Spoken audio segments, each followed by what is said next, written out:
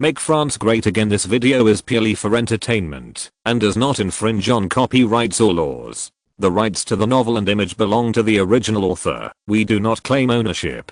Don't like waiting and want to listen to this fanfic in full now? Subscribe to our Patreon, where you'll find the best fanfics. Chapter 151, Iron-039, am already German. Aha. Tocqueville responded subconsciously to Jerome Bonaparte, and then he realized that the president was trying to deprive him of his right to participate in German affairs as the foreign minister. If every president intervenes recklessly in foreign affairs, what else does the government need the foreign minister to do? Let the president directly serve as the foreign minister. Tocqueville showed an expression of resistance, but he did not speak out against the president's decision. He wanted to express his dissatisfaction with silent words. Tocqueville's expression was captured by Jerome Bonaparte. Point. If it is daily foreign affairs, of course, I will choose to respect the foreign minister even if Tocqueville, the foreign minister, is not capable of handling complicated diplomacy. But in order to maintain harmony within the system, he will choose to respect the executive power of the minister. However, the Prussian-Austrian affair is not a trivial matter. It is related to the strategic issues of France for nearly 20 years in the future. He really does not feel relieved to hand it over to a foreign minister who hastily dismissed a large number of diplomats of the old era. After Tocqueville became Minister of Foreign Affairs, he was dissatisfied with the foreign policy of some diplomats who remained in Orleans, so he laid off a group of diplomatic personnel, and at the same time, transferred some diplomatic personnel who did not meet his wishes to other countries as ambassadors abroad. The former Minister of Foreign Affairs, Louis, was directly transferred to London by Tocqueville due to his clear foreign policy close to the Austrian Empire, as the ambassador of the French embassy in London. Minister Tocqueville, I think you should give priority to solving the problems of the Roman region. The problem between Prussia and Austria is not only a political problem, but also a military one. These problems are mixed and go beyond the authority of a foreign minister. Rather than directly excluding Tocqueville from the German system with a tough attitude, Jerome Bonaparte prefers to keep Tocqueville's face euphemistically, and it is obviously a better choice for him to mix in Roman foreign affairs. Jerome Bonaparte successfully dismissed Tocqueville's idea with a succinct statement that Roman foreign affairs was indeed a mess. Point. At the beginning of June, General Riegnaud led the French army to successfully occupy the whole of Rome, and spent nearly a month cleaning the city of Rome. In mid-July, with the reorganization of the local council clergy, the entire papal state was again in the hands of the clergy class. And the local militia defending the Pope was also brainwashed by the clergy class into fanatical defenders of the Pope, who were given the gift of the French Republic. A batch of weapons seized from the Roman Republic was used to maintain local security, and the entire papal state set off a frenzy of counterattack. In early August, Pope Pius IX entered Rome at the invitation of General Riegnaud and Cardinal Antonelli. Pius IX, who had just entered Rome, felt that he was too indulgent to the liberals in the city during 1848, which led to his expulsion from Rome. He was determined to kill the liberals in the Pope city. That's right, kill in Pius IX's mouth is literally killing. With the exception of a few famous Europeans, Mazzini, ruler of the Roman Republic, thousands of Roman liberals were captured by the army appointed by Pius IX, and Antonelli was reinstated as Secretary of State position, and also the position of Home Secretary. Under Antonelli's brutal execution, many Roman liberals were persecuted and died in prison, and a number of liberals were openly dragged to the execution ground to be executed. The whole of Rome was shrouded in white terror. Even General Riegnaud, the commander of the expeditionary force, couldn't stand it anymore. While he personally met the Pope to demand an end to the inhuman massacre, he wrote a letter to France begging Jerome Bonaparte to stop him as President of France. The reverse execution of Pius X. As Jerome Bonaparte was still patrolling around, he did not receive a letter from Rome until late August.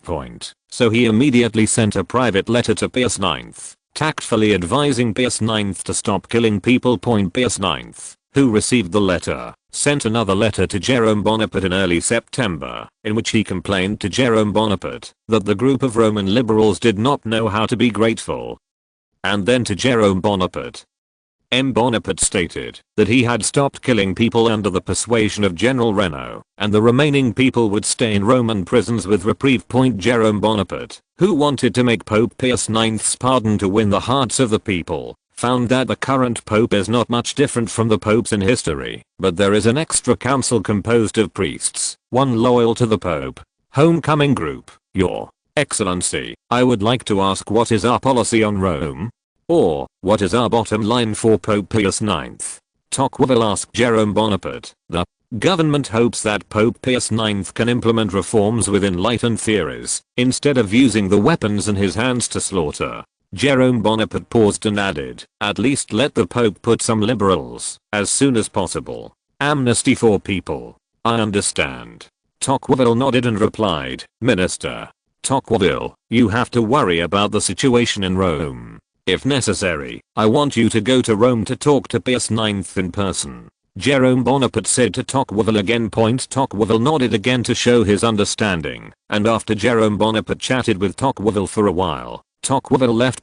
Jerome Bonaparte, who bid farewell to Tocqueville, turned to Mocker and said, Mr. Mocker, please call the Prussian envoy. Just say I want to discuss with him a series of things that happened in the German region. Yes. Mocker left after receiving the order. Half an hour later, Mocker took the Prussian envoy to the study. Hello, Mr. President, said the Prince of Prussia to Jerome Bonaparte, speaking French more Parisian than Parisian. Hello, Mr. Envoy. Jerome Bonaparte responded to the Prussian envoy in Low German with a bad taste. The Prussian envoy first showed a surprised expression, and then returned to indifference. According to the information collected by the Prussian envoy in Paris, the president in front of him has lived in the kingdom of Württemberg since he was a child, and German is equivalent to half his native language. The irony is that a man born in Germany and raised in Italy became the president of France. The Prussian envoy did not know whether to say that France was tolerant, or that France might only be strong in the hands of foreigners. Mr. President, I didn't expect your German to be so standard. The Prussian ambassador also used Low German to pretend to be surprised. If you were not the French president, I would have thought that I was communicating with a pure German, although the Prussian envoy was pulling himself into his relationship with him. The words of the Prussian envoy still made Jerome Bonaparte feel a slight discomfort. This phrase was used in 1945, and it is more used than it is now. At the moment, Jerome Bonaparte can also only be cheeky and say, perhaps it's because I have one half German blood in my body. Plus I grew up in the kingdom of Württemberg. Mr. Minister, don't look at me now, the president of the French Republic, but I love Germany no less than you. I'm already a glorious German. Of course, the second half of Jerome Bonaparte's sentence has not yet been said. It is best to let the entire Rhineland join France, and by the way, Germany will also become a vassal state of France, so as to alleviate his suffering of lovesickness. I'm very happy that Germany can have a French person like you who loves Germany. Of course, the Prussian envoy did not believe in Jerome Bonaparte's nonsense, but as a diplomat, his job that is, people talk to people, and ghosts talk to ghosts. He can only follow Jerome Bonaparte's point of view, to find a breakthrough and fight back. Mr. Minister, as an honorary German, I feel sorry for the recent tragedy in the German region. Why did Prussia and Austria, who are fellow Germans, have to make a fuss about the result of the sword-fighting encounter? Bonaparte pretended to be melancholy and said, I hope that all Europeans can join hands to develop together. The French and Germans will not be hostile to each other. The monarchy and the republic will not be hostile to each other. And Prussia and Austria can put aside disputes. Let's work together to develop together. I hope that Europe can form a United States of Europa like the United States of America on the other side of the ocean. I hope that the French Republic can fully integrate into the big family of Europe. I know that my uncle brought you a lot of scars back then, but the scars have faded after more than 30 years of running in. Now, it is even more time for us to join hands and unite for peace in Europe. Jerome Bonaparte hid France's demands in a long paragraph of nonsense. He believed that the Prussian envoy, who was a diplomat, would definitely be able to hear the meaning of this sentence. Mr. President, on behalf of myself, I only welcome the French Republic to join Europe, to maintain the European order. The esteemed Emperor Napoleon did bring certain harm to Germany, but he also made Germany more closely united. I believe not only it's me, and our King William IV also welcomes France to join it. The Prussian envoy heard Jerome Bonaparte's request, and he immediately wrote a blank check to Jerome Bonaparte. Point of course, the liberal Prussian envoy at this time did not know that Frederick William IV in his mouth would announce a year later that he would not form an alliance with France and would not accept a republic. Chapter 152. Ask for Sal. Thank you for your understanding. Mr. Minister, I believe that France and Prussia will become friendly diplomatic relations. Jerome Bonaparte was hypocritical to the Prussian minister, knowing that the next time was a showdown with the Prussian minister. According to Jerome Bonaparte's knowledge of King Frederick William IV of Prussia, the King of Prussia could not possibly agree to the conditions he proposed. If Frederick Wilhelm IV agreed to the conditions he put forward, the Kingdom of Prussia, which had high hopes for the righteousness of the German nationalist, would become a shameful traitor, which would undoubtedly be a huge blow to Prussia. Freedom. The ideological faction relied on nationalism to enter Prussian politics, and they also could not tolerate this inaccuracy. Don't look at the fact that German nationalism is being suppressed now, but they have only changed from an open confrontation to a parliamentary struggle. The dream of German nationalism has always been hidden in the hearts of every German. Of course, everyone has their own German dream. Prussia and Austria want to build a Germany that excludes each other, and Bavaria wants to build a third Germany that excludes Prussia. Facts have proved that in the end, Bavaria won the victory. Austria excluded the German system, and Prussia left its own Dragonland and Silesia, which was won by desperate efforts. It is precisely because of this mentality that led to the Austro-Prussian War in 1866. Bavaria did not choose to lead the army, to join the Austrian side, to help Austria fight against Prussia, but chose to sit on the mountain and watch the tiger fight, and establish the South German Confederation with the tacit approval of Prussia. Otherwise, according to the fighting situation of the Bavarian front in the German region in 1870, 100,000 Bavarian troops joined the Prussian battlefield, and the outcome of the entire Prussian war would be drastically changed. The Prussian envoy did not know that Jerome Bonaparte had a choice in his heart, and wishful thinking. He thought that the president would support them Prussia in the next battle with Austria. I also believe that the French Republic and the Kingdom of Prussia will become friendly and diplomatic countries. Our two countries will be able to join hands in the future to defend peace and order in Europe. The Prussian envoy responded, Mr. Minister. Jerome Bonaparte spread his hands frankly and whispered, to be honest, I'm more inclined to you in the battle between you and Austria. After all, the Austrian Empire is too big.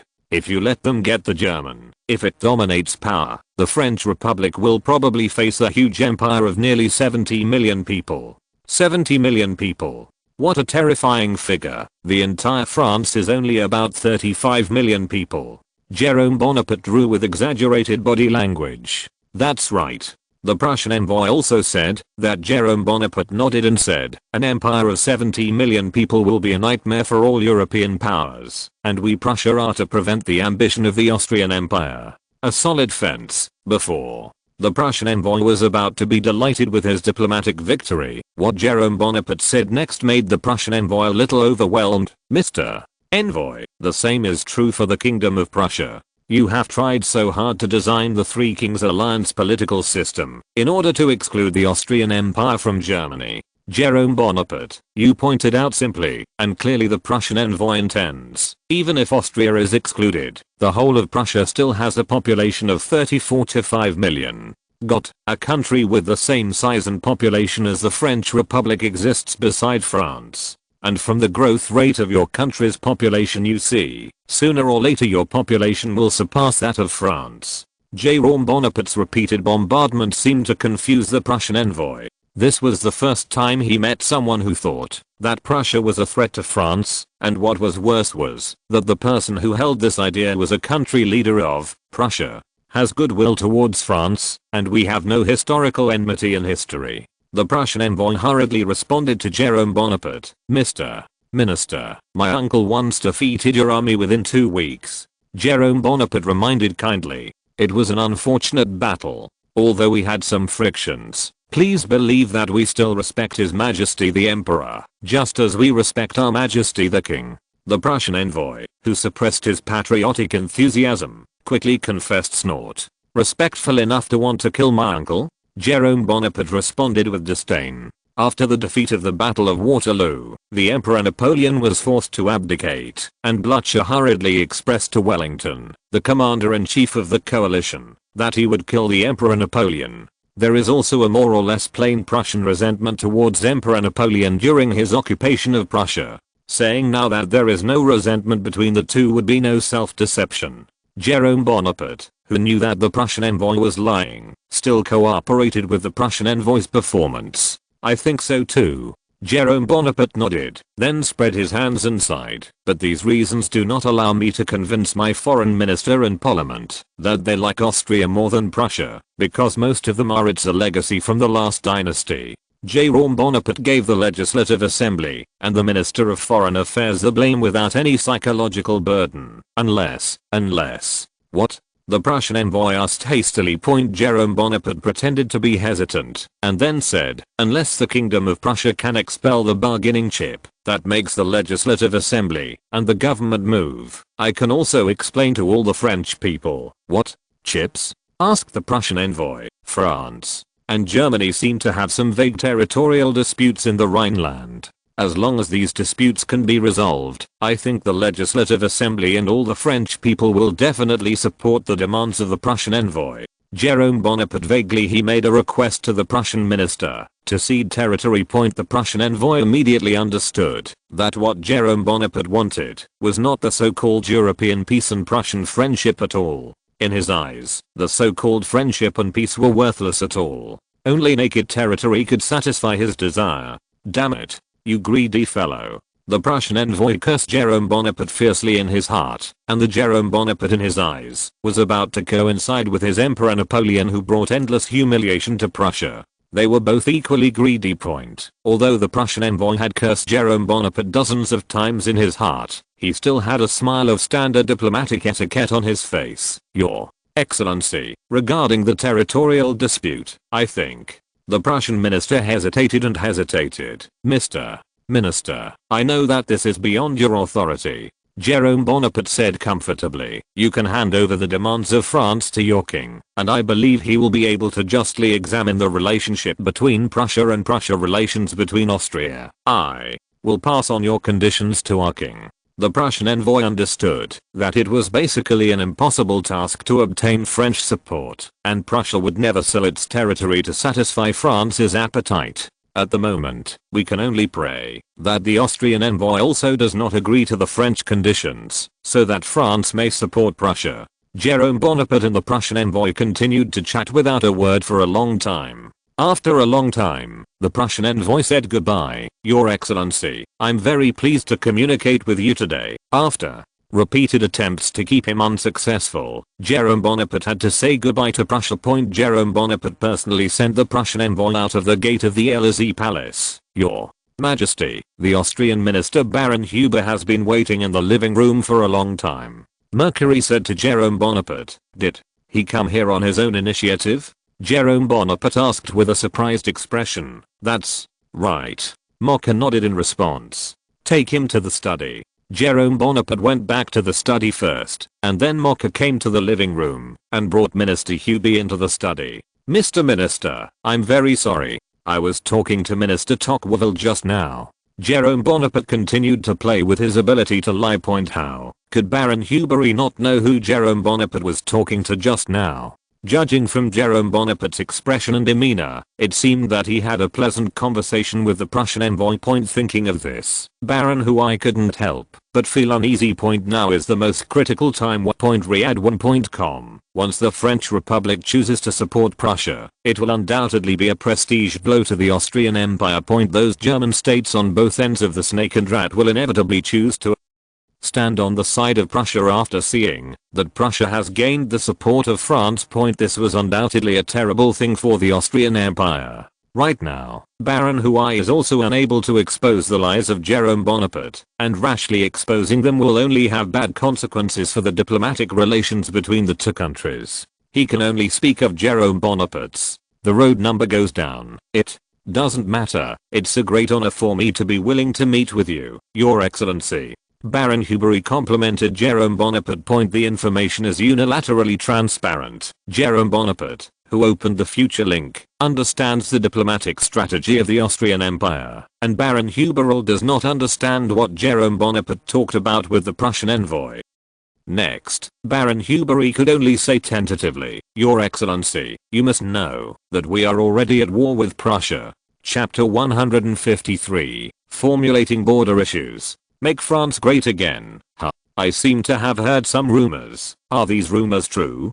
God bless, that's really scary. Jerome Bonaparte pretended to be ignorant, and there was also a tone of doubt in his tone, as if it was the first time he heard the news. Jerome Bonaparte's flamboyant attitude made Baron Huay more confident that the French president in front of him might have reached a certain agreement with the Prussian envoy. Otherwise, the president would never speak with such an attitude. It is clear that the president is deliberately covering up his dealings with the **** Prussians. Thinking of this, Baron Huber's heart couldn't help but have a trace of anxiety. For a qualified diplomat, anxiety is an important obstacle that affects the subjective analysis of things by diplomats. Once a diplomat falls into anxiety, it is likely to give the opponent an opportunity in terms of language, which will lead to a diplomatic crisis. As a veteran Austrian diplomat deeply influenced by Metternich's diplomacy, he has always harbored deep hostility to the Kingdom of Prussia, especially during 1848, when he witnessed the destruction of the old German Confederation. Among the ruins of the old German Confederation, a new German Confederation emerged from the grassroots team. Of course, they called themselves the Federation. The new German Confederation was dissolved under the joint efforts of Prussian, Austrian and Southern German soldiers. Before the Austrian Empire could catch its breath, the Kingdom of Prussia established an alliance called the League of Three Kings, which was intended to bring Austria together, excluded from the German region, so as to complete the ambition of Prussia to dominate the German region. He knew very well that in the foreseeable in the future, the Austrian Empire would inevitably conflict with Prussia over the German issue, and that small-scale frictions would likely turn into large-scale wars. The support of the Russian Empire is of course an essential link. And France is also an important country. If it does not get the favor of the French Republic, it will inevitably make the Austrian Empire difficult. The ambassador Baron Huber believed that it was precisely because Felix Schwarzenberg saw the role of France as he did, that he would try to win over France and make it easier for him in the future Prussian-Austrian War.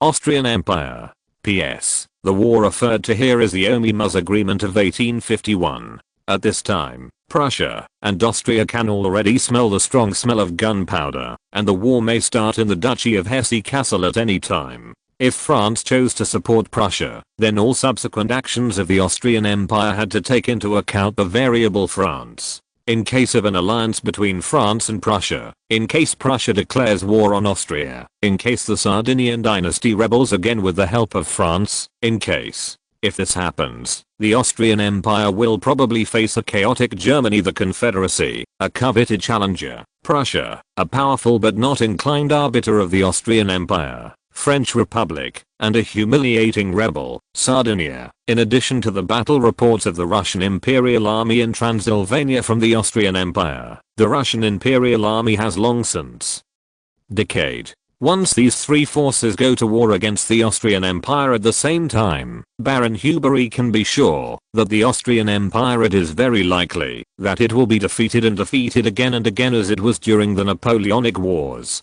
Right now, it is not possible to directly confront the Baron Hubery, where Jerome Bonaparte had a showdown. Bonaparte played the peace card, and he also showed a surprised expression. "Mr. President, we did have some small frictions with Prussia, but I believe that the frictions will pass. Under the leadership of His Majesty Lara, His Majesty Franz Joseph and His Majesty Victoria, we will usher in peace again, Mr. Minister, and King Frederick William IV of Prussia. They are also an important link in maintaining peace in Europe." Jerome Bonaparte reminded kindly. This one was more convinced of Huber's heart. Jerome Bonaparte and the Prussian envoy must have discussed some judgments. Prussia?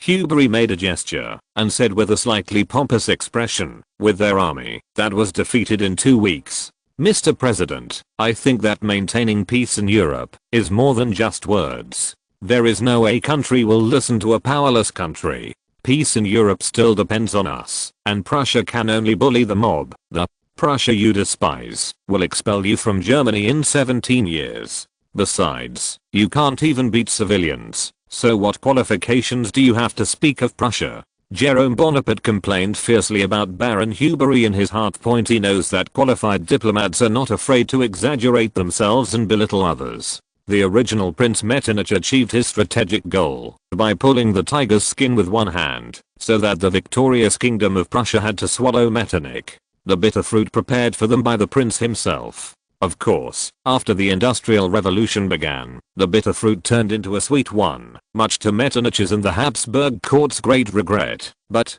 Prussia is also a member of Europe, and we can't ignore their demands either. Jerome Bonaparte pretended to be tangled and said to Count Hubois, "Your Excellency, I think that instead of meeting the demands of Prussia, we need to restrict them." The Prussian envoy said with a vow, in the 150-year history that began in 1700, the expansion of the Kingdom of Prussia has not stopped for a moment. If they are allowed to continue to expand, they are bound to become a disaster for the whole of Europe. But the Russian Empire is also expanding. Does your country only see Prussia? Your country seems to have been supporting the demands of the Russian Empire. Jerome Bonaparte immediately pointed out Baron Hubery's theoretical conviction. Baron Hubery didn't know how to respond to Jerome Bonaparte for a while. The Russian Empire, as a traditional ally of the Habsburgs, has been striving to march towards Constantinople, which is undoubtedly the most terrifying thing for the Habsburgs, which means that it is possible to fall into the siege of the Russian Empire in his lifetime, and be forced to become a vassal of the Russian Empire. The wise men of the Austrian Empire, for example, Prince Metternich, have been trying to use diplomatic means to stop them within the framework of the Holy Alliance, but after a revolution, all efforts will be in vain. The Russian Empire has mastered the Danube Principality as it wished, and the next step only needs to instigate the Greek kingdom to cooperate with the outside world to penetrate the Balkans, and you are done. Our country does not want to see the Russian Empire attacking cities and plundering lands recklessly. I can assure you that the Austrian Empire will not support the actions of the Russian Empire. Hubery hurriedly explained to Jerome Bonaparte, and then he added, "Of course, these words come from the bottom of my heart, and I only say them in front of leaders like you who have great blood. Once I leave the Élysée Palace, I will never admit these words." Based on a series of foreign policies of the Austrian Empire, Jerome Bonaparte chose to believe the words of Count Hubery. The first task of the Austrian Empire was not to guard against France, or even against Prussia.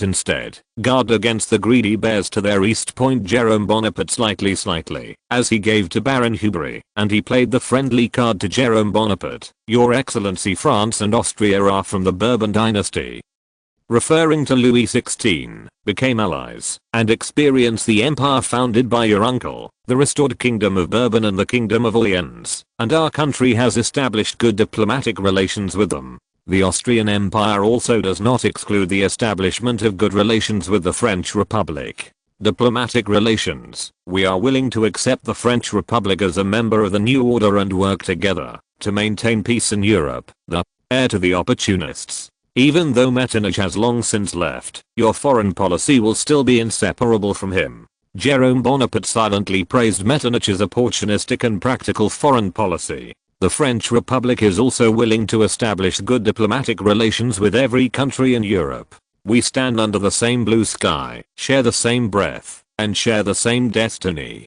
Sleepy diplomatic nonsense, and then the conversation changed. France longs for peace, but we are also not afraid of war. Regarding some historical issues, we hope to be able to negotiate with Germany's responsible neighbors. Replanning the border. Jerome Bonaparte finally expressed his ambitions in front of the ambassador of Baron Hubery.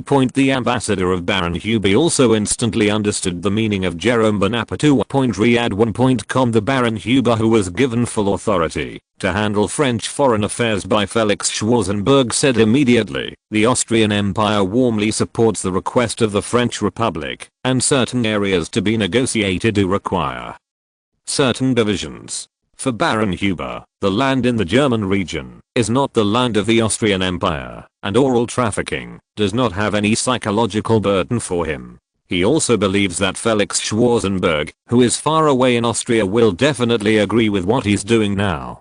the Austrian Empire is willing to support the demands of the French Republic, then the French Republic is also willing to establish friendly diplomatic relations with the Austrian Empire. Make France Great Again latest chapter address. https Make France Great Again. Read the full text at https Make France Great Again txt download address. https Make France Great Again mobile read. https // in order to facilitate the next reading, you can click on the / favorites below to record the reading record of this time. Chapter 154 Drafting the Boundary Problem, and you can see it when you open the bookshelf next time. If you like Make France Great Again, please recommend this book to your friends, questions, blog, WeChat, etc. Thank you for your support.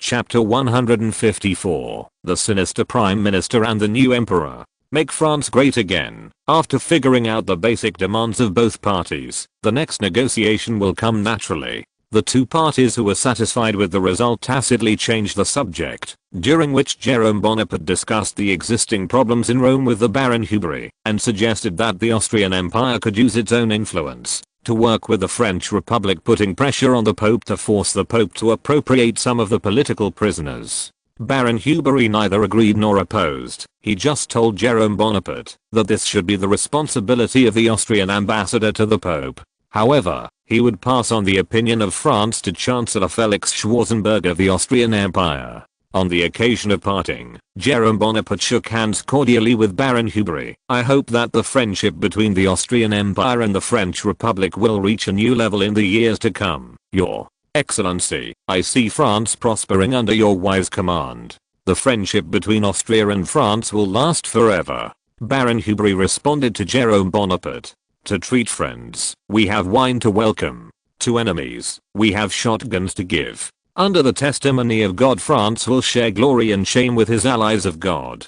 Jerome Bonaparte made the final conclusion after speaking. He personally sent Baron Hubert to the carriage. Jerome Bonaparte, who watched Baron Hubert leave, turned and asked Mockert beside him, "Mr. Mockert, are you interested in taking a tour of Germany for me?" Mockert, who was following Jerome Bonaparte, was stunned at first, then suppressed his excitement, and nodded in response. "It is my honor to be able to serve as an ambassador for the president. Tomorrow, I will ask Tocqueville to prepare a letter of appointment appointing you as a special envoy. You go to Germany with a letter of appointment." Jerome Bonaparte gave an order to Mockert as he walked towards the main hall of the Élysée Palace. "Your Excellency, what do I need to do in Germany?" Mercury asked Jerome Bonaparte deferentially. Jerome Bonaparte stopped, thought for a moment, and then answered carefully, "You only need to preach European peace in the German region, and you don't need to say anything else." "Yes." Mocker nodded in response.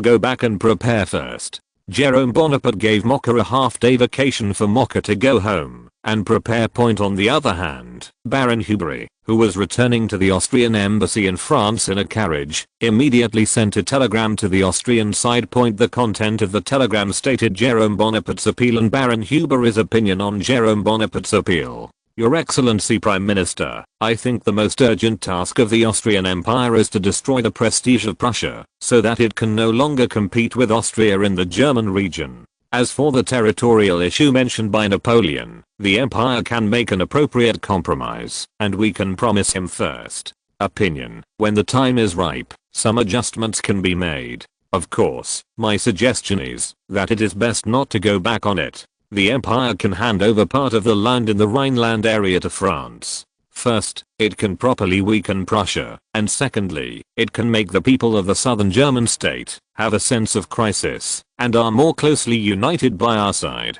Thirdly, it can also arouse the fear of France in other European countries, which is conducive to uniting other powers." President Napoleon also talked about the issue of the Papal State. "In my humble opinion, we should give the Pope appropriate pressure to make France see our influence clearly. Now a part of the French army is trapped in Rome, and that is the credit of you, Prime Minister. P.S. Felix Schwarzenberg's original plan was to let Pius IX go to Austria, leaving France a papal state without a pope, thus putting the French army in an embarrassing situation. Who knew that the Pope would rather go to the French Republic than abandon his Rome to Austria? Schwarzenberg's strategy was only half completed. The telegram was quickly sent to Vienna via a small telegraph station purpose-built by the embassy. After receiving the message from Baron Hubery, the Vienna Telegraph Office quickly sent someone to Schönbrunn Palace to deliver the message. Prime Minister's office at Schönbrunn Palace. Prime Minister Felix Schwarzenberg is sitting on the sofa, and the Austrian Emperor Franz Joseph is sitting on the marching chair to his left. In order to cater to the self-disciplined ascetic monarch, every room of Schönbrunn Palace has a marching chair. Your Majesty, Felix Schwarzenberg asked cautiously to the 19-year-old emperor in front of him, is this meeting with King Frederick William, King of Prussia, still satisfactory to you? The meeting, Felix Schwarzenberg said, was on September 1st, when King Frederick Wilhelm IV of Prussia and Emperor Franz Joseph of Austria met in the city of Teplice in the Kingdom of Bohemia. Hold a family meeting. Since the participants in the meeting were all state leaders, and it was also a private gathering between monarchs, Felix Schwarzenberg was not qualified to participate in the meeting, so he had no way of knowing the content of the conversation. It was not until Franz Joseph returned to Vienna from Bohemia that he asked tentatively, "It's terrible." Franz Joseph still faced Felix Schwarzenberg with a stern face, and his words were full of complaints. King Frederick Wilhelm implored me to respect the wishes of the Germans. They also said that Prussia wanted to make peace with Austria and lead Germany together. Your Majesty, please be blunt. Felix Schwarzenberg paused and reorganized his language. Just as there are no two suns in the sky, there cannot be two leaders in the German region. If Prussia with Austria and Austria acting as the leader of Germany, the German region will definitely face the end of division. Franz Joseph nodded sympathetically and then said, King Frederick William told me that Prussia can help Austria manage the problems of North Germany, and Austria can concentrate on managing South Germany. Your Majesty, this is absolutely impossible. Felix Schwarzenberg, who had the thought of "I want it all," said to Franz Joseph, once the Prussian conspiracy succeeds, the entire German region will fall into split. The Austrian Empire does not need and cannot retreat. We need to rebuild the old German Confederation and smash the Prussian delusions hard. Franz Joseph asked in a low voice, Prime Minister Felix, can we really win against Prussia? From 1848 to 1849, the weak army of the Austrian Empire really left a deep impression on Franz Joseph. Facing Franz Joseph's doubts, Felix Schwarzenberg said unswervingly, Your Majesty, I believe that our army will be able to defeat the ambitions of the Kingdom of Prussia. Just as Felix Schwarzenberg was talking, there was another knock on the office door. Felix Schwarzenberg glanced at Franz Joseph beside him. Franz Joseph did not speak, but slightly in agreement.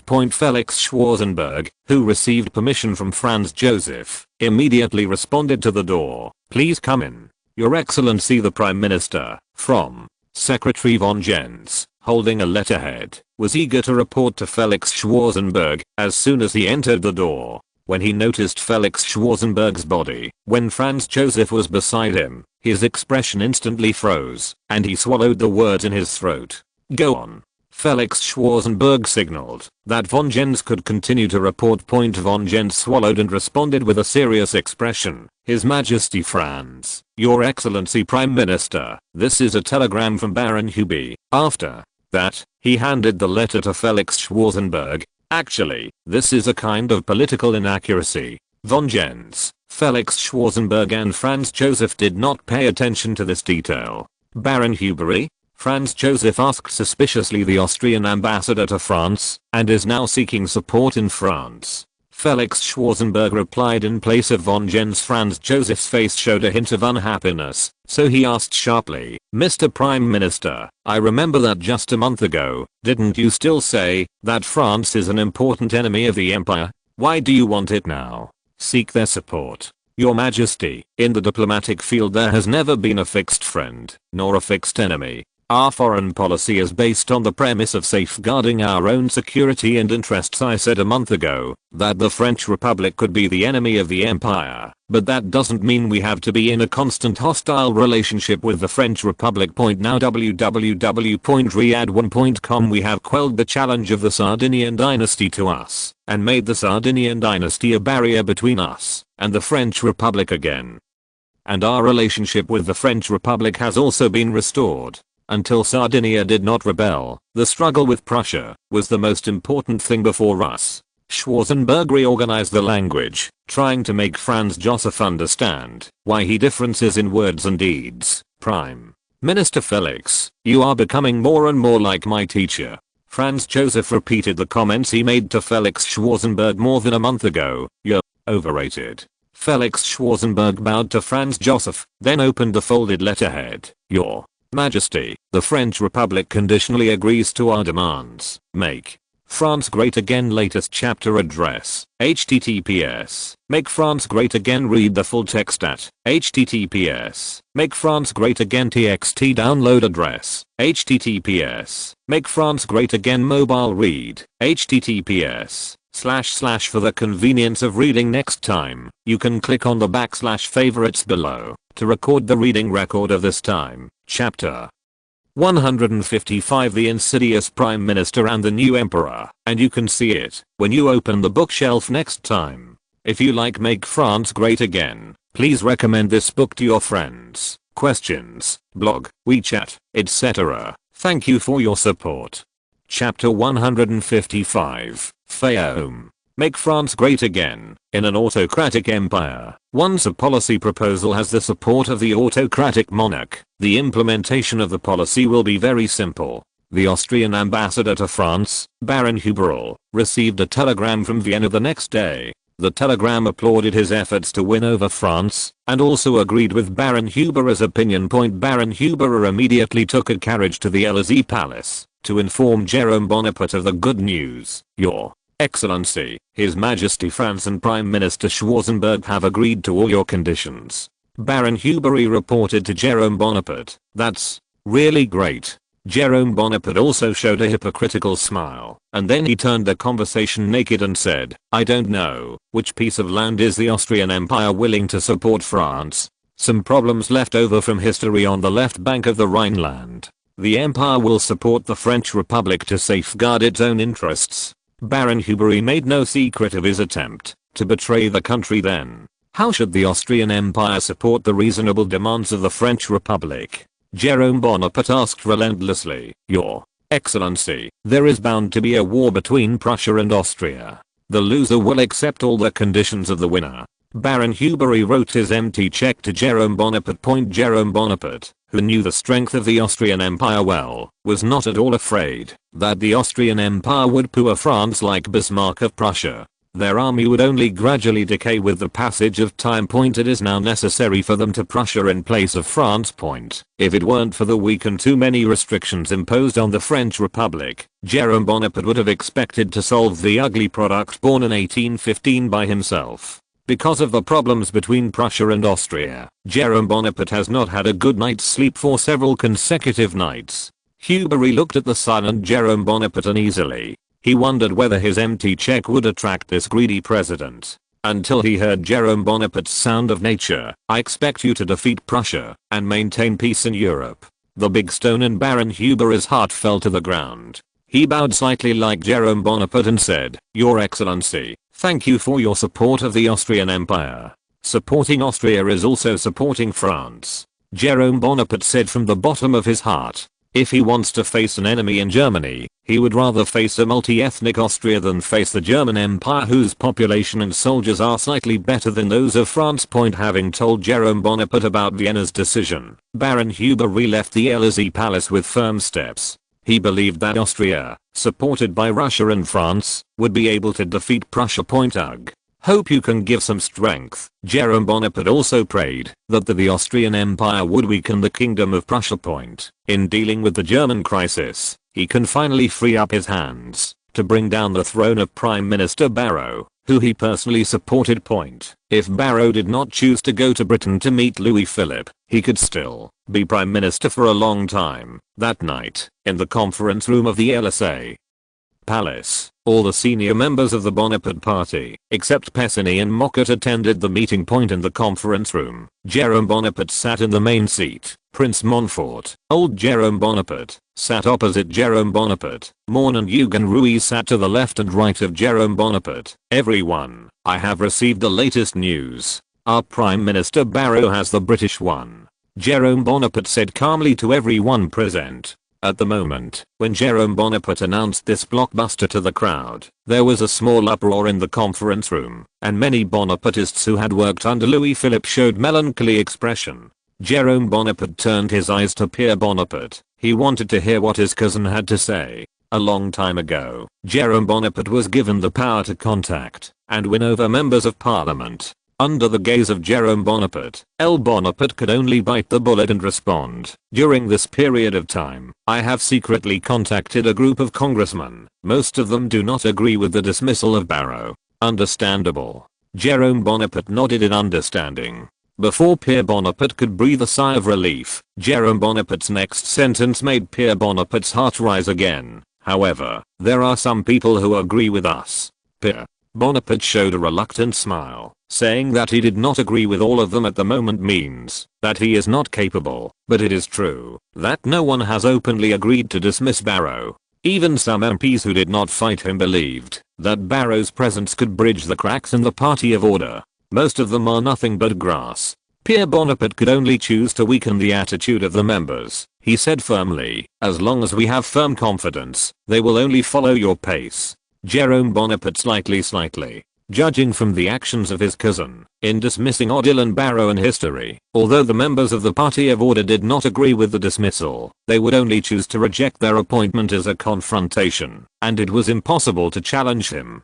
Guns and knives. Pierre Bonaparte breathed a sigh of relief at the approval of Jerome Bonaparte. As his cousin stayed in the presidential seat for longer and longer, His Majesty became more and more terrifying. Now that he has been able to hide his joy and anger, it is really creepy. Raoult, how is the situation on your side? Jerome Bonaparte turned his attention to Eugen Raoult. Your Majesty, I have had several conversations with several members. Their attitudes are similar to what Pierre Bonaparte said, but each person's level is different.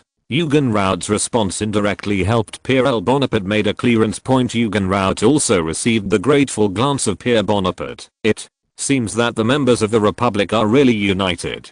Jerome Bonaparte showed a sneer at the corner of his mouth, and his tone became strange.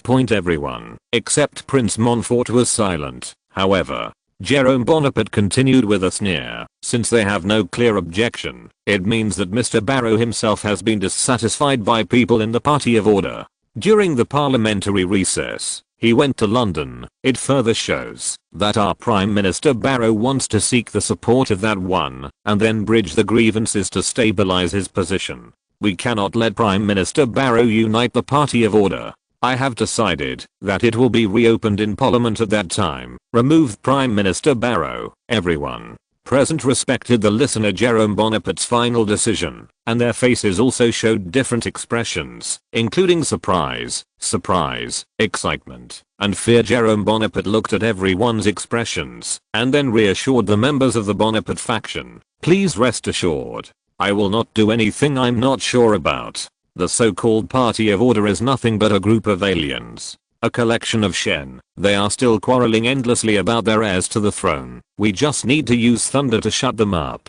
After all, the Second Republic gave the president the powers of an almost autocratic monarch. When the president has the right to remove the prime minister without going through parliament, the executive power exercised by the prime minister must be accountable to his immediate leaders. Just like now, Jerome Bonaparte is not satisfied with Odilon Barrot going to London to meet with Louis Philippe. He can replace Odilon Barrot when the parliament restarts. The so-called Parliament of Respect is nothing but a fig leaf for Jerome Bonaparte. If the president, who holds the executive power, cooperates with the army and pledges allegiance, then he is fully capable of implementing a dictatorship. The cabal of the Élysée Palace is gradually moving in the established direction under the command of Jerome Bonaparte. After the meeting, Eugen Raoult was left in the study by Jerome Bonaparte. Minister Raoult, sit down. Jerome Bonaparte invited Eugen Raoult to sit down. Yes, Your Majesty. Eugene Raoult sat opposite Jerome Bonaparte. Jerome Bonaparte put his arms around his chest and leaned against the back of the chair with a relaxed posture and asked, Minister Raoult,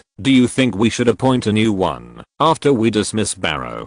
Prime Minister? In history, his cousin did not appoint a new prime minister after dismissing Odilon Barrot, and he personally led the affairs of the cabinet, calling himself a superclass cabinet to the outside world. However, the cousin encountered a lot of troubles in the implementation of the superclass cabinet stage. Eugen Rouet, who could not figure out whether Jerome Bonaparte wanted the prime minister or not, could only follow his own opinion. Your Majesty Riyadh1.com I think we need a person who can attract firepower people. You mean that you agreed to appoint a prime minister? Jerome Bonaparte asked Eugen Rouet. Your Majesty, we can appoint a party of order who favors us as prime minister. This will ensure that our interests will not be harmed, and it will also ensure that the party of order will not react too violently. Eugen Rouet, give your opinion. Yes.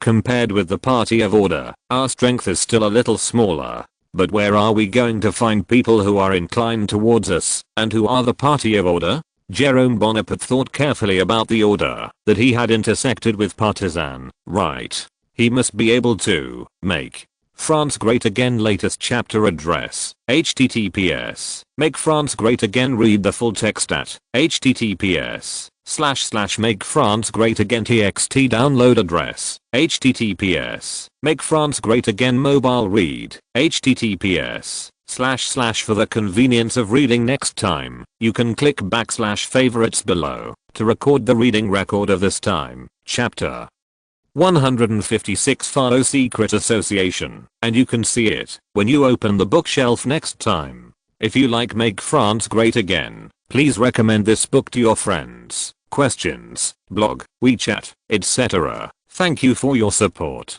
If you're listening to this novel on a channel other than Fanfic World, it means they downloaded and uploaded it without effort. We cordially invite you to visit our channel, Mundo Fanfic Novelos. There you'll find the original version of this story and you can explore many other novels of various genres. We're waiting for you to immerse yourself in a world of incredible novels.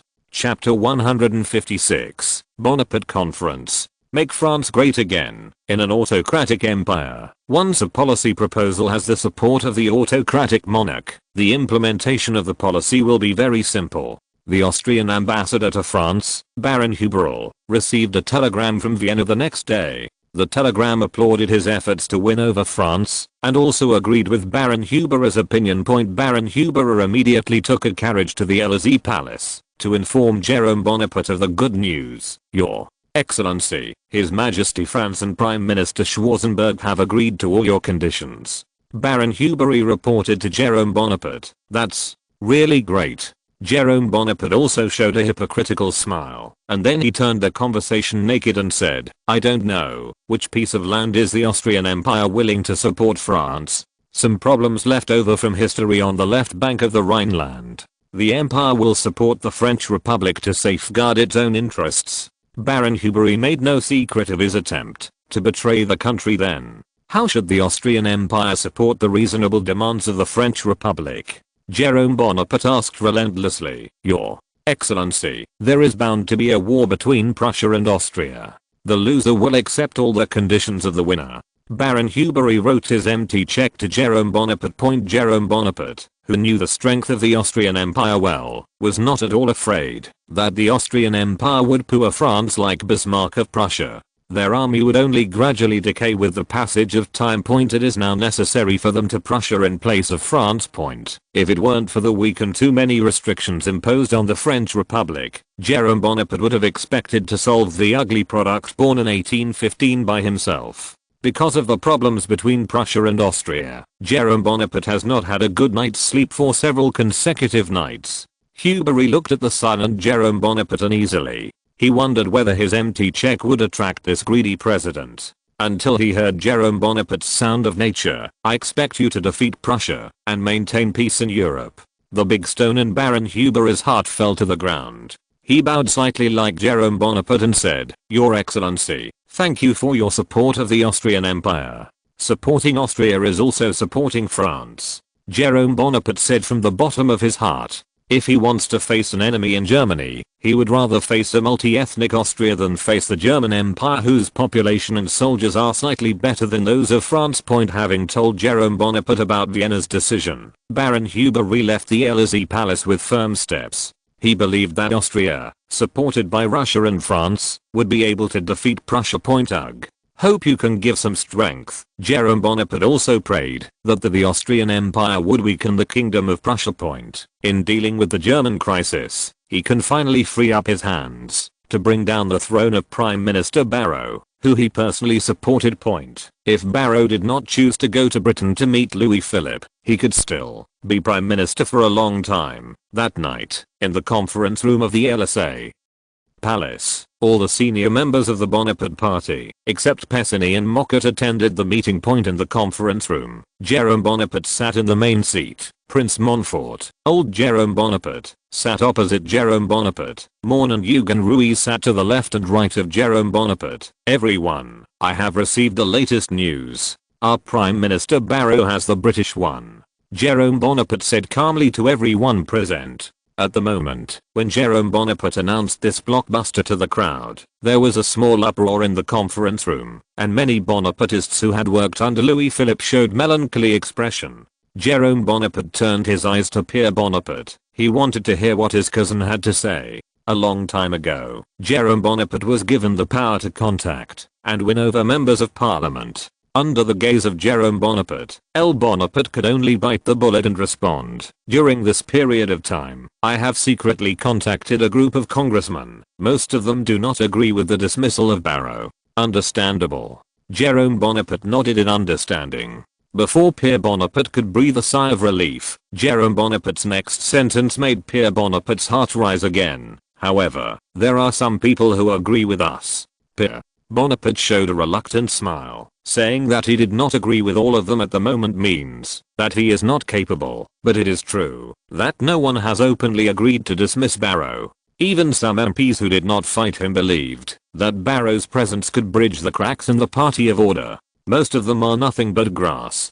Pierre Bonaparte could only choose to weaken the attitude of the members. He said firmly, as long as we have firm confidence, they will only follow your pace. Jerome Bonaparte slightly, judging from the actions of his cousin, in dismissing Odile Barrow in history. Although the members of the Party of Order did not agree with the dismissal, they would only choose to reject their appointment as a confrontation, and it was impossible to challenge him. Guns and knives. Pierre Bonaparte breathed a sigh of relief at the approval of Jerome Bonaparte. As his cousin stayed in the presidential seat for longer and longer, His Majesty became more and more terrifying. Now that he has been able to hide his joy and anger, it is really creepy. Rouet, how is the situation on your side? Jerome Bonaparte turned his attention to Eugen Rouet. Your Majesty, I have had several conversations with several members. Their attitudes are similar to what Pierre Bonaparte said, but each person's level is different. Eugen Rouet's response indirectly helped Pierre L. Bonaparte made a clearance point. Eugen Rouet also received the grateful glance of Pierre Bonaparte. It seems that the members of the Republic are really united. Jerome Bonaparte showed a sneer at the corner of his mouth, and his tone became strange. Everyone, except Prince Montfort, was silent. However, Jerome Bonaparte continued with a sneer. Since they have no clear objection, it means that Mr. Barrow himself has been dissatisfied by people in the Party of Order. During the parliamentary recess, he went to London. It further shows that our Prime Minister Barrow wants to seek the support of that one, and then bridge the grievances to stabilize his position. We cannot let Prime Minister Barrow unite the Party of Order. I have decided that it will be reopened in Parliament at that time. Remove Prime Minister Barrow. Everyone present respected the listener Jerome Bonaparte's final decision, and their faces also showed different expressions, including surprise, excitement, and fear. Jerome Bonaparte looked at everyone's expressions, and then reassured the members of the Bonaparte faction. Please rest assured, I will not do anything I'm not sure about. The so-called Party of Order is nothing but a group of aliens. A collection of Shen. They are still quarreling endlessly about their heirs to the throne. We just need to use thunder to shut them up. After all, the Second Republic gave the president the powers of an almost autocratic monarch. When the president has the right to remove the prime minister without going through parliament, the executive power exercised by the prime minister must be accountable to his immediate leaders. Just like now, Jerome Bonaparte is not satisfied with Odile Barrow going to London to meet with Louis Philippe. He can replace Odile Barrow when the parliament restarts. The so-called Parliament of Respect is nothing but a fig leaf for Jerome Bonaparte. If the president, who holds the executive power, cooperates with the army and pledges allegiance, then he is fully capable of implementing a dictatorship. The cabal of the Elysee Palace is gradually moving in the established direction under the command of Jerome Bonaparte. After the meeting, Eugen Rouet was left in the study by Jerome Bonaparte. Minister. Rouet, sit down. Jerome Bonaparte invited Eugen Rouet to sit down. Yes, Your Majesty. Eugene Rouet sat opposite Jerome Bonaparte. Jerome Bonaparte put his arms around his chest and leaned against the back of the chair with a relaxed posture and asked, Minister Rouet, do you think we should appoint a new one after we dismiss Barrow? Prime Minister? In history, his cousin did not appoint a new Prime Minister after dismissing Odilon Barrow, and he personally led the affairs of the cabinet, calling himself a superclass cabinet to the outside world. However, the cousin encountered a lot of troubles in the implementation of the superclass cabinet stage. Eugen Rouet, who could not figure out whether Jerome Bonaparte wanted the prime minister or not, could only follow his own opinion. Your Majesty. Riyadh1.com I think we need a person who can attract firepower. People. You mean that you agreed to appoint a prime minister? Jerome Bonaparte asked Eugen Rouet. Your Majesty, we can appoint a party of order who favors us as prime minister. This will ensure that our interests will not be harmed, and it will also ensure that the party of order will not react too violently. Eugen Rouet, give your opinion. Yes. Compared with the party of order, our strength is still a little smaller. But where are we going to find people who are inclined towards us, and who are the party of order? Jerome Bonaparte thought carefully about the order that he had intersected with partisan. Right. He must be able to make France Great Again latest chapter address. https Make France Great Again. Read the full text at https://Make France Great Again txt download address. https Make France Great Again mobile read. https:// For the convenience of reading next time, you can click \favorites below to record the reading record of this chapter. 157 Bonaparte meeting, and you can see it when you open the bookshelf next time. If you like Make France Great Again, please recommend this book to your friends. Questions, blog, WeChat, etc. Thank you for your support. Chapter 157, Partisanship and Division. Make France Great Again. On September 20th, 1849, only 10 days remained until the end of the Legislative Assembly's recess. In the last 10 days, many noble members living in rural castles have returned to France one after another. They want to use the last time to communicate with each other, and then strive to achieve their political goals before the Legislative Assembly reopens. In the end, should support Odilon Barrow or should oppose Odilon Barrow. Therefore, the three giants of the Orthodox faction, Berryer, the Count of Falloux, and the Count of Montalembert, gathered in a mansion on the Place des Vosges. The owner of the mansion was Berryer, to discuss countermeasures together. New Orthodox leader Berryer, Orthodox, right-wing clergy, Count Falloux, Orthodox, left-wing liberal Catholicism, Count Montalembert. The three of them sat in silence on the three red velvet upholstered sofas around the walnut square table, and the atmosphere in the entire living room fell into a dignified silence. The scene of silence did not last long. As the servants dragged the Bordeaux wine on the square table with an aluminum tray, the host Berryer immediately said, "How about drinking some wine and then talking?" As Berryer spoke, he skillfully pulled out the cork that had already been loosened. Montalembert and Falloux looked at each other and nodded in agreement with Berryer's suggestion. Berryer poured the wine into 3 crystal clear glasses. The scalded wine exuded a faint smell, and a few drops of naughty spilled on the walnut square table. Berryer handed the wine to the Counts of Falloux and Montalembert, and he raised his glass and said, "Let us wish our monarch good health and long life. May we be able to take France back from the mob and restore it back to God." Berryer's extremely pious words resonated with the Counts of Montalembert and Falloux. Since the Bourbon dynasty was usurped by the d'Orleans family, their days have been getting worse day by day. Under the double imprint of orthodoxy and Catholicism, Montalembert and Falloux have been subject to stricter restrictions than Berryer's. Orleans would never allow anyone to threaten his throne. It was not until 1848 that the rise of the February Revolution destroyed d'Orleans and his kingdom that they were able to relax their surveillance.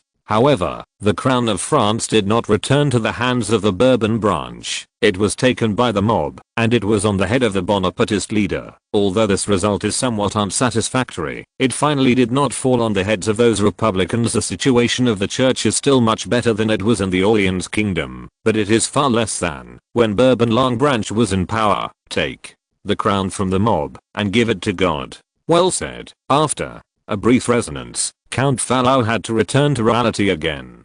He repeated what Beria had just said word by word, but his tone was unusually flat. Yeah. Montalembert also nodded in agreement with Count Fallow. The 3 half-full wine glasses collided with each other, and Beria, Montalembert, and Fallow drank the wine in them. With a slight blush on his face, Beria took a breath of alcohol and said, "Mr. Fallow, Mr. Montalembert, what do you think of the opinions put forward by those guys from the Orleans faction?" Count Fallow and Count Montalembert were stunned for a while, and then they immediately realized what Beria meant. However, Fallow still pretended not to understand what Beria was talking about and asked, "Mr. Beria, we have cooperated with the Orleanite guys a lot of times, and we have given each other a lot of opinions. I don't know which opinion you are talking about." "Yes," Montalembert also echoed.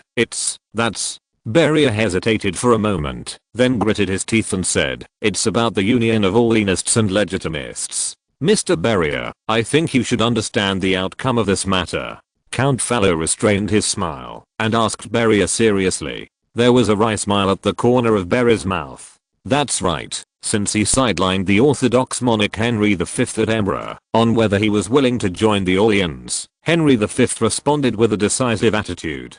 I will never cooperate with a monarch, a vile usurper, and neither do you." The Count of Chambord's response completely cut off the possibility of Beria wanting to cooperate with the Orleans. Under the instructions of the Count of Chambord, the Legitimists must part ways with the Orleans, and the Legitimists must also withdraw from Orleans. Luo's cabinet point in the words of the Count of Chambord, "If God favors me, I will be honored to be the monarch of France. If God does not favor me, I would rather die in obscurity." Of course, after Napoleon succeeded to the throne, he may have felt that his time was running out. In addition to the intentional coordination of the small groups around the Count of Chambord, he once swore that he would never unite with the Orleans faction. The Count of Chambord was still united with the Count of Paris. "Lawyer Beria, are you unwilling to follow His Majesty's advice?" Count Fallow asked Beria.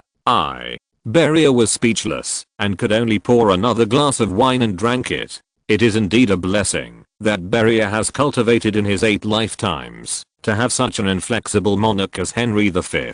"You, too, aren't we here to discuss Mr. Odilon Barrow?" Montalembert tried to smooth things out. "Since His Majesty, Henry V, has decided not to cooperate with the Orleans faction, what can we do?" Count Fallow looked at Beria and emphasized, "We can only follow His Majesty's advice to break with the Orleans faction." "Mr. Fallow, I don't think we need to break with the Orleans so quickly," Beria objected.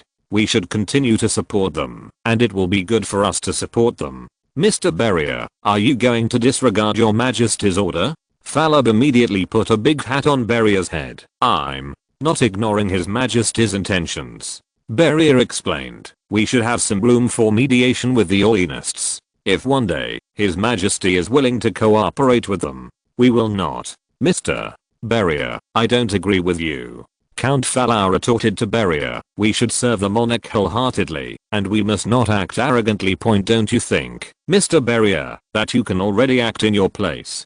Beria was so angry that he couldn't say a word. He had planned to form a united front with the Counts of Fallow and Montalembert, and suddenly found that these 2 allies of his seemed to have other thoughts. "I agree with Count Fallow." Montalembert immediately lined up with Count Fallow. "We should wholeheartedly follow the advice of the monarch, and we must not act arrogantly." Faced with the common pressure of the monarch's public opinion from the left and right clerical factions of the Orthodox faction, Beria, who is still weak, has no choice. An Orthodox meeting against or for Barrow ended with a majority against Barrow. The Count of Fallow and the Count of Montalembert left the mansion in Beria together, leaving only Beria, who was angry in the mansion alone. Just as Fallow was about to board the carriage, a hand was placed on his shoulder. Count Fallow looked behind him and it was the Count of Montalembert. "Mr. Fallow, can you walk with me for a while?" Montalembert said to Fallow with a smile. Fallow nodded, and then ordered the coachman to leave, walking along the boulevard with Montalembert. "Fallow, what are you trying to do?" Montalembert said to Count Fallow calmly. "I don't want to do anything." Fallow responded, and then added, "I just want to leave some more seeds for the church." "You're so optimistic about the Count of Chambord?" Montalembert asked Fallow again. "I thought there would be some changes in the Count of Chambord. Who knows?" Fallow sighed and looked into the distance with worried eyes. "Montalembert, we are not just the monarchists, Orthodox, we are the spokesperson for the church." "Yeah." Montalembert sighed and smiled bitterly. "There is a church behind us." Montalembert and Fallow had reached an agreement at this moment. "Your Majesty, Count Fallow is here." A servant reported to Jerome Bonaparte the arrival of the Count of Fallow. Huh. Jerome Bonaparte showed a surprised expression. He didn't understand what Minister Fallow was looking for. "Quick, invite him in." "Yes." Led by the servants of the Élysée Palace, Fallow entered the study. "Your Excellency," Fallow said respectfully to Jerome Bonaparte. "Mr. Fallow, please take a seat." Jerome Bonaparte invited Fallow to sit down. Point after Fallow was seated, Jerome Bonaparte said again, "I don't know, what is your business with me, Minister Fallow?" "Your Excellency, I heard rumors that you are going to replace Prime Minister Odilon Barrot, right?" Count Fallow immediately showed off to Jerome Bonaparte. There was a slight change in Jerome Bonaparte's expression. "Sure enough, there are no airtight walls in the world." "That's right," said Jerome Bonaparte frankly. "I don't think Odilon Barrot is really fit to be Prime Minister. We just discussed this too." The Count of Fallow told Jerome Bonaparte all about what had just happened at the Beria mansion. Riyadh1.com. Of course, it also included the news that the Orthodox faction would break with the Orleans faction. "Why? Tell me this. Aren't you with them, Neo-Orthodox?" Jerome Bonaparte questioned. "Your Excellency, we are not only behind them, but also the church. At some point, we must give priority to the interests of the church." Count Chambord, D. Make France Great Again latest chapter address, https, Make France Great Again. Read the full text at https, Make France Great Again txt. Download address, https, Make France Great Again. Mobile read, https, / For the convenience of reading next time, you can click the / favorites below to record the reading record of this time. Chapter 158 Party Disputes and Splits, and you can see it when you open the bookshelf next time. If you like Make France Great Again, please recommend this book to your friends. Questions, blog, WeChat, etc. Thank you for your support. Chapter 158 Prime Minister Candidate. You can search Make France Great Again search novels in Baidu to find the latest chapters. Jerome Bonaparte instantly understood what Count Fallow meant. Between the royal family and the church, Count Fallow chose the church instead of the royal family. Point of course, the reason why Count Fallow chose the church is not entirely because he is loyal to the church, but because he does not see any possibility of winning for the Orthodox royal family. Point the strength of the Orthodox faction is not much in the Party of Order, and their Majesty has not allowed them to unite with the Orleanists in the Party of Order. This meant that they had to rely on their own strength to put their monarch on the throne. Had they been overwhelming in parliament, the original unparalleled cabinet would not have teetered against the opposition of all in Paris, and Charles X would not have gone into exile. Not to mention that when the older generation of royalists are withering away, their power will only be weaker than before. It's simply an impossible thing to do on their own. Point. Rather than keeping a distant dream, let their monarch understand the predicament he faces. Count Fallow, who suffered years of suppression under the Orleans dynasty, also learned to bet on both ends. Although his heart was still full of respect for the Count of Chambord, the reality had to make him bow his head. Point. The support of the Count of Fallow and some of the clerical factions behind him greatly increased the confidence of Jerome Bonaparte. Point. Once the Orthodox faction and the Orleans faction broke apart, even if Odilon Barrot had great ability, he could not bridge the differences between the two sides, unless Odilon Barrot can incarnate Uri's mind-controlled Count of Chambord. P.S. Since the royal voice of the Count of Chambord is only spread in a small area, at this time Odilon Barrow is still dreaming of the union of the Orleans faction and the Orthodox faction. Count Fallow, please rest assured. After Odilon Barrow is dismissed, the position of Minister of Public Education still belongs to you. Jerome Bonaparte promised Count Fallow. No need. Count Fallow shook his head and rejected Jerome Bonaparte's promise. Frustrated with orthodoxy, he didn't want to spend too much time in the post of Minister of Public Education. If I still stay in the position of Minister of Public Education, then my colleagues will definitely think that I have been bought by you. My loyalty does not allow me to serve two monarchs at the same time. Please forgive me. Count Fallow asked Jerome Bonaparte explained. Alas.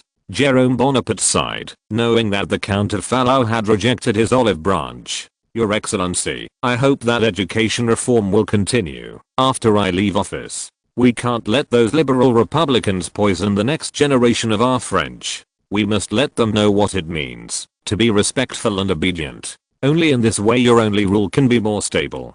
Count Fallow said firmly to Jerome Bonaparte. Jerome Bonaparte quietly listened to every word of Count Fallow. He knew that this was the last reward that Count Fallow wanted. Mr. Fallow, please rest assured. After you resign, the education reform in France will continue. I will choose a capable and responsible person to serve as the standard bearer of education reform. I also agree with what you said. We must put an end to corrupt free ideas from the source of ideas that endanger the new generation. Only under the inspiration of order and morality can France be stronger. Jerome Bonaparte did not like to use religious ideas to fool and control people, but the French horses needed religion as a sedative so that he could tame them temporarily. During this time, he would train millions of bureaucrats, generals, and engineers. They will go down to the grassroots to gradually replace religion. At that time, he can ruthlessly kick religion away. Jerome Bonaparte talked with Fallow for nearly half an hour, and the Count of Fallow was personally sent away by Jerome Bonaparte through the back door. Jerome Bonaparte, who watched Count Fallow leave, returned to the study, took out a blank red invitation card from the study drawer, wrote down the inviter and the date with a pen,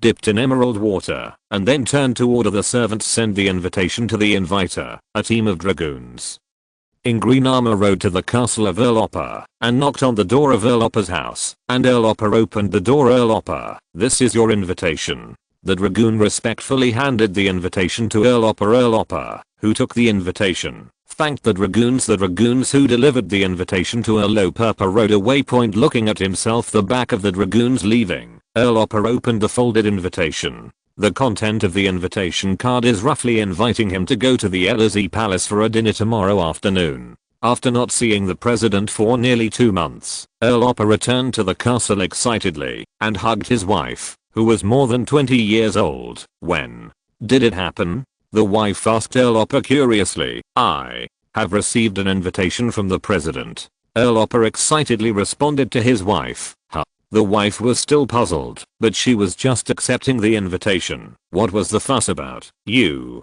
don't understand. Earl Opper saw his wife's doubts, and he was not in the mood to explain to his wife now. On the evening of September 21st, night fell. Under a star-studded sky, a horse-drawn carriage departs from Chateau d'Orpe to the Élysée Palace. The carriage was unimpeded all the way and soon came to the Élysée Palace. Under the leadership of the servants, Earl Opper came to the restaurant, and the two servants pushed open the door of the restaurant together.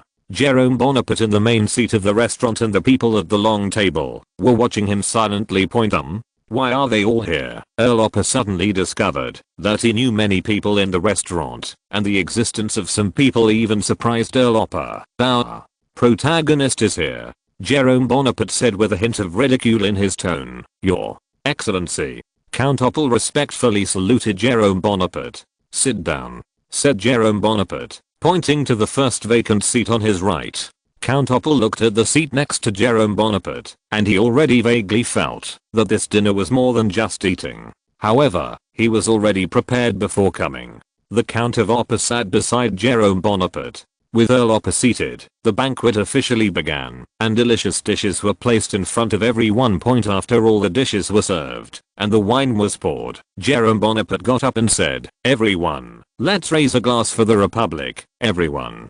present stood up to raise their glasses, and Adolphe Fuld immediately shouted, "Long live Bonaparte, long live the Republic." Everyone present shouted long live with Adolphe Fuld. Then he drank the brandy from the glass. "Everyone, please sit down. Please sit down." Jerome Bonaparte motioned for everyone to sit down again. After everyone was seated again, Jerome Bonaparte looked at all the ruins around him, and then said, "You are all loyal friends of our Bonaparte family, and I don't have to hide some things from you. I will remove Odilon Barrot while Parliament reopens." Everyone, except Earl Opper, showed indifferent expressions. Even Odilon Barrot's younger brother, Ferdinand Barrot, didn't have any expression on his brother's dismissal. It was as if Earl Opper was the only one who knew nothing about the whole dinner party. Ferdinand Barrot, January 10, 1806 to November 12, 1883, French Bonapartist politician, brother of Odilon Barrot, who participated in the 1836 Louis Napoleon in Strasbourg's attempted coup d'etat, was acquitted by a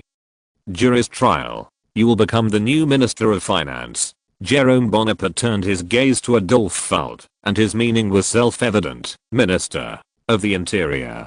Jerome Bonaparte turned his attention to Ferdinand Barrot, who smiled. "There are also ministers of other departments," said Jerome Bonaparte unhurriedly. "Of course, there is also the most important Prime Minister."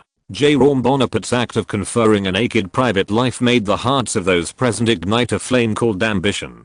Sitting next to Jerome Bonaparte, Count Opper was also thinking about which department the president might give him.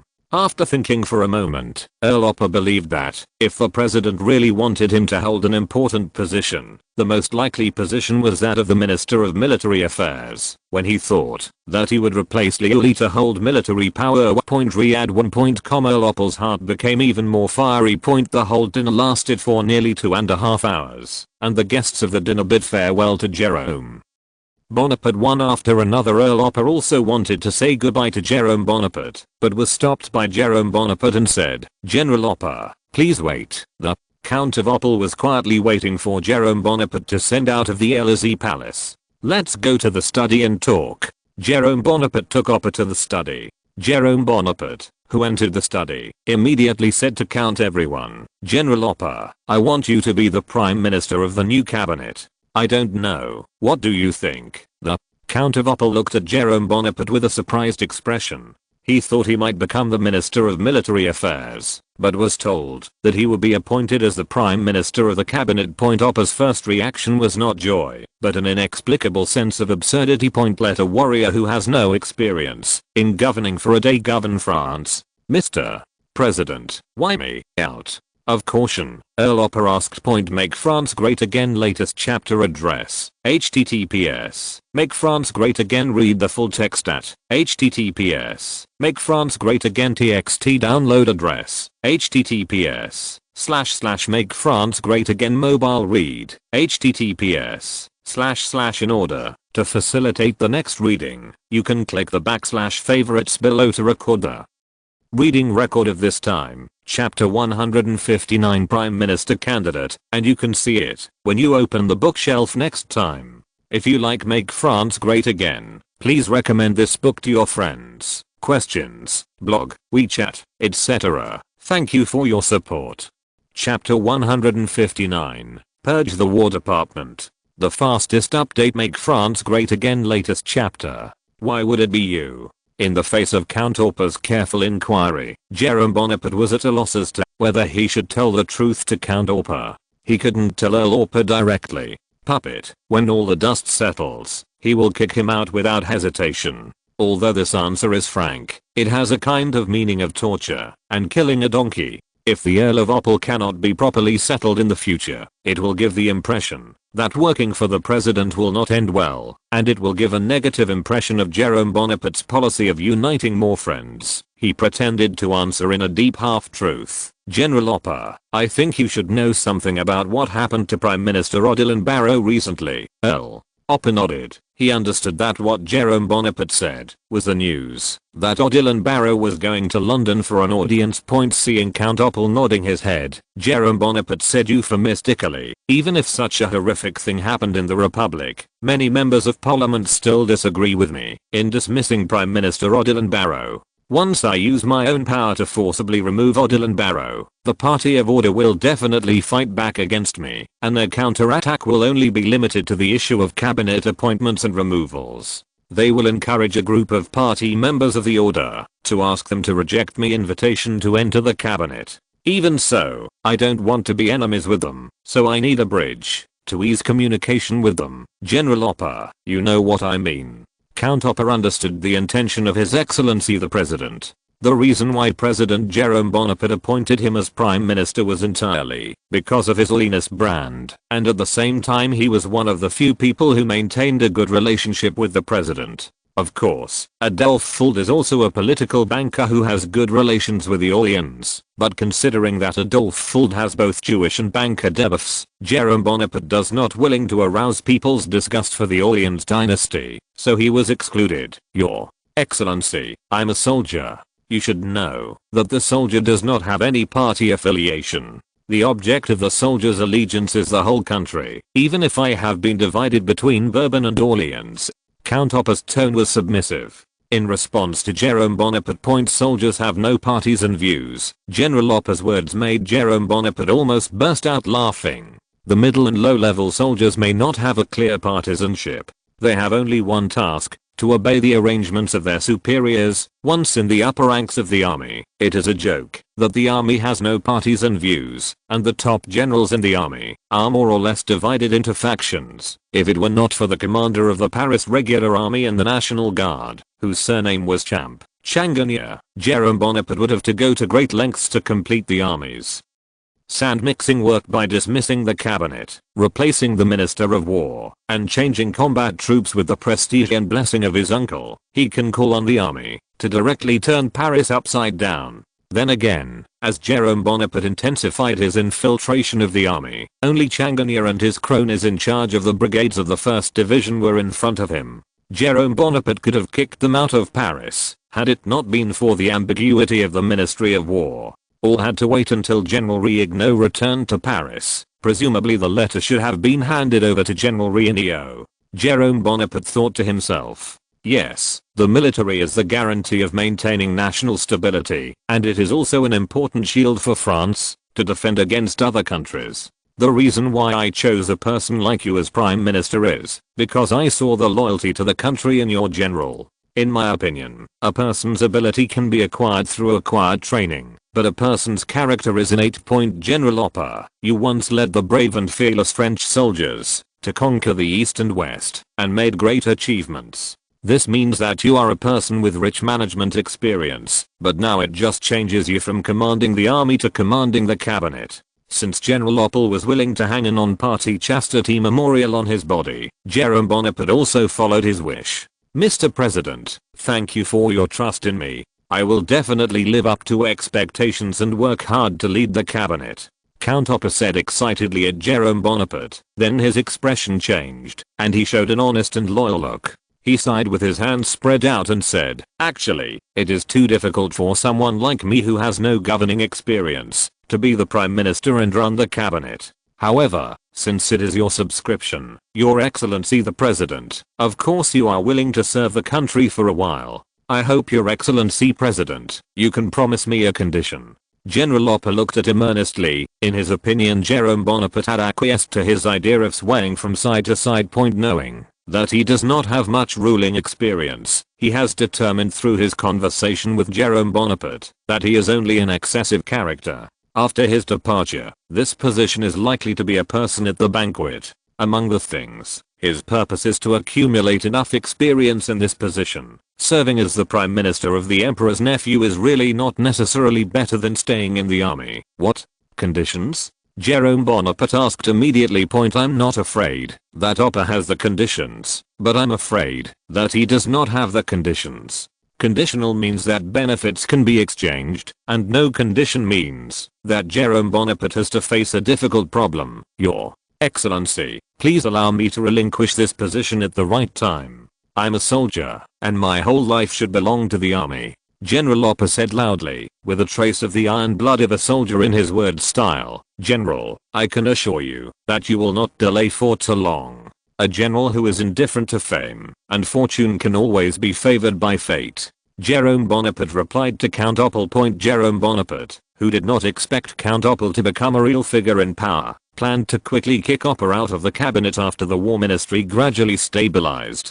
If Opal could offer to resign, then couldn't be better. Jerome Bonaparte's principle is that, as long as you don't block my way, then we can get together and leave, waiting for the rise point. If you stand in my way, I will kick you out without hesitation. Your Excellency, thank you again for appointing me as Prime Minister. General Opal bowed slightly to Jerome Bonaparte, who had already decided to serve as Prime Minister, even if this Prime Minister was just a puppet. I hope we will have a good cooperation in the future, Jerome Bonaparte said to General Opal, holding out his hand. I wish you all the best too.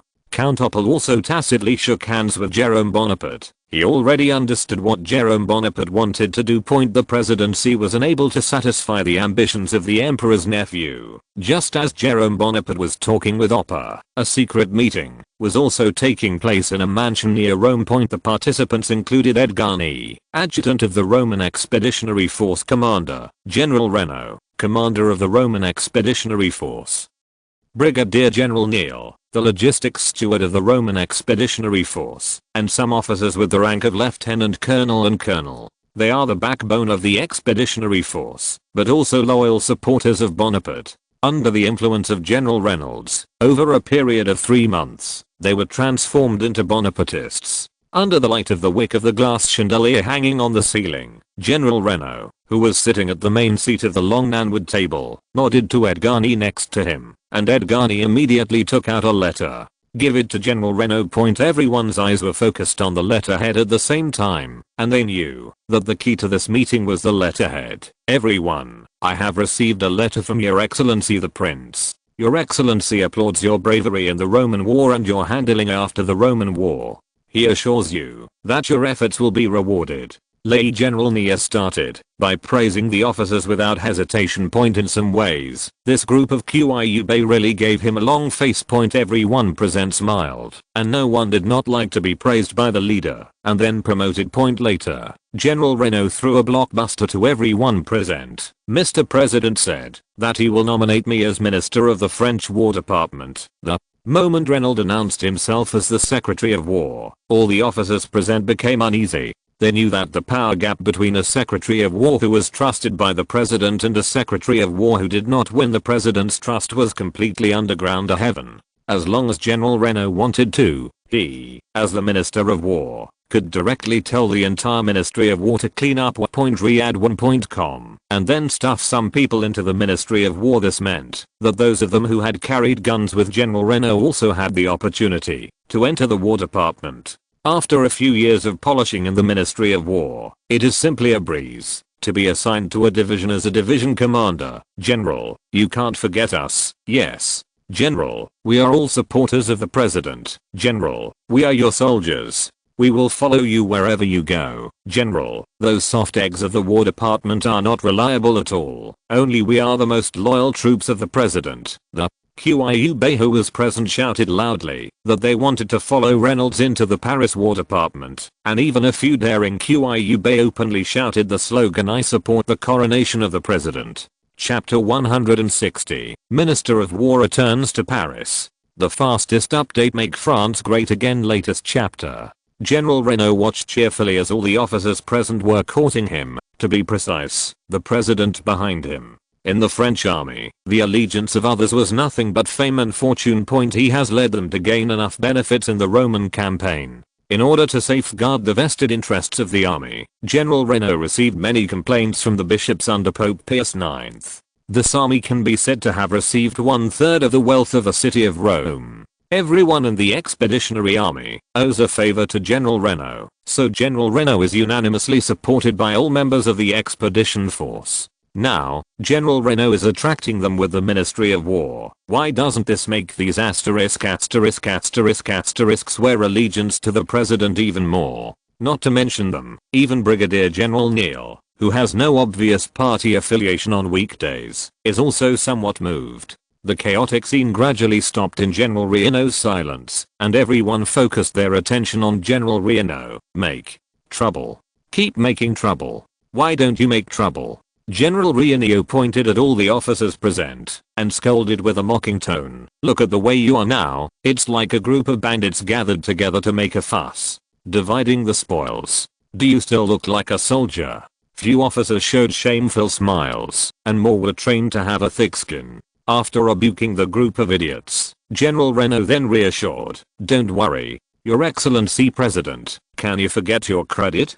Didn't the letter say it all? You will get the rewards you deserve. Long live the president, long live the empire." Edgarni shouted aloud, and all the officers present also shouted along with Edgarni. After that, several officers took advantage of the situation and shouted the slogan, "We don't know anyone except the president."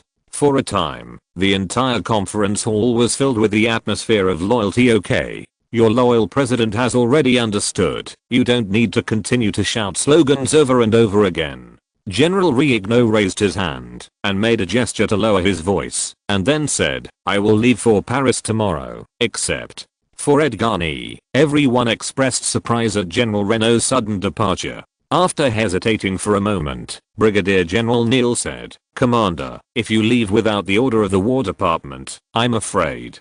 Neal suddenly realized that General Reno was going to take over as the Minister of War, and he did not necessarily need an order from the Ministry of War. As long as there is a president who opens the back door for him, he can make up the formalities afterwards.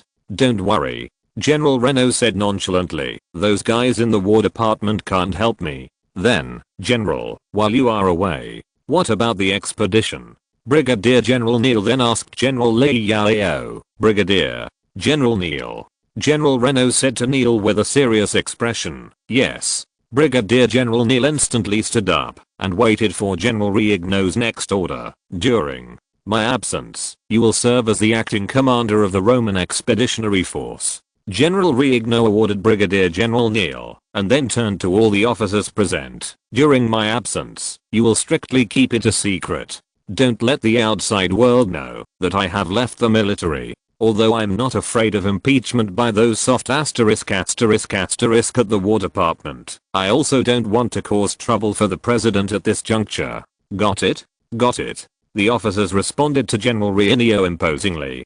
"Don't worry. Before long, you will be able to escape from Rome and return to Paris. By then, you will all be the pillars of the War Department. By the way, I heard that His Excellency the President also has a military secretary office. Maybe you will be assigned there." As the Papal State gradually became regular, the French army of nearly 20,000 people became the burden of the entire Papal State. Therefore, under the consultation between Pius IX and the French ambassador to the Papal State, the French army retained a force of nearly 3,000 people. The contingent was near Rome to defend the safety of Rome and the Pope, and the rest of the troops would be withdrawn to Paris one after another after October. So General Riegno drew a large visible and palpable big picture to everyone present.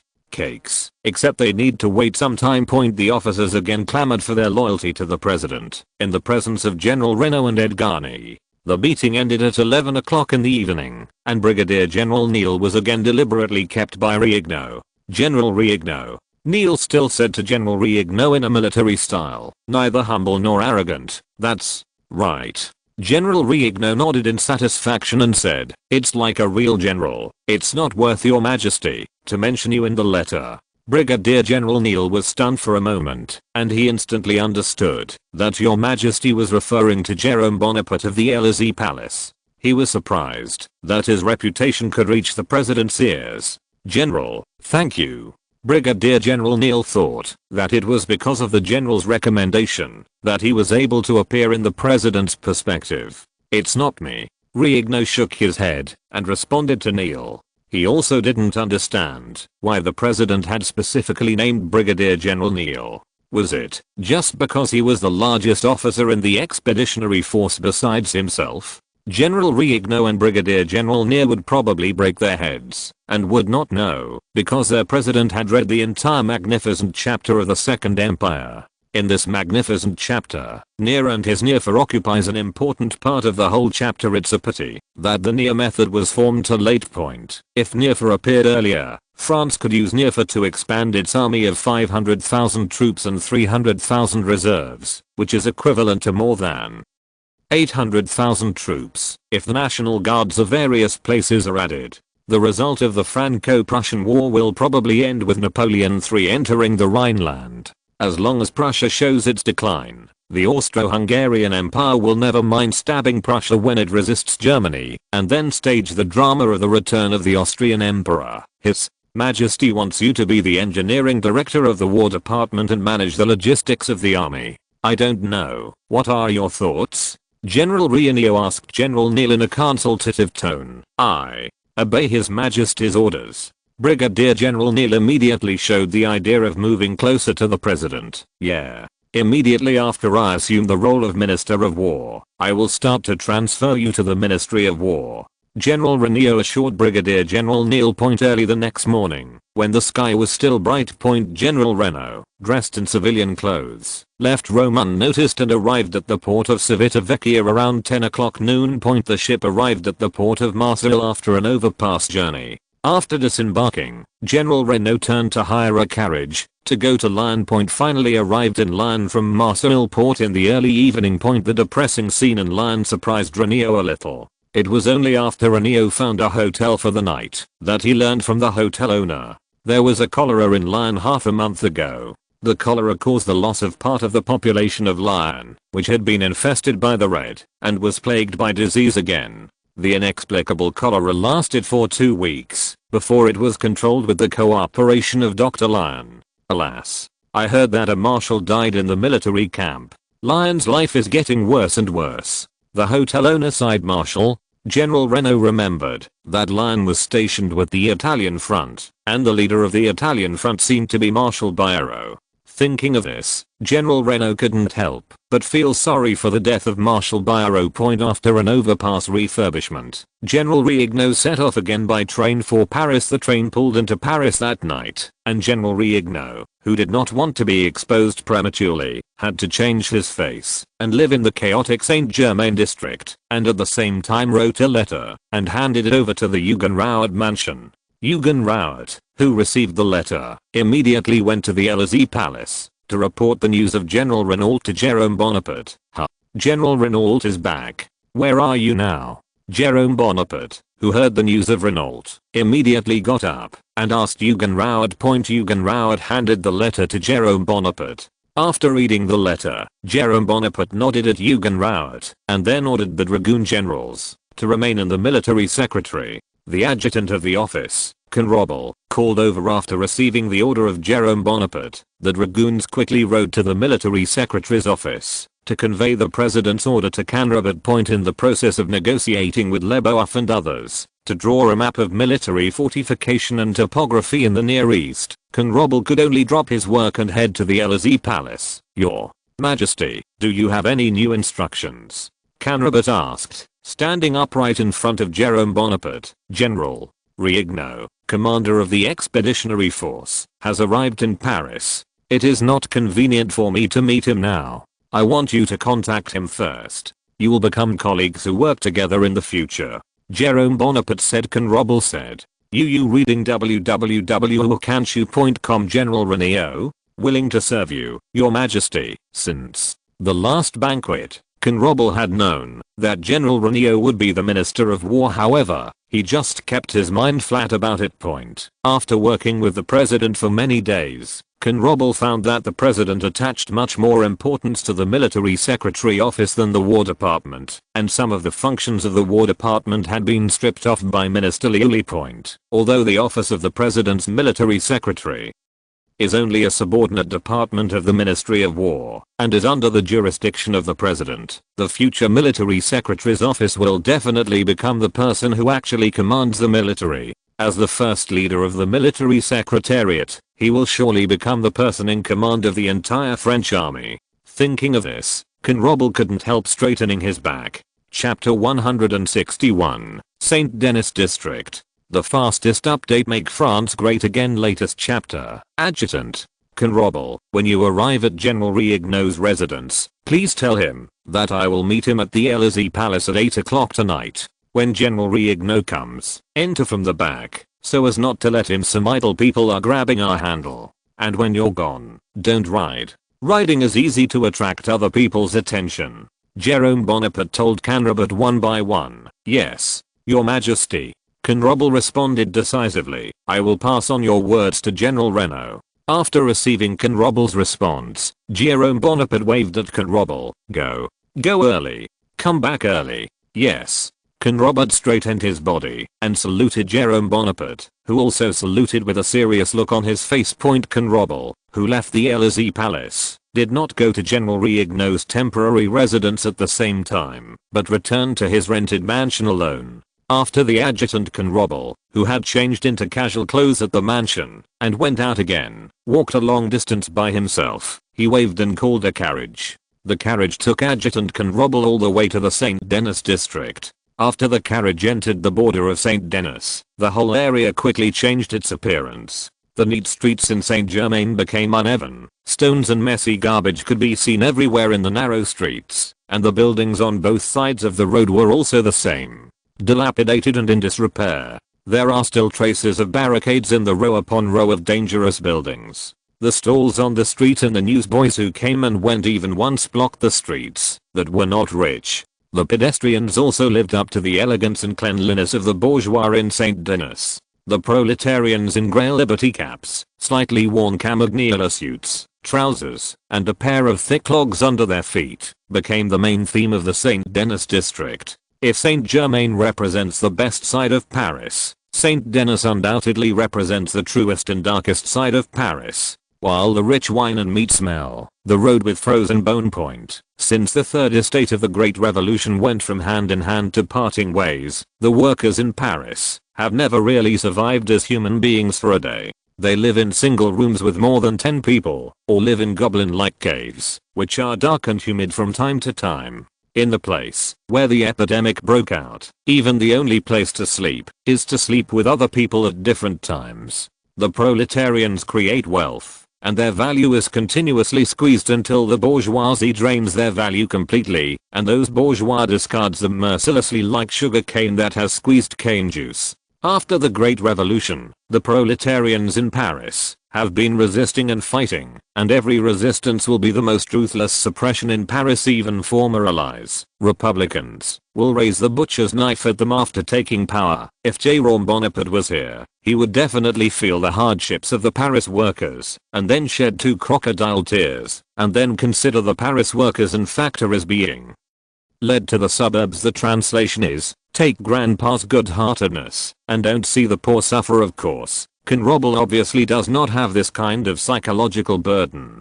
He has seen too many similar things in Algiers. Compared with those Berbers who are afraid all day, they are obviously like living in like heaven. Everything is in comparison. The carriage slowly passed through the streets of Saint-Germain and soon came to General Renault's temporary residence. Adjutant Canrobel, who opened the door, handed a Napoleon silver coin to the coachman because he could not find the change. The coachman, who also could not find the change, could only look at Adjutant Canrobel in embarrassment. Take the remaining money as your tip, said the generous Adjutant Canrobel generously. After taking over, the coachman hurriedly thanked Adjutant Canrobel and then asked Adjutant Canrobel if he needed to return. He could wait here for Canrobel to return.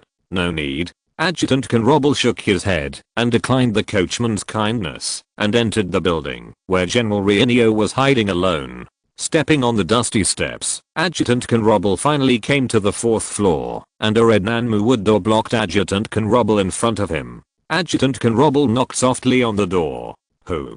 General Riegnaud's slightly vicissitudes voice came from the door. I'm Canrobel. Canrobel leaned to the crack of the door and whispered to General Riegnaud inside. I'm here to see you as ordered by the president. After hearing the presidential adjutant, General Renault in the room quickly got up and opened the door. Canrobel and Riegnaud met for the first time. Prior to this, General Renault had only learned from the letter that the president had an aide-de-camp called Canrobel. The two looked at each other, and Adjutant Canrobel stretched out his hand to General Renault and said, "Welcome back to General Paris." General Renault took Canrobel's hand and nodded. Next, Adjutant Canrobel told General Rain what Jerome Bonaparte told him. Having said that, Adjutant Canrobel quietly watched the great military exploits general in front of him. I understand.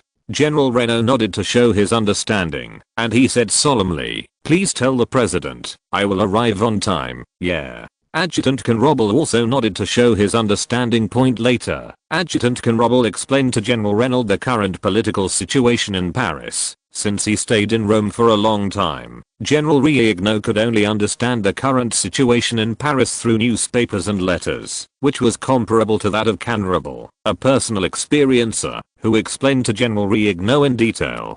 "Thank you, Colonel Conrobble." After listening to Conrobble's description of the situation in Paris, General Reno sincerely thanked Conrobble. Through his understanding of the political situation in Paris, he already knew the president's purpose. "I also serve the president," Adjutant Conrobble said humbly, and then vaguely stated his needs. "General, I hope you can divide the functions of some departments in detail when you are a minister." Departments. Intersection of functions with departments will affect the operation of the entire department. General Reno certainly understood what Conrobble meant. He wanted to take some functions from the War Department to expand the military secretariat.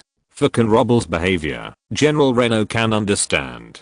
In fact, during the Roman War, General Reno and Neil had already discussed the overbloated function of the War Department, and he also agreed with the streamlining of the functions involved in the War Department. "After I become the Minister of War, I will get rid of some drawbacks," General Reno responded. Conrobble thanked General Reno.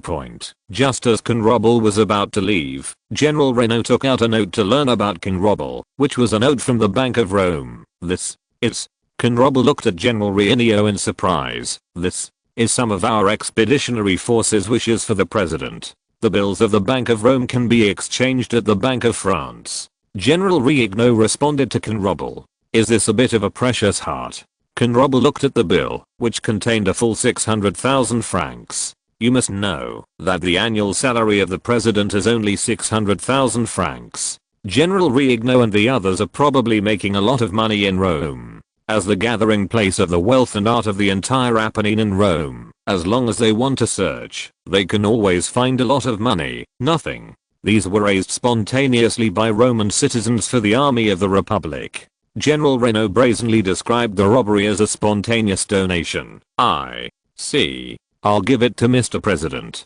Conrobble nodded to General Reno. "This is your adjutant."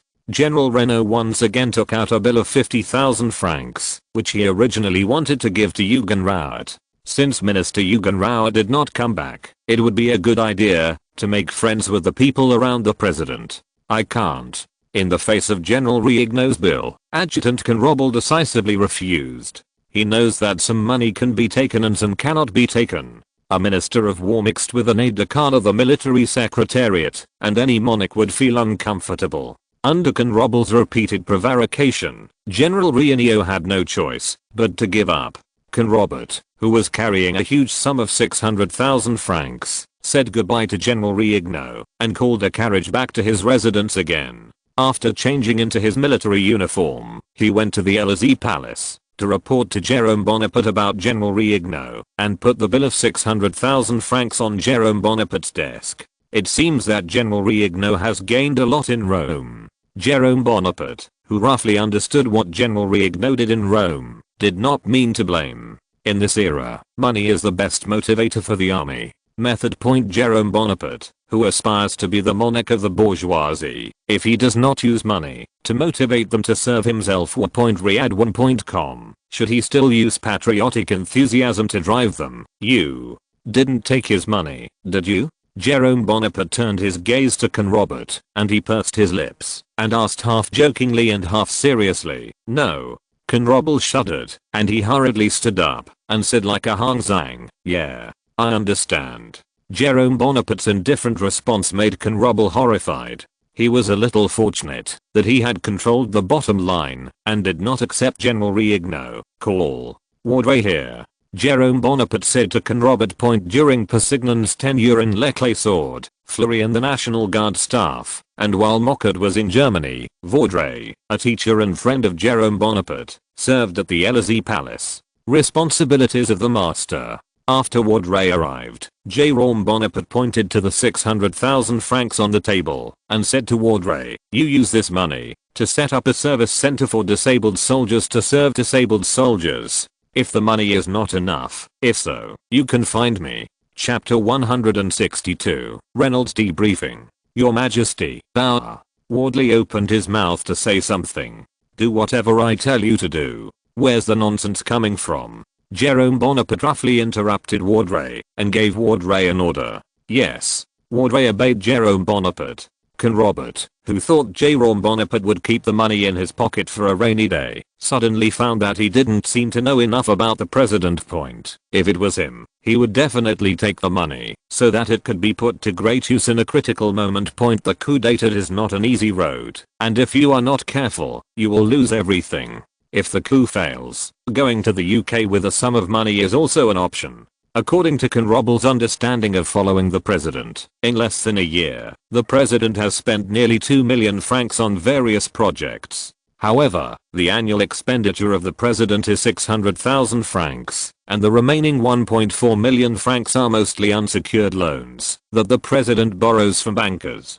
P.S. Conrobel did not know that before Jerome Bonaparte became president, he still owed nearly 1 million loans to Rothschild Bank, a total of 3 million loans, of which nearly 800,000 were spent on pre-publicity. After taking office as president, the subsidy for a few poor soldiers cost about 700,000 francs, and the establishment of public medical institutions was 1 million francs. The remaining 200,000 francs were daily expenses, and many daily expenses were counted on the cabinet. If the president can maintain his position, the loan of 1.4 million will not be repaid at all. No banker dared to force a dick to pay more, unless he wanted a taste of bullets. If His Excellency the President fails, those bankers will turn into a life-threatening ghost to demand that the President repay his debts. Those who want to leave a little way for themselves will choose to prepare enough funds for their retirement during their presidency, but His Excellency the President really does not leave a way out for himself at all. Conrobel didn't know whether the President came from self-confidence or whether he planned to break the jar. Judging from the current situation, the President is mostly the former. Only those who are confident in themselves will spend money on buying people's hearts without hesitation. Otherwise, he will only choose to spend all the money on himself. Since His Excellency the President has the confidence to overturn the sky in Paris, then what can I hold back? Robert finally gave up the last hesitation in his heart. He believed that under the leadership of Jerome Bonaparte, they would definitely be able to win. After such self-confidence acted on Conrobel, Conrobel's state changed. Jerome Bonaparte did not know Conrobel's psychological process, but he saw Conrobel's change and became more confident. Your Majesty, please transfer me to the garrison of Paris, Conrobert said to Jerome Bonaparte. Jerome Bonaparte looked at Conrobert in surprise. He was a little curious as to why Conrobert made this request. Isn't the management position of the military secretary office not good? Although the direct command of the Paris garrison is in the hands of Changarnier, how does the current Changarnier know that Jerome Bonaparte, who declared Changarnier to be the loyal guardian of the Élysée Palace after the June incident, is planning he wanted to deal with him, and Changarnier, who was accustomed to relying on the center of power, unknowingly moved closer to Jerome Bonaparte, and Jerome Bonaparte also wore a coat of kindness to honeymoon with Changarnier at this time. Conrobert was placed in the 1st Division of Paris, and Changarnier did not resist. Adjutant Conrobert, why do you want to serve in the Paris garrison? Jerome Bonaparte wanted to find out why. Is it a personal reason or the military secretary office is not well managed? Mr. President, you must master the military power of the entire Paris, Conrobert said with a slight taste. Jerome Bonaparte instantly understood the purpose of Conrobert. He wanted to help him take charge of the most important field force near Paris. Facing the loyal Conrobert, Jerome Bonaparte was a little moved, and he immediately asked Conrobel, Adjutant Conrobert, who do you think is capable of taking your place? Unexpectedly, Jerome Bonaparte handed over the appointment and dismissal of the adjutant to Conrobert. After hesitating for a while, Conrobert had a warm feeling in his heart, but he never found a suitable person. The military rank of those in the military secretary office is generally in lieutenant colonel, is not suitable to be the president's adjutant at all. Those colonel, brigadier general's officers, Conrobel, don't know much, and most of them are unwilling to get involved in politics.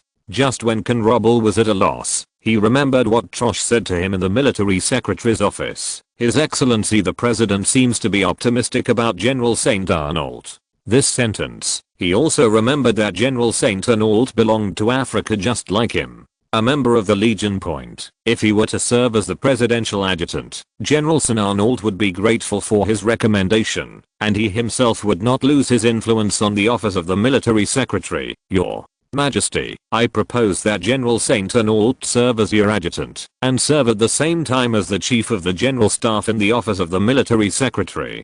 Canrobert said to Jerome Bonaparte. Huh? General St. Arnault? Jerome Bonaparte looked at Canrobert in surprise. He didn't understand why Canrobert recommended St. Arnault, and the two had no communication. What is your reason?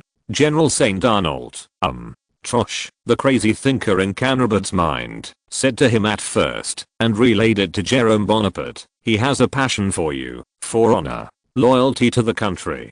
Completely scripted. After Canrobert had said all the advantages of General St. Arnault, Jerome Bonaparte took a deep breath and said, I see. Jerome Bonaparte, who originally intended to belong to St. Arnault as an assistant to the coup d'etat, certainly did not mind a smooth sailing. History has proved that St. Arnault is a qualified conspirator. Perhaps his purpose is to get himself a high position, but the argument does not matter, as long as he can help himself. Jerome Bonaparte called Vaudreuil again. Wardley, now you immediately send someone to Algiers, to find General St. Arnault, and say he will invite the president, to serve as aide-de-camp at the Élysée Palace. Jerome Bonaparte calculated that it would take about 15 minutes to travel from Paris to Algiers. Days, come and goes 30 days. That is to say, even after the arrival of St. Arnault, Jerome Bonaparte has completed the reorganization of the entire cabinet point at that time. It will be enough for General Renault to make a new appointment letter. Yes. Wadley replied immediately. By the way, call Claude Edelman and Captain Henry Gustave Devine. Jerome Bonaparte said to Vaudreuil again. Vaudreuil's expression was a little surprised. He didn't understand why the president knew the two captains, but he responded dutifully, yes. Canrobert on the side also showed a surprised look. He did not understand Jerome Bonaparte's intention. After Vaudreuil left, Jerome Bonaparte told Canrobert in a brisk tone, I heard that these two captains have researched a new type of bullet that can effectively increase the range of the rifle, so I want to share the same. See them. Maybe I will witness the invention of a new weapon. What Jerome Bonaparte is talking about is exactly the Mignet bullet that brought the front-loading gun to the peak and its supporting product, the Mignet gun, and it is also a 500-year-old broken Tartar artifact. The irony is that France invented the Mignet in the Mignet gun, and France was the last country to be equipped. Even the Austria next door changed its clothes faster than France. The enemy in the War Department is not a joke. Canrobert nodded, not wanting to ask the president why he knew about the Algiers invention point. Sometimes it's good to be a little confused. As soon as Odilon Barrot steps down, you can go to the 1st Division in Paris. Jerome Bonaparte told Canrobert. Yes, night. Came quietly. A voice quietly bypassed the garden outside the Élysée Palace and entered the room from the back door of the Élysée Palace. He was General Renault. Under the leadership of Vaudreuil, General Renault came to a certain reception room in the Élysée Palace. Riyadh1.com where Jerome Bonaparte was sitting. General Rignau's arrival made Jerome Bonaparte stand up. Seeing this, General Rignau quickly trotted to Jerome Bonaparte and said, Your Majesty, General, you've worked hard. Sit down. Jerome Bonaparte pointed to the seat opposite and signaled General Renault to sit down, and then asked about the situation in Rome. Sitting in the chair, General Renault explained the situation in Rome to Jerome Bonaparte, both of whom tacitly did not ask the question of money. General Rignau, said Jerome Bonaparte, pushing Renault with a cup of coffee, I think you should know something in the letter, and now I'm repeating it. I want you to take over as Minister Liuli, the position of the Minister of War. I don't know what you think. I will swear allegiance to you to the death. Rignau immediately stood up and saluted Jerome Bonaparte. I understand your loyalty. Jerome Bonaparte nodded and said, however, I want to ask you how to deal with those people in the Ministry of War. Some people in the Ministry of War have been obstructing my implementation. policies. They go against yin and yang, and the entire Ministry of War is like an independent kingdom, where no needle can be inserted, and no water can be thrown. I will remove these obstacles for you, General Rienio said in a strong tone, and his eyes became full of danger. Very good. I need someone like you, General. Some people who are not suitable for the Ministry of War can be properly cleared. We will leave the position to some young and energetic boys. Jerome Bonaparte said nakedly, Your Majesty, I will do my duty to defend you and the Republic. Anyone who dares to hinder us will be kicked away. If you're listening to this novel on a channel other than Fanfic World, it means they downloaded and uploaded it without effort. We cordially invite you to visit our channel, Mundo Fanfic Novelos. There you'll find the original version of this story and you can explore many other novels of various genres. We're waiting for you to immerse yourself in a world of incredible novels. Chapter 163, Showdown.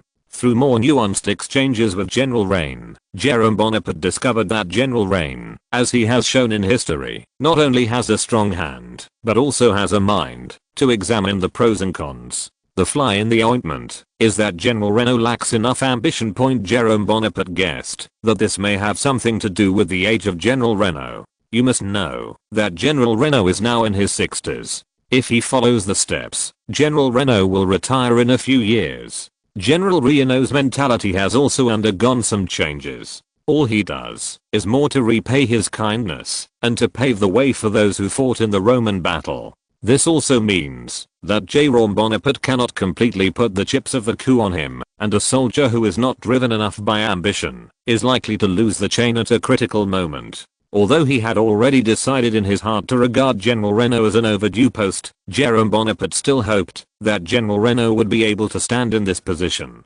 Riegno was then transferred to the Italian front as commander, taking over from Marshal Baero. Of course, this is only Jerome Bonaparte's intention. When General Reno has to leave, Jerome Bonaparte will also let him do the same with Minister Liuli and Prime Minister Oppa. Quasi, General Reno made his own choice. General Riegno, the future Ministry of War will take your troubles. Jerome Bonaparte said to Riegno kindly, I will lead my colleagues in the War Department and swear allegiance to the President. General Riegno quickly stood up to salute Jerome Bonaparte and emphasized again, even if it is against a large group of people, only the Bonaparte family can rule the entire family. France, we don't know anyone but the Bonaparte family. Excellent. Jerome Bonaparte was very satisfied with General Reno's attitude, and he reassured General Reno, General, I assure you that your loyalty will be rewarded. God wouldn't want to let a general loyal to France. 4. Jerome Bonaparte's naked comparison of himself to the whole of France and to God. General Renault, a devout believer, did not have any disgust, but felt that Jerome Bonaparte was a man worthy of following leader. And the return that Jerome Bonaparte said was also well known to General Reno, which was part of the reason why he was able to join the Bonaparte cabal without any psychological burden. According to Jerome Bonaparte's investigation, it was found that what General Riegno wanted most was to obtain his father's title. Since General Riegno was the illegitimate son of his father and his mistress, from a legal point of view, General Riegno did not inherit. If Jerome Bonaparte was emperor, he could use the power of the emperor to force Riegno to inherit his father's title. In fact, the title of General Reno's father was also conferred by Emperor Napoleon. The uncle canonized the father, and the nephew canonized the son. A fantastic team. General Riegno, you are staying at the Élysée Palace during this time and don't go. The Élysée Palace is still quite big. Jerome Bonaparte said to General Riegno, Your Majesty, I'd better go back. General Riegno was a little reluctant to live in the Élysée Palace. Why? Jerome Bonaparte asked General Renault curiously, and then said to General Renault in a teasing tone, Could it be that there are some taboos in the Élysée Palace? I feel. General Rienio was at a loss for words, and finally said only one sentence, It's a little stressful to be with you. Pressure? Jerome Bonaparte gently stroked his smooth jaw with his right hand. Could it be that people have different impressions because of their different locations? Forget it. Since you don't want to, then I won't force you. Jerome Bonaparte waved his hand and responded generously.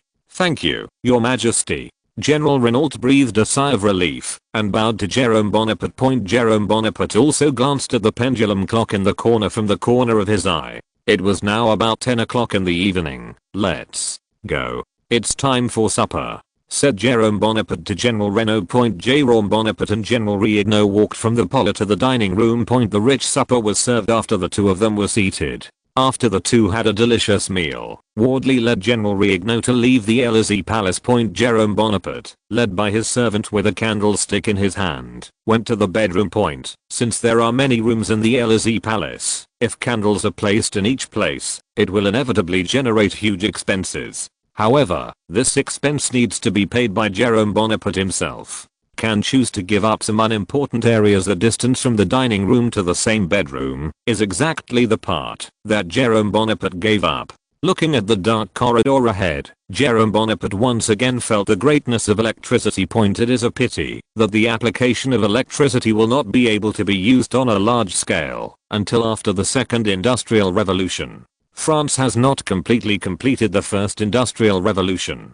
To make the Élysée Palace a place full of light, in theory, it still needs to wait more than 10 years, unless Jerome Bonaparte can use the administrative resources of France to let the academicians of the French Academy of Sciences overcome the problem of electricity regardless of cost. Then it is possible to enjoy the benefits of the Second Industrial Revolution in advance.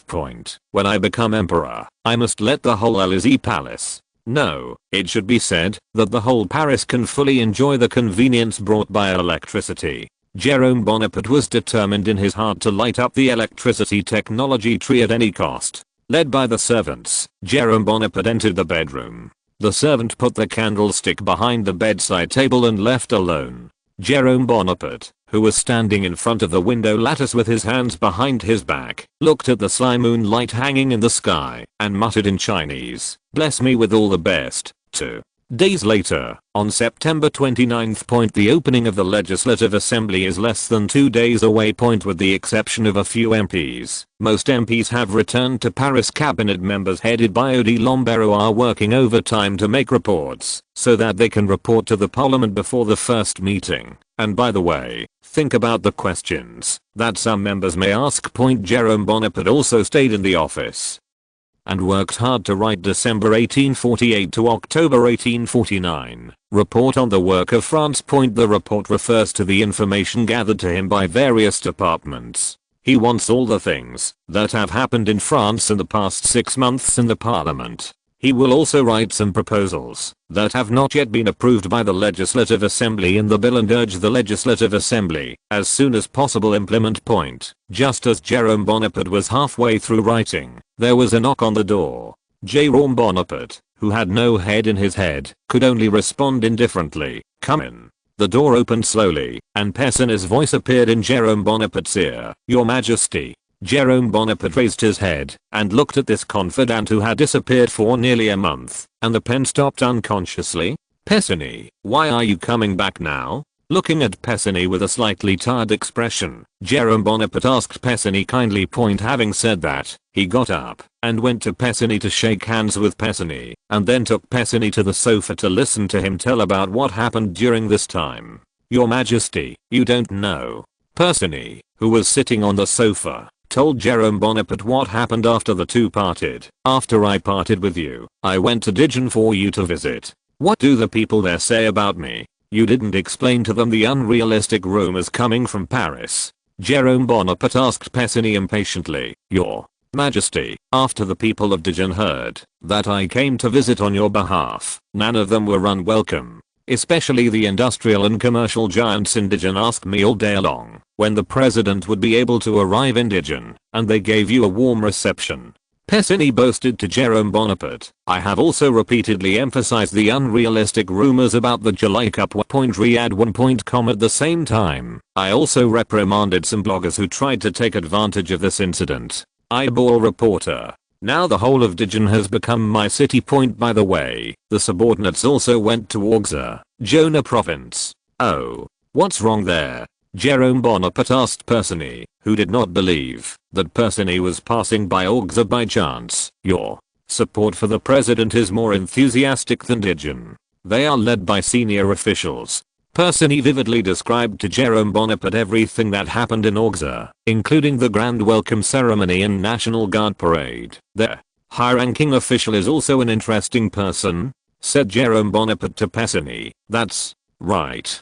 The high-ranking official Georges Eugene Horseman is still one of your loyal supporters." Persigny flattered Jerome Bonaparte. "Wait, you mean their high official is Georges Eugene Horseman?" Jerome Bonaparte asked Persigny again. "Yes. What's the matter, Your Majesty?" Persigny, who saw Jerome Bonaparte's expression changed a little bit, asked nervously, praying in his heart that Osman didn't have any grudge against the president. "Otherwise, your potential allies will be in vain." "It's nothing. It's just that I think this name is somewhat similar to a person I know."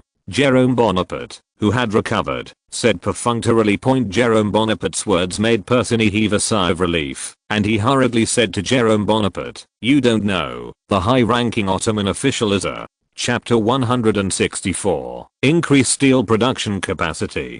Persigny described to Jerome Bonaparte his contribution in the city of Auxerre, which included, but was not limited to, widening the streets, dredging the river, establishing a unified water system, and Auxerre old house renovation. Through Persigny's dictation of Georges Eugene Horseman, Jerome Bonaparte can be sure that the Georges Eugene Horseman in Persigny's mouth should be the same person as Baron Horseman, the founder of the modernization of Paris in the Second Empire in history. The modern Parisian structure in the hands of the Baron Horseman has not been changed on a large scale until the nearly 21st century. It is the perfect combination of classical aesthetics and modern industry. This is exactly the person I'm looking for. Jerome Bonaparte made up his mind secretly that he must find an opportunity to invite the founder of Paris modernization to Paris and let him serve as the designer of Paris modernization. Persigny, do you think Georges Eugene Horseman can serve as a senior official in the Seine?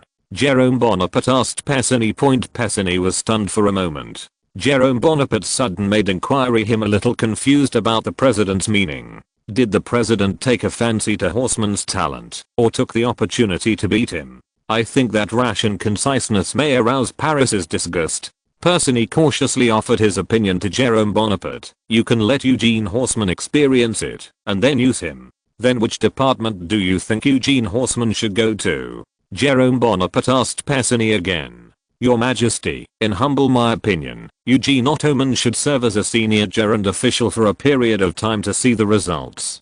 Persigny replied cautiously, after hesitating for a moment. Gerund.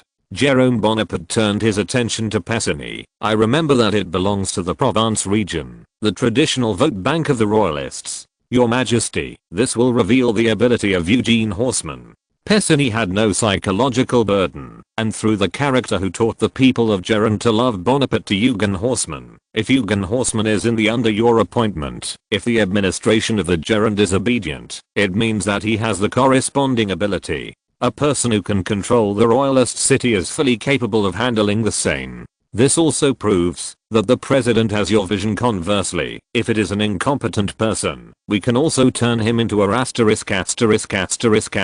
in Provence. If Eugene Horseman was at the Élysée Palace, he would have been stunned. Persigny's unhesitating torture to preserve his place in the president's heart. I have no grievances or enmity with your excellency. Yeah. Jerome Bonaparte said to Persigny with a nod of his head. You have a good idea. I will order the cabinet to handle it after the legislative assembly begins. Yes. Persigny nodded in response, and then took out a land deed and handed it to Jerome Bonaparte. Jerome Bonaparte glanced at Persigny holding the title deed in both hands, the one he had rejected.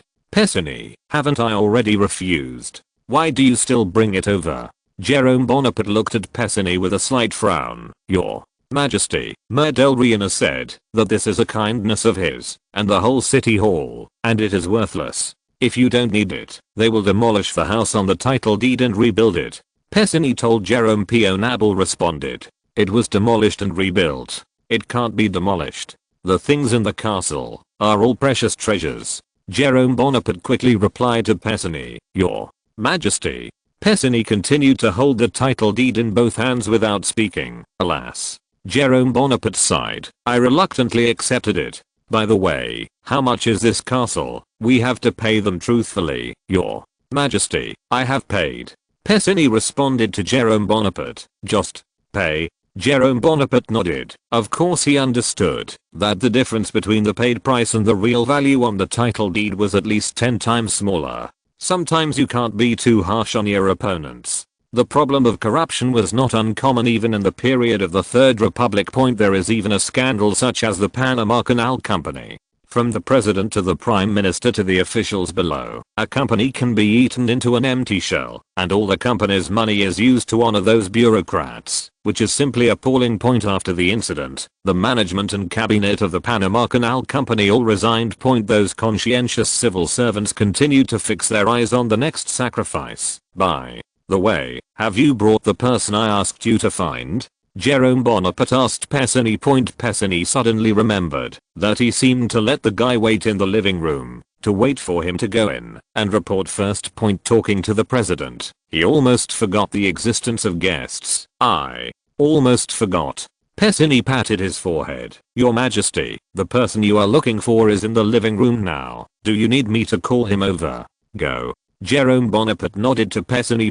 Jerome Bonaparte, who was in the study, ordered his servants to bring 3 cups of coffee. It didn't take long for Pesani to bring to Jerome Bonaparte the distinguished guests he had invited from Leclazo. He has fluffy and messy brown yellow curly hair, a slovenly face with 2 pearl-like eyes inlaid, a brown yellow coat and beige trousers, like a man who has just returned from the construction site. He squeezed his beige trousers with both hands, and his eyes were full of the determination of a scientist. Jerome Bonaparte stepped forward and extended his hand to the distinguished guest in front of him and said, "Welcome to the Elysee Palace, Mr. Eugen Schneider." That's right, the guy in front of him is Eugene Schneider. If you are a military miniature, you must have heard of the MiG-75 produced by the Schneider Artillery Company. The spicy rate of fire made it famous in the French army during World War I. The so-called Italian cannon in Liangjian is MiG-75. If you are not a military fan, you should also know about the famous Schneider Electric Company. The founder of Schneider Electric, who has survived for more than 100 years, is the current Eugene Schneider. Hello, Mr. President. Eugene Schneider bowed his head and saluted Jerome Bonaparte. His eyes were always looking at the president in front of him curiously. Although he heard about the president in front of him from his brother Adolphe Schneider, he obviously had a deeper understanding of the president. After seeing the president with his own eyes a little friendlier than the older brother said, Eugene Schneider thought. Still, he didn't understand why the president had taken him all the way to Paris in terms of value. The elder brother, who is in charge of the entire banking business of the Schneider family, is obviously more valuable than himself. Far fewer people invest in industry in France than finance speculators. In addition to the fact that the profits of the industrial capitalists themselves are lower than that of finance, there is also the fact that the whole French atmosphere is in the direction of speculation. This has also led to the fact that most of the French industrial capitalists have a strong sense of self-protection. They would rather rely on the profits earned by their industries to expand slowly, rather than inject capital from financial capitalists. This has led to many financial capitalists having no way to invest, and they are afraid that they will not be able to compete with professionals if they end up in person. Adolphe Schneider and Eugen Schneider are brothers. One is deeply involved in the banking industry to expand the relationship network in Paris, and the other is rooted in the industry and expands the scale. The two complement each other and achieve each other, so that Schneider will continue to be brilliant.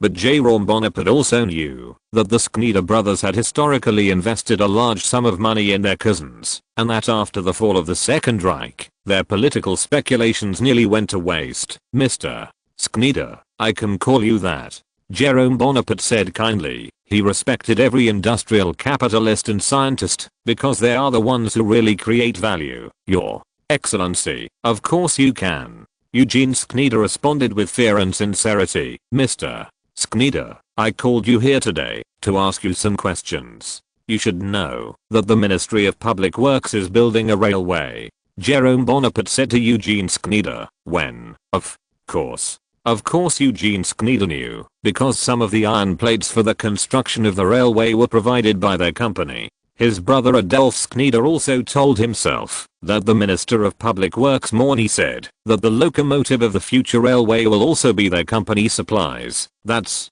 right. I think the current steel production in France is too low, and we need to increase it. What do you think? Jerome Bonaparte asked Eugene Schneider. Of course, Your Excellency. Do you mean to let our company increase production? Eugene Schneider asked tentatively. No.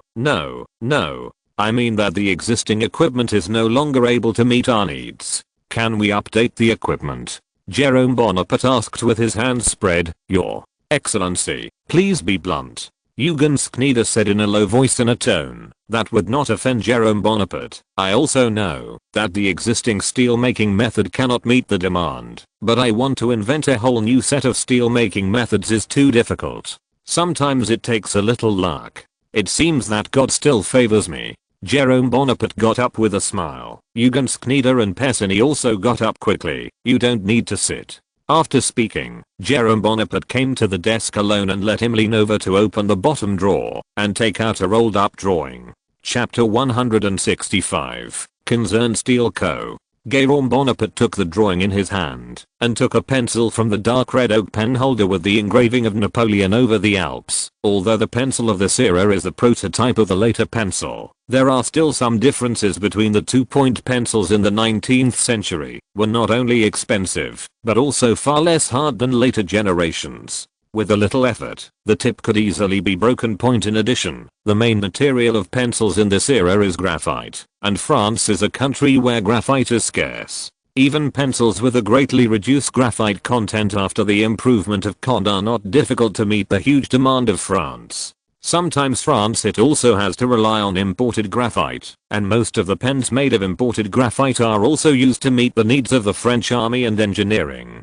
Pessigny and Eugene Schneider looked curiously at the busy Jerome Bonaparte, who were fidgeting on the sofa, and did not understand what Jerome Bonaparte wanted to do. Point with the drawing in his left hand and the pencil in his right. Jerome Bonaparte returned to the sofa and spread the drawing on the square table in front of Pessigny and Eugene Schneider. As the drawings unfolded, something resembling a stove appeared on top of the drawings. The furnace on the drawing is a half-sectioned structure, and every place is marked in detail in French. Your Majesty, this is? Pessigny asked in confusion, pointing to the stove on the blueprint. Guess. What? Jerome Bonaparte said, throwing the pen on the table, and fell on the sofa. This? Pessigny, who knew nothing about mechanics, obviously didn't know the purpose of this stove, so he could only turn his eyes to the technical house Eugene Schneider at the moment. Eugene Schneider, who was standing aside, pressed his hands on the table, as if he was possessed, and the whole person seemed to be about to merge with the table. The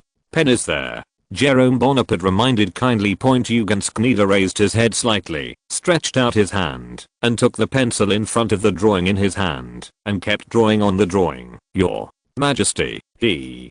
Pessigny pointed to Eugene Schneider. He was worried that Eugene Schneider's recklessness would leave a bad impression on Jerome Bonaparte. Although Eugene Schneider was ordered by the president to find him, in the communication with Eugene Schneider, Pessigny has gradually been convinced by Qian Jing, who understands Eugene Schneider, not to mention that his brother is still small and powerful, the banker, in Love and Reason. Pessigny felt he should all help him. It doesn't matter. Jerome Bonaparte waved his hand generously and said nonchalantly, it's an inventor. There are always some strange quirks. You two sit down, Pessigny. Yes. Under Jerome Bonaparte's order, Pessigny also nodded and sat down. The two quietly watched Eugene Schneider's solo performance, and neither of them thought to interrupt the interesting inventor. Eugene Schneider did not put down the pencil until the servant outside the door brought 3 steaming cups of coffee and a coffee pot on an aluminum tray. At this time, the drawings are already covered with dense lines, and there is basically no error in the direction of the lines. In some places, the direction of ventilation is specially marked. It is worthy of being the founder of Schneider Corporation, which should not be underestimated. Jerome Bonaparte, who thought that Eugene Schneider would take a while to fully understand it, did not expect that Eugene Schneider could completely understand the drawing in such a short period of time. You must know that the original self, previous life, took nearly a week to figure out the principle of this thing. Your Excellency the President, Eugene Schneider asked excitedly, his eyes shining, where did you get this picture from? After All. Eugen Schneider rubbed his hands, and Jerome Bonaparte and Pessigny had a panoramic view of the little Giugio in his heart point compared with his brother Adolf Schneider. Eugene Schneider still has a long way to go. Sit down. Sit down and talk. Jerome Bonaparte raised his hand to signal Eugene Schneider to sit down. Eugene Schneider listened to Jerome Bonaparte's words and sat on the sofa, his eyes still staring at the drawings on the table from time to time. Put it away, said Jerome Bonaparte, turning to Pessigny. Yes. Pessigny nodded and got up and put away the blueprints on the square table. Eugene Schneider's expression showed longing and entanglement, just like a wandering prodigal who accidentally saw the object of his heart, but was rejected by the object of his heart. Great. I just want to see your unobtainable expression, Jerome Bonaparte cheered inwardly, and it was also a pleasure to watch the famous historical figures deflate. Coffee. Jerome Bonaparte hooked his hand, indicating that the attendant could come in. The attendant carefully passed through the gap between the two red velvet cushioned sofas and placed the tray on the table, then blocked the 3 cups of coffee in front of the 3 of them, placed the coffee pot in the middle, and finally took the tray away. Jerome Bonaparte picked up the coffee and took a sip, then made a gesture of invitation. The anxious Eugen Schneider didn't even want to drink coffee. He knew that once the technology spread, cheap steel would surely destroy his company. No matter how much he compresses the cost, he can't stop it. Eugene Schneider took a sip of coffee, and Eugene Schneider directly drank half of the coffee cup. The burning heat from his throat and the urging made Eugene Schneider's expression slightly distorted. Mr. President, can you tell me the owner of the drawing now? Eugene Schneider asked Jerome Bonaparte impatiently. Mr. Schneider, if it were your brother, he would never have spoken to me in such a tone, said Jerome Bonaparte coldly. Eugen Schneider's fiery heart seemed to be frozen by a burst of ice. He suddenly remembered that this was the office of the president, and the most powerful man in France was sitting across from him. How could he speak to him in such a tone? Mr. President, I'm sorry. In order not to bring disaster to the Schneider family, Eugen Schneider apologized to Jerome Bonaparte, but it was only because of the influence of the hot coffee that Eugen Schneider's tongue is a little unruly. It's nothing. Be careful next time. Jerome Bonaparte said softly. Mr. President, may I ask the owner of the drawing? Eugen Schneider carefully asked Jerome Bonaparte against the pain on the tip of his tongue. It's me, said Jerome Bonaparte frankly. Pessigny and Eugen Schneider cast a surprised look at Jerome Bonaparte at the same time. They seem a little reluctant to believe this fact. Why don't you believe it? Jerome Bonaparte took another sip of his coffee. Believe. Eugene Schneider nodded quickly. The drawing itself is not signed by anyone. As long as no one claims it, it belongs to the president. American Kelly, P. Mr. President, I wonder if this drawing of yours, Eugene Schneider asked Jerome Bonaparte more carefully. I have applied for a patent for this drawing, and I will not accept it once, Jerome Bonaparte said decisively, which also cut off Eugen Schneider's fluke. Yes, as the most powerful person in France, Mr. President will not be troubled by money at all. As long as he wants to, he can make a lot of money with patents. Then, Mr. President, what do you want? Eugene Schneider understood that Jerome Bonaparte must have wanted something. I will provide the technology and you will provide the talent. How about a joint venture with some of us in the United Nations to set up a steel company? Jerome Bonaparte suggested. This. Eugene Schneider hesitated. He didn't want to let his painstaking kingdom be mixed with other forces, even if he gave more money than the Iron Kingdom itself. Eugene Schneider also understands that www.riyadh1.com once he rejects the president's olive branch, the Schneider family behind him may suffer disaster. The Schneider family, who was already smashed by the collapse of the July dynasty, could not withstand the president's suppression. As for the friends that the Schneider family worked so hard to manage, they would also turn into shameless robbers and loot them in the first place. Friends are the most unreliable things these days. Your Excellency, how many shares do you want? Eugene Schneider surrendered. After thinking for a long time, Jerome Bonaparte stretched out 3 fingers and said, how about 30% of the shares? Don't worry, I will not interfere with Schneider's operations. Eugen Schneider, who had planned a Himahaj, was relieved when he heard Jerome Bonaparte's quotation. The order from the Ministry of Public Works plus the new technology was considered a reasonable quotation. "You are welcome, Your Excellency," Eugene Schneider said to Jerome Bonaparte. "Mr. Schneider, you should be called Your Majesty." Pessinny coaxed. "Yes, Your Majesty," Eugene Schneider responded. "How about a new company in Lorraine? The iron ore there can meet our needs." Rather than asking Eugen Schneider, Jerome Bonaparte ordered Eugen Schneider hard. "Of course, Your Majesty. It's just that I'm worried that the people there will." Eugene Schneider was a little worried about the influence of the local snake. "Humph. Those fellows," said Jerome Bonaparte with a cold snort. "If they want to join in, we'll let them drink soup. I don't mind uprooting them if they're blocking it."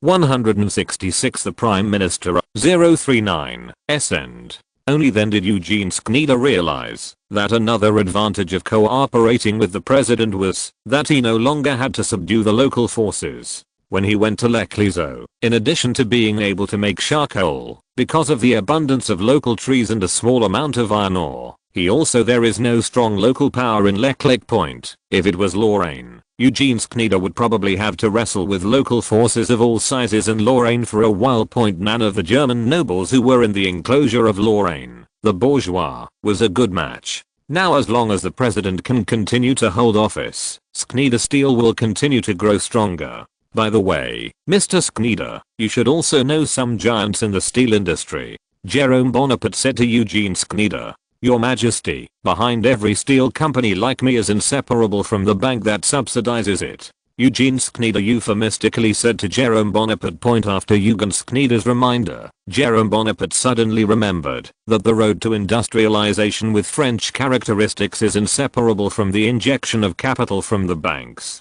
To make them submit, the banks behind them must also submit. Jerome Bonaparte pondered for a long time.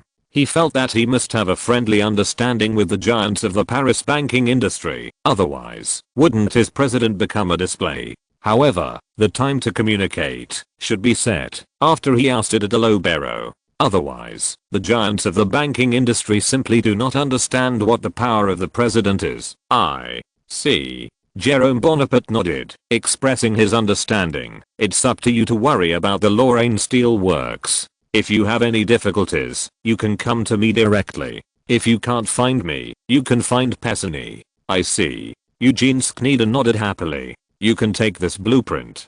Jerome Bonaparte pointed to the blueprint and said to Eugen Schneider. Then he suddenly remembered a shortcoming of Bessemer's steel-making method and exhorted. "That's right. The inner wall of the furnace needs to be lined with dolomite, otherwise the steel produced will not meet the standard. Since the iron ore in the Lorraine area is a high phosphorus iron ore, impurities cannot be extracted without the use of an alkaline lining, which makes the steel brittle and cannot be used as rails and iron plates for a long time after the advent of the Bessemer steel making method. The output value of steel throughout Europe did not increase significantly, but Sweden made a lot of money.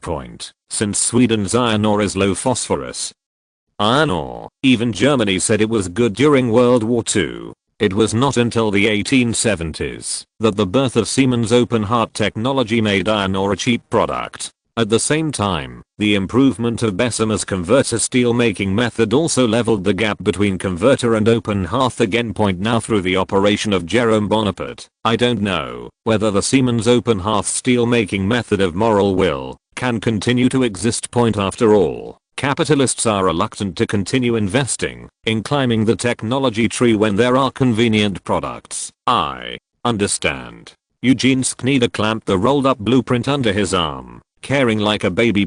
Jerome Bonaparte and Eugen Schneider chatted for a long time, during which Jerome Bonaparte tentatively asked Eugen Schneider if he was interested in getting involved in the artillery business, although it is said that the most famous Miss 75 of Schneider Artillery Company will appear more than 40 years later. Jerome Bonaparte still has certain hopes for Eugen Schneider, in case they do succeed, not to mention Miss 75's type of artillery, even Krupp's practical steel cannon of 1870. Jerome Bonaparte will be satisfied. During the Franco-Prussian War, Krupp used their special breech steel cannon to bombard Napoleon, who was proud of his cousin, to pieces, and by the way smashed the dream of French artilleryism. Your Majesty, I think that the company's booth is too large to cause some unpredictable situations. Eugen Schneider rejected Jerome Bonaparte's suggestion in disguise. Since Eugen Schneider is not willing to enter the arms industry now, then Jerome Bonaparte is also not good to force him. Jerome Bonaparte, who sent Eugene Schneider out of the Élysée Palace, returned to his study again. Looking at the setting sun outside the window, Jerome Bonaparte showed a sneer at the corner of his mouth and muttered, "The decisive battle is about to begin." October 1, 1849. The Legislative Assembly officially opened in a solemn declaration by Speaker Marist.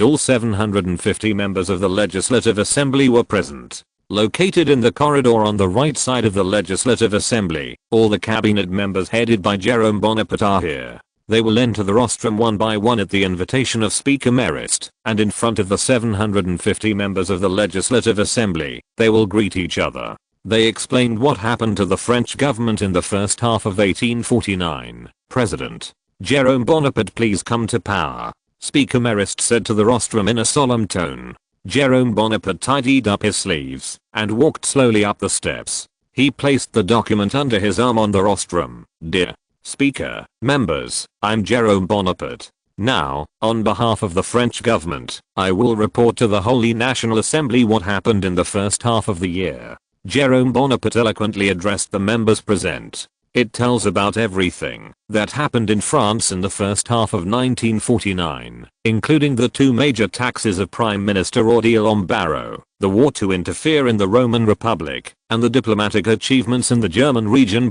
After the report was over, Jerome Bonaparte stood quietly and waited for the inquiries from the deputies. Mr. President, I would like to ask about the military expenditure of the Roman Republic. From the column you just reported, I did not hear the specific military expenditure. The Republican member stood up and asked Jerome Bonaparte. Jerome Bonaparte pretended hesitantly, looked at Odilon Barrot in the corridor, and then said to the congressman with a slightly apologetic tone, I'm not very clear about the military expenditure of the Roman Republic. Specific questions need to be just asked Prime Minister Odilon Barrot. Okay. The Republican MPs beat the drums. They want to focus all their firepower on Odilon Barrot. The puppet president who does nothing in front of them is not within their attack range. No one wanted to find fault with Jerome Bonaparte at the moment, so Jerome Bonaparte bowed consciously and walked off the rostrum. Odilon Barrot marched into the Legislative Assembly like a fighter in a gladiatorial arena. He wanted the Legislative Assembly to explain all the regulations of the Cabinet Council in the first half of the year and his government spending. At the same time, it proposed to the Legislative Assembly that the French army required 9 million francs and an annual compensation of 300,000 francs for the war widow, the Countess of Orleans. In the words of Odilon Barrot, these are issues that the Legislative Assembly should address. There was a small uproar in the Legislative Assembly after hearing the two motions that Odilon Barrot presented to the Legislative Assembly. The remnants of the Mountain Party in the Parliament got up excitedly and retorted to Odilon Barrot. Prime Minister Odilon Barrot, I don't think your two proposals are reasonable. Interfering with the Roman Republic is that you sent troops without the consent of the Parliament. And now we have to take credit.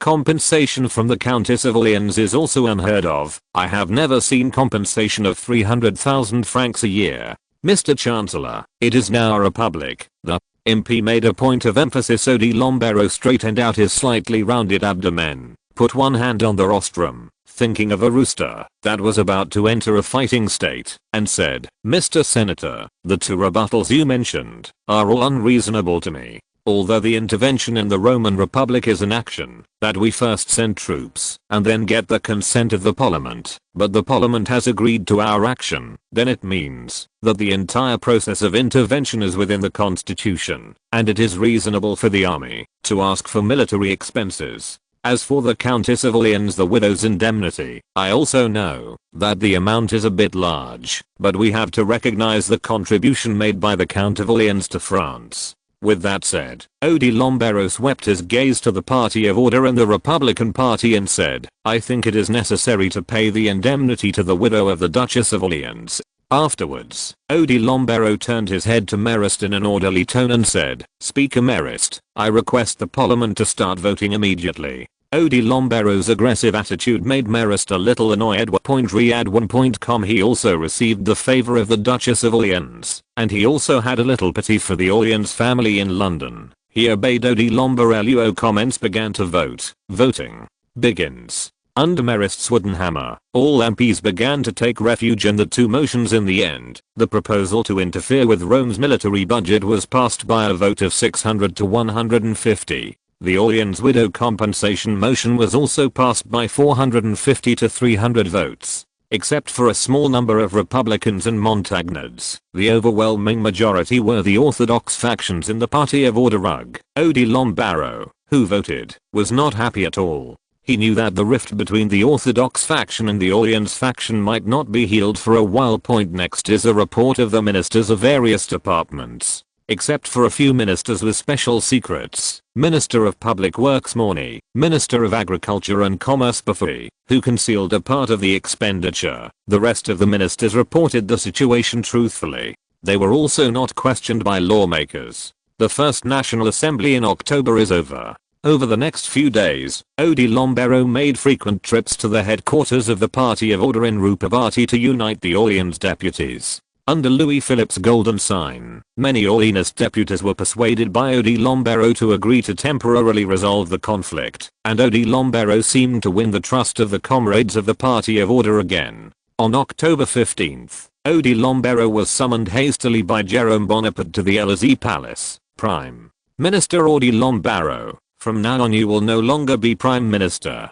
Chapter 167, Bonaparte Cabinet. The sudden attack of Jerome Bonaparte made Odie Lombardo unable to react for a while. He thought it was just an ordinary meeting, and he never expected such an ending. In fact, a few days before the opening of the parliament, Odie Lombardo had heard some rumors that Jerome Bonaparte might oust him. At first he just didn't take it seriously, but as more and more parliamentarians hinted at Odie Lombardo, there was a little bit of vigilance in Odie Lombardo's heart. However, without the support of the parliament, he also did not dare to tear his face with Jerome Bonaparte, and he was also confident in himself. He believed that once he was removed from office, then Jerome Bonaparte would not be able to find a way to form it. The head of the cabinet, in the 5 days after the opening of the parliament, he attracted the members of the Party of Order while guarding against Jerome Bonaparte. As time went on, Odie Lombardo's vigilance became less and less, and there were signs that Jerome Bonaparte seemed to have no intention of dismissing him. Unexpectedly, Jerome Bonaparte's attack was completed so quickly that his mind was still in a state of chaos. Mr. President, what am I doing wrong? Odie Lombardo's eyes were dull, and a mechanical question came from his mouth. At this time, he didn't look like an eloquent speaker in the parliament at all. A woman who has been hurt by a scumbag. Mr. Barrow, since you became Prime Minister, you have been diligent in organizing the work of the cabinet every day. Jerome Bonaparte first praised Odie Lombardo's work attitude, so I will to award you the Order of Honor of the Grand Legion for your service to France during this time. After speaking, Jerome Bonaparte turned around and placed the Medal of Glory of the Grand Legion on the table in his right hand, then turned and stood in front of Odie Lombardo and personally brought the Medal of Glory of the Grand Legion for Odie Lombardo. Odie Lombardo didn't say a word during the whole process. He was like a puppet with only lost soul still being played with by Jerome Bonaparte. Jerome Bonaparte, who hung the Legion of Honor on Odie Lombardo's chest, applauded Odie Lombardo for himself. Mr. President, why do you want to dismiss me? Odie Lombardo repeated what he said before, this time from his tone. Jerome Bonaparte could clearly feel Odie Lombardo's inner annoyance. Jerome Bonaparte didn't care about Odie Lombardo's inner feelings at the moment. A politician without rights is like a tiger without teeth. No, even a tiger will bark twice, and a politician will only break it, swallowing his teeth in his stomach. Any misbehavior means complete failure, not to mention other extreme behaviors. He believes that Odie Lombardo will not make unwise actions. It is normal for politicians to have their ups and downs thing. Jerome Bonaparte responded calmly to Odie Lombardo. Prime Minister Barrow. No, I think you should be called Mr. Barrow, and you should understand why I was dismissed. Then, Jerome Bonaparte sighed and shook his head. Mr. Barrow, I thought we would be a good pair. I didn't expect you to do such a thing. Stop covering it up. Odie Lombardo growled. You didn't want me to be prime minister from the beginning, did you? You despicable careerist. Your purpose is only to be in power. Everything you said is nothing but your despicable excuse. Jerome Bonaparte still looked at Odilon Barrow with a smile on his face. Odilon Barrow's gaffe was something he didn't expect. He thought that everyone would be like the old fox of Thiers. Winning or losing all maintain a flattering expression. Mr. Barrow, say what you want. Jerome Bonaparte said with a regretful expression. I do have the idea of having power, but I will still choose to respect the National Assembly. Respect the National Assembly? Odilon Barrow laughed angrily. He couldn't have imagined that someone had the audacity to say respect for the National Assembly. Jerome Bonaparte watched Odilon Barrow quietly until after his laughter ended. Jerome Bonaparte responded sternly, Mr. Question, consulted the MPs who stayed in Paris. Guess what they said? What's the matter? Odilon Barrow was also curious about the attitude of his colleagues and the party of order towards him. He can oppose my dismissal of you. Jerome Bonaparte responded to Odilon Barrow. Odilon Barrow was stunned for a moment, and then a touch of relief appeared on his face. In the next second, Jerome Bonaparte shattered Odilon Barrow's relief in icy language. Their opposition is nothing more than a verbal shout. If they really don't want to see you step down, that's not what it is now. I said that I respect the opinion of the National Assembly, but I will not respect the opinion of the grass. Odilon Barrow's relieved expression disappeared in an instant. Yes, he would not have been ousted if the party MPs backed him with a tough stance. The Emperor's nephew would not be afraid of a bunch of weeds. Your Excellency President, you won. We all underestimated you.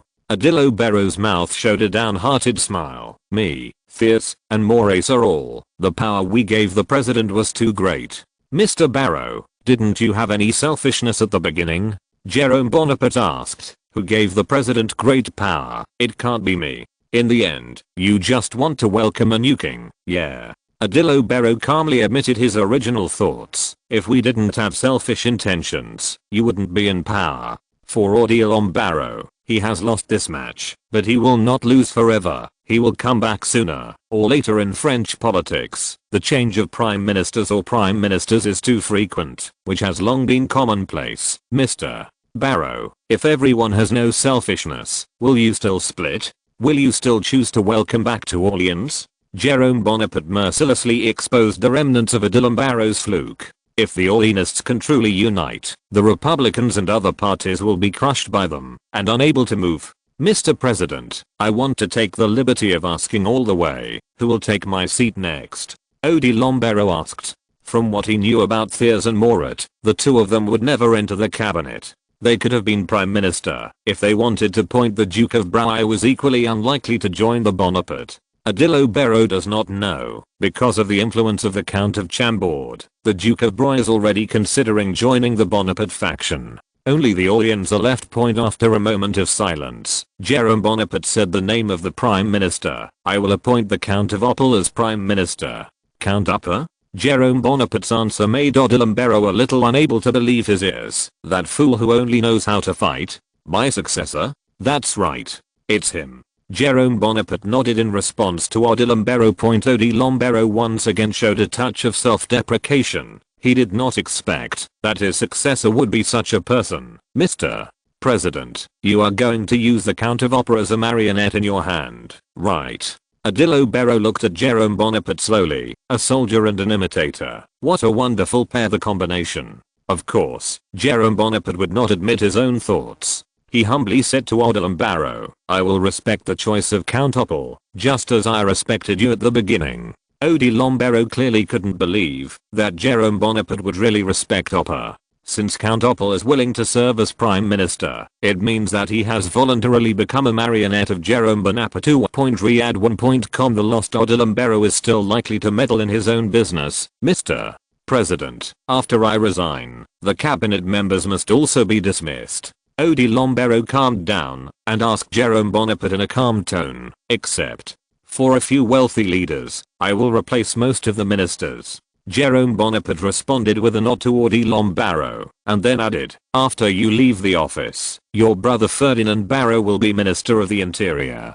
That guy Ferdinand has been yours from the beginning, right? Odilon Barrow smiled bitterly. He had already heard about his ineffective younger brother joining the Bonaparte faction, but he had no time to prove it. Jerome Bonaparte nodded and told Odi Lombero the ins and outs. Mr. Ferdinand joined us in June this year and is willing to fight with us. Alas. Odi Lombero sighed again. His brother was a Republican, his brother was a Bonapartist, and he was an Orleansian, and a good family has become what it is now. Mr. President, what are you going to do? It's time to announce the news of my dismissal. Jerome Bonaparte glanced at his pocket watch. The time was 9:30. I will announce your replacement in half an hour. Your actions are really fast. A loss no loss. Odi Lombero gave Jerome Bonaparte an approving look. By the way, there is one more thing. Barrow, you should be careful of Thiers. How big is his ambition? Jerome Bonaparte reminds Thiers. I know. Chapter 168, Hugo's Battle. As the news of Odi Lombero's dismissal for failing to meet the president's expectations spread across Paris through the Élysée Palace, the calm Paris civil service caused ripples due to the prime minister's dismissal. Many middle-level civil servants are prime ministers. Surprised by the sudden dismissal. Surprise return surprise. Life still has to go on. Except for a few civil servants who are deeply involved with Odi Lombero, the rest continue to work according to the original trajectory point. If there is any change, it is that the work efficiency of civil servants in the gap period has generally improved a lot. Every time a card is changed, some civil servants will be kicked out of the government. In order not to be kicked out, all civil servants are working overtime and trying their best to infiltrate. I would rather exhaust myself than kill others after Odi Lombero resigned. Sadly, all the cabinet ministers subordinate to Odi Lombero also submitted their resignation letters to Jerome Bonaparte. Jerome Bonaparte approved their resignation letters one by one. On October 17th, Jerome Bonaparte announced that he would appoint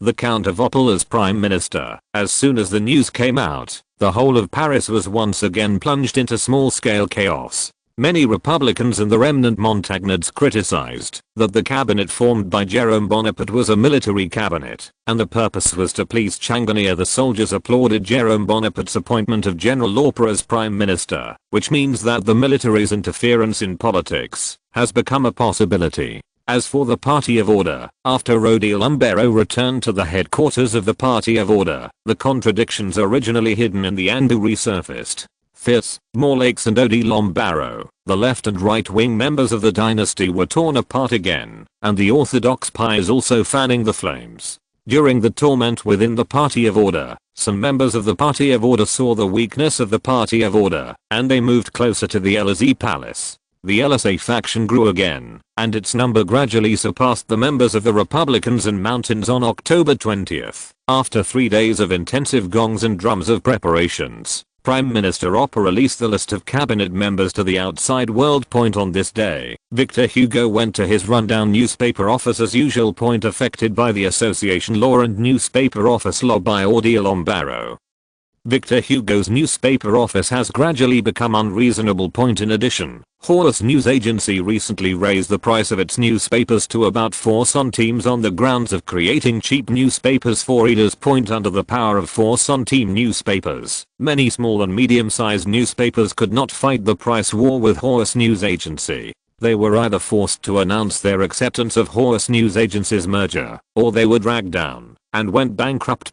With the exception of a few semi-official newspapers, such as Bonaparte, National and Gazette, the whole of Paris is already under the control of Havas News Agency, which Victor Hugo also heard that Havas News Agency has recently acquired the investments of Achilfold and Emile Perel meant they could use a price war to bring down all the surviving newspapers in Paris. Competing prices with Horus is unwise. Mr. Charles Horus is a terrible person. Victor Hugo sighed. Of course, Victor Hugo didn't know that the president of Horus News Agency was not actually Sheila Horus. The current Zal Horus just assumed the responsibilities of a professional manager. Behind it was an invisible black hand. The black hand's the owner is in the Élysée Palace. Father, we can't lower the price of newspapers anymore, otherwise we will go bankrupt. Francois Hugo said anxiously to Victor Hugo. I know. Victor Hugo nodded reluctantly in response. He also didn't want to lower the price, but the newspapers under the Horus News Agency were about to be overwhelmed. When the content of the newspapers was not as good as others, they could only compete for prices. Francois, how is the loan going? Francois Hugo frowned and said, Father, those bankers are not willing to lend us money. They think that, Father, your newspaper is a loss-making business. If you are willing to go back to the old business, you can buy another one. Don't talk about the year. Alas. Victor Hugo sighed, thinking about whether he should go back to his old business and write a play. However, there is no time for Victor Hugo to write a drama right now. He has been running around all day as a senator for a long time without writing. Father, I heard that the cabinet members will be announced today. Francois Hugo turned the topic to the cabinet members. Victor Hugo was silent, remembering the scene when Jerome Bonaparte had visited him a month ago. In the living room of Hugo's mansion. The uninvited Jerome Bonaparte was still wearing a love dress, with the Legion of Glory on his chest, sitting in front of Victor Hugo, who looked at the imitator in front of him with a serious look. Mr. Hugo, I came to visit you today. Firstly to thank you for your support, and secondly to ask what you think of Mr. Odilon Barrot. Jerome Bonaparte sincerely said to Vic. Hugo said, Mr. President, I'm not a person who likes to manipulate power. Victor Hugo did not respond to Jerome Bonaparte's question, and sneered at Jerome Bonaparte. In the past 6 months, Victor Hugo has seen the true face of Jerome Bonaparte. What public education? What removes the influence of religion? None of what Jerome Bonaparte promised was fulfilled, and all he saw was the stricter laws and the gendarmerie hidden in the dark. Watching the movement of Paris all the time. Democracy and freedom gradually became a luxury in Paris, and the atmosphere of autocracy permeated the whole Paris. Victor Hugo saw Jerome Bonaparte's ambition and his ugly face under his power desire. Well, Mr. Hugo, I also don't like manipulators. Jerome Bonaparte didn't seem to understand what Victor Hugo meant, and he still pretended to be innocent.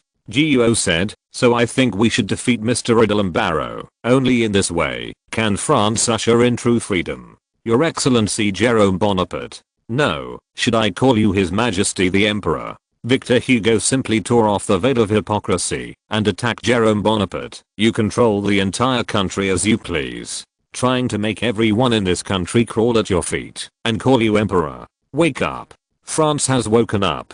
You are nothing but a vile imitator. Victor Hugo's sharp language made Jerome Bonaparte silent. He didn't understand how Victor Hugo saw his ambitions. Did his ambitions really reach the point where he couldn't hide them? Mr. Hugo, I don't know where you heard these unfriendly remarks. I respect the Republic and am willing to fight for it. I'm not a so-called careerist. Jerome Bonaparte still did not tear off his disguise. Jerome Bonaparte's words were met with ridicule by Victor Hugo. In his eyes, Jerome Bonaparte has become synonymous with ambition. Ugh. Isn't it a wayfarer after all? Victor Hugo's refusal to cooperate made Jerome Bonaparte a little disappointed. Although he had been careful to avoid breaking with Victor Hugo still followed the trajectory of history and parted ways with himself, even dismissing Odilon Barrot can't accept it. How can he accept his future coup? Mr.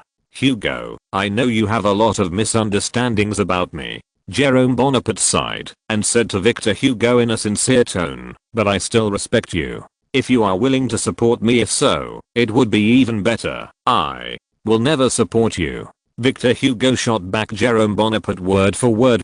Jerome Bonaparte left with regret, knowing that this might be the last face-to-face conversation he had with Victor Hugo. Father.Riyadh1.com. If you had agreed to the president's request, maybe you would have gotten the Minister of Education. Even without you, Odilon Barrot would have been dismissed. Francois Hugo expressed regret.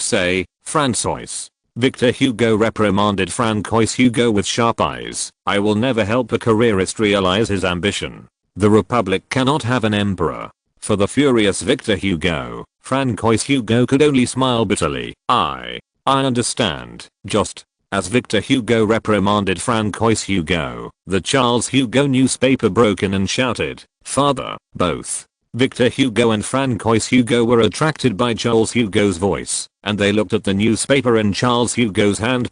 Charles Hugo opened the newspaper, folded in half. Father, the list of new cabinet members has been determined. Read. Victor Hugo responded to Charles Hugo. List of cabinet members.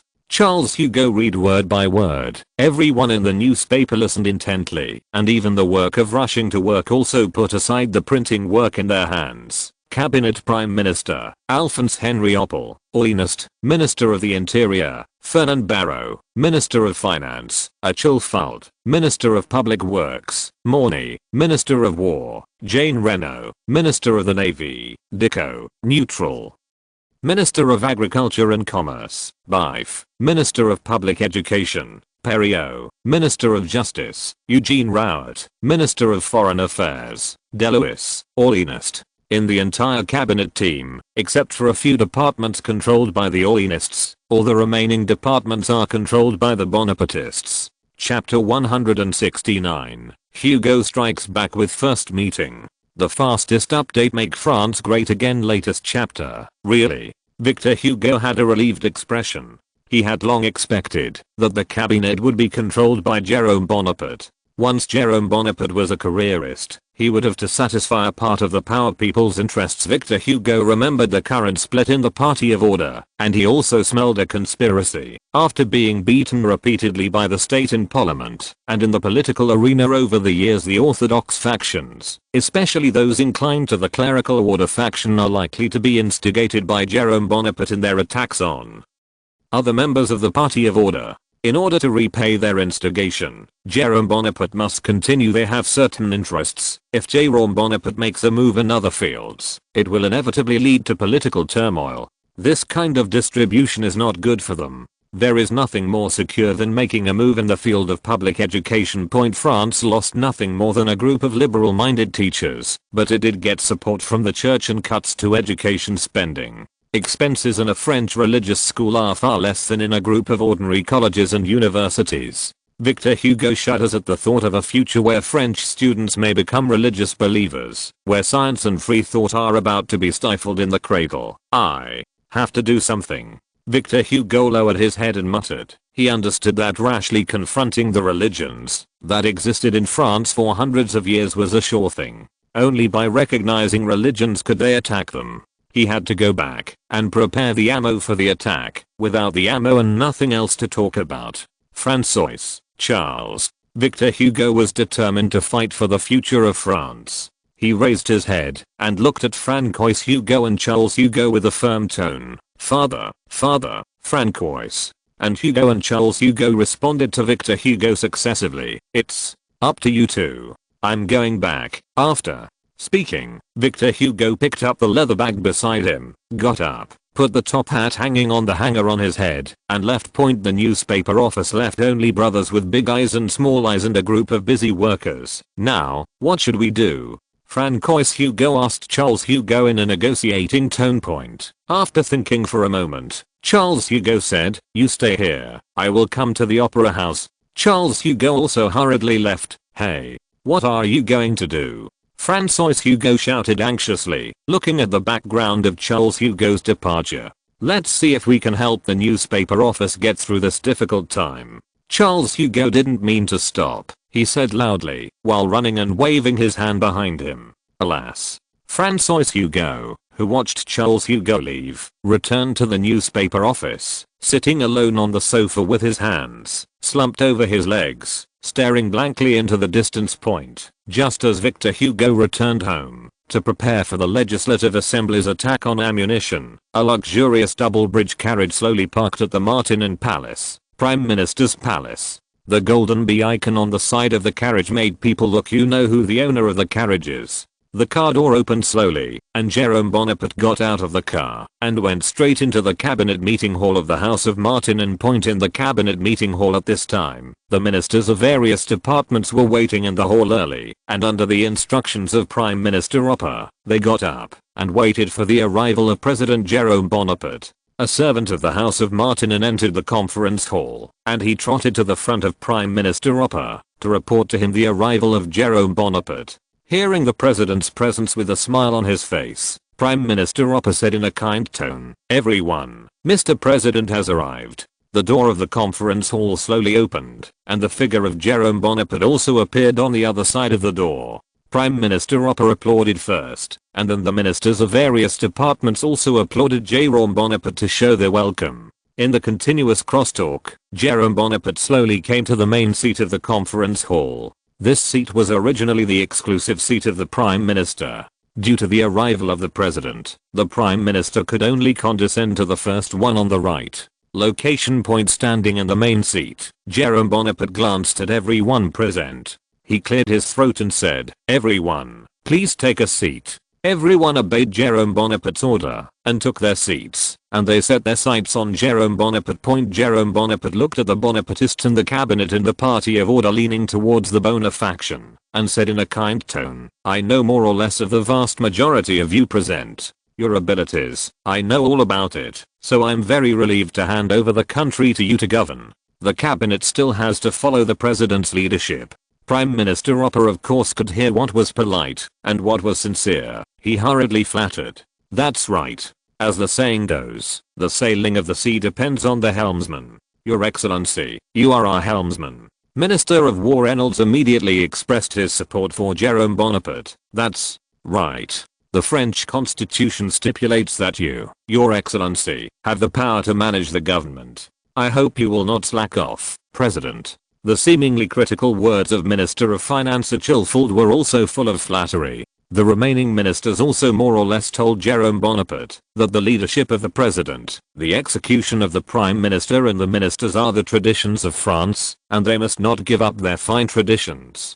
Based on the choice of the democratic system, Jerome Bonaparte couldn't refuse the wishes of his colleagues that he could preside over the overall situation. He reluctantly presided over the overall situation. France has changed from the stage of the president doing not rule to the stage of the president taking full power.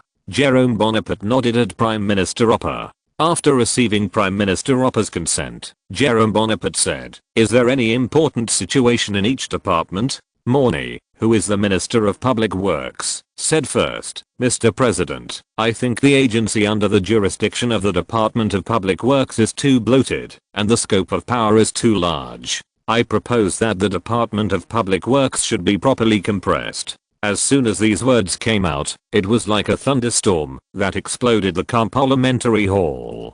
Prime Minister Opper and some ministers who did not know it looked at Morny, the Minister of Public Works, in surprise. They had never heard of it, and some people would dislike their hands. People with too much power, but any bureaucratic who is a little ideal can't wait for the more power in their hands, the better. It is the first time that a cabinet meeting has proposed to take the initiative to reduce the power in their hands. It didn't take long for the ministers and prime ministers present to understand that this should be a big drama prepared by the president and Morny in advance, and they only needed to quietly serve as the audience for meeting. As expected, President Jerome Bonaparte seemed to have already known that Morny was going to propose a reduction in power. He did not ask Morny why he wanted to reduce power, but asked directly, "Minister Morny, which function do you want to cut from the Public Works Department?" "Your Excellency, I propose to make the Railway Committee under the Ministry of Public Works an independent department under the direct responsibility of the President and the Prime Minister." Morny stood up and blocked the prepared materials in front of Jerome Bonaparte and Prime Minister Opper. Jerome Bonaparte, who had already read the contents of the materials, pretended to look at the contents of the materials and said to Morny, "What's the reason? Due to the issuance of public works bonds and the construction of railways in the first half of the year, the number of railway committees has gradually increased, and we have to send more people to fill the railway committees. This has seriously affected other businesses of the Ministry of Public Works." Morny said eloquently to Jerome Bonaparte, "Then there is no need to re-establish a department." Prime Minister Opper frowned. He raised his head and glanced at Jerome Bonaparte. Taking himself as the transitional prime minister, he did not expect to encounter such a tough problem on the first day of his tenure as prime minister. He wanted to ask Jerome Bonaparte for an explanation. "Your Excellency, the Railway Committee is said to be a subcommittee of the Ministry of Public Works, but in fact it already includes everything that a department can have. The Railway Committee has 4 sub-bureaus and general offices, the Personnel Department, the Transportation Bureau, which makes the entire function of the Railway Commission, and the Public Works Department conflicts with the Public Works Department, which in turn seriously affects the operation of the entire Public Works Department." Morny explained to Opper. From the very beginning, Jerome Bonaparte had decided to pull the Railway Commission out of the Ministry of Public Works. For this reason, he deliberately created a relationship between the subordinate bodies of the Railway Commission and the internal organs of the Ministry of Public Works crossover situation. Then, it's enough to demote them all by one administrative level. Prime Minister Hopper replied, "Mr. Prime Minister, if you lower it rashly, I'm afraid it will affect our bonds, and the market will lose confidence in bonds. Our construction progress may also stop." Molney responded genially, "Point bonds." Prime Minister Hopper suddenly remembered that he also seemed to have bought a lot of bonds from the Ministry of Public Works, and if the bonds were turbulent, his money would shrink. Thinking of this, Prime Minister Hopper couldn't help but feel a little flustered. If a department is re-established, those bonds won't shrink. Morny glanced at the colleagues present, most of whom had purchased the bonds of the Ministry of Public Works, and he said decisively, "Not only will it not shrink, but maybe it will rise. Once the Railway Commission is established as a department, it will represent the government has confidence in the railway business. Which department directly under the cabinet is more promising than the department under the Ministry of Public Works?"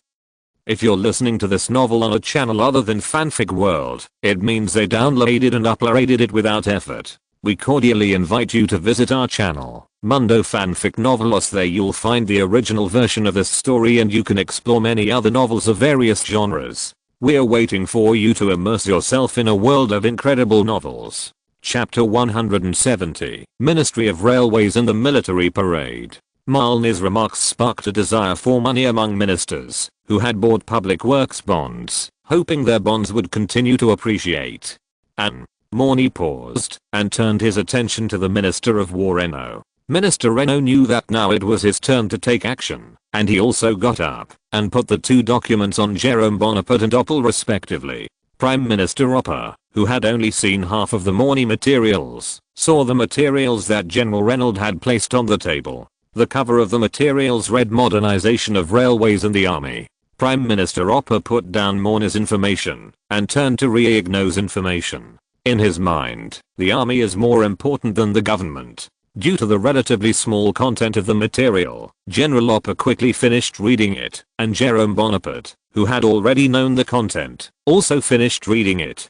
"Comrades, we are going through a change," said General Reno passionately. "It is not something else that brings us this change, but the railway. I once had a conversation with the Austrian Armenia Rome, and they tell me that their Marshal Radetzky used the railway to carry out rapid movement in Lombardy, thus defeating the slow-moving Sardinian dynasty. In this regard, we in France must not fall behind. The mobility of the railway will make us arrive at the designated location in a faster time.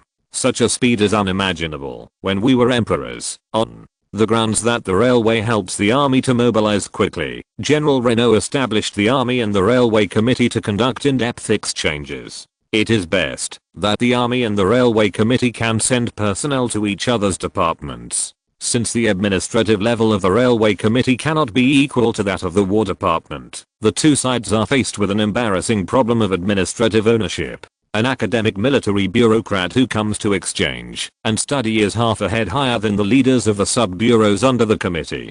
Whose embarrassing question. We desperately hope that the Railway Commission can form an independent department so as to communicate and learn from each other with the Ministry of War. The situation we are facing cannot be taken lightly, General Reigno said firmly. After the two departments of the Department of Public Works and the Department of War, the comparison fee of the Department of Agriculture and Commerce also indicated that the telegraph line was also adjusted along the railway. Based on the needs of both money and strategy, Prime Minister Hopper finally made up his mind, after thinking for a long time. "Minister Morny, do you have confidence in the establishment of the Ministry of Railways? Will it affect the entire Ministry of Public Works?" Prime Minister Hopper asked Morny at the end. "Mr. Prime Minister, please rest assured that there will be no problem with the Rail Commission's cut from the Department of Public Works." Morny assured Hopper in fact, he can't say whether there will be any problems. After all, the bonds raised in half a year have been bound to the interests of some people in the Public Works Department. It is impossible to expect them not to struggle. He only do your best to reduce turbulence. If that's the case, then I agree with your proposal to cut the Railway Committee. Prime Minister Oppa turned his attention to Jerome Bonaparte again. Your Excellency, what do you think? I think it works. Jerome Bonaparte, founder of the plan to cut the Railway Commission, certainly agreed with Oppa. Then, who will be the new Minister of Railways? Prime Minister Oppa raised a question that made ministers salivating. The Ministry of Railways without the internal constraints of the Ministry of Public Works will surely soar into the sky. This is equivalent to a mouse lying in a rice bin full of rice, and they can make a lot of money just by stealing a little. Whoever asks the question, let him take it, suggested Jerome Bonaparte. Jerome Bonaparte's words dispelled the minister's ambition to become Minister of Railways. That's fine. Whoever proposes is responsible. Prime Minister Oppa nodded with a smile. Minister Morny, I'm afraid you will have to work for a while. The Ministry of Railways is not so easy to set up. For the sake of France, I have an obligation, Morny said with clenched fists. During this period of time, you will continue to serve as Minister of Public Works until the Ministry of Railways is fully completed. Prime Minister Oppa kindly extended the time for his resignation. Yes, Mr. Prime Minister, Morny replied. After the first work of the Ministry of Railways was completed, there were no major issues worth talking about. Nothing more than the appropriation of the Ministry of Finance, the shipbuilding plan of the Admiralty and the follow-up costs of the Roman Republic by the War Department. In other words, Jerome Bonaparte did not want to bring all the problems to the table at once, which would lead to a strike by Prime Minister Oppa. Scare Jerome Bonaparte knew that the prime minister he appointed was just a guy who wanted to spend his term in peace, and if there was too much turmoil, it was very likely that he would back down. At the end of the meeting, Minister of War Eno again presented a resolution to the cabinet meeting. Your Excellency, I think we should strengthen the military's sense of honor for the army, so that more people are willing to join the army. Minister of War Eno made a suggestion. The French army is a group of scum, and most of them are people who joined the army for the sake of 1300 to 1500 francs, so they have no so-called honor. Although France has a national military service system on the surface, it is actually a substitute service system. The urban bourgeoisie only needs to pay 3000 francs to let others perform military service on their behalf. Therefore, the vast majority of military service people come to the countryside. However, there are some benefits to properly promote the glory, in case it really attracts a group of idiots. No, it is a young man who cares about the country and joins the army to serve France, which is undoubtedly a happy result. What's your plan?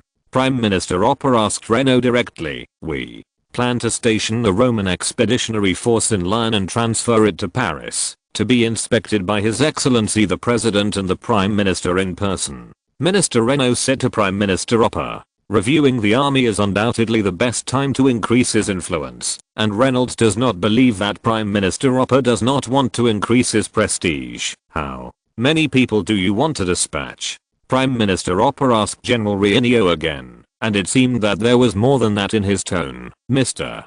Prime Minister, I think the number of people participating in the military parade should be around 5,000. Reynolds responded to Prime Minister Oppa without hesitation. 5,000 people. This means that there will be troop transfers from Paris. Prime Minister Oppa said to General Rienio word for word. In the face of the almost oppressive words of Prime Minister Oppa, General Reno showed a neither humble nor arrogant response. Every army in Paris should be controlled by the government, and the government has the right to decide whether they go or stay. I agree with Minister Reno, and some of the troops in Paris have also moved their nests. Jerome Bonaparte crossed the bar to help Minister Reno to share the pressure. Oppa summed up looking at Minister Reno, then glanced at Jerome Bonaparte, and said with a long sigh, I agree with your proposal in principle, but I hope that you can talk to Changanier on this matter. For a moment, all the troops in Paris are under his command. Of course.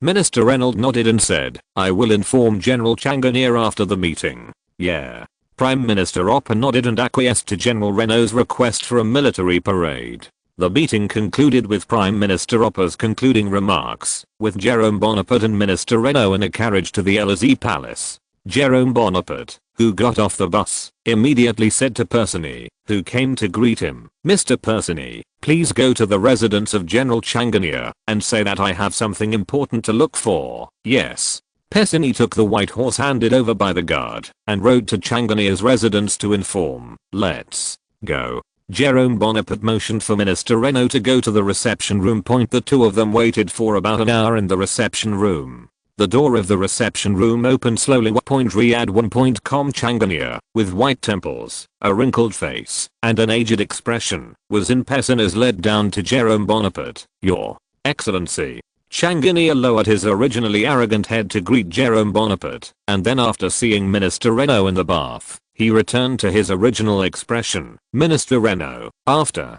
Jerome Bonaparte abruptly dismissed de Lobero on October 20th, Changania, who knew he had lost his allies, moved closer to the Élysée Palace. Changania has an arrogant character, and his relationship with the Party of Order has always been at a level of good or bad.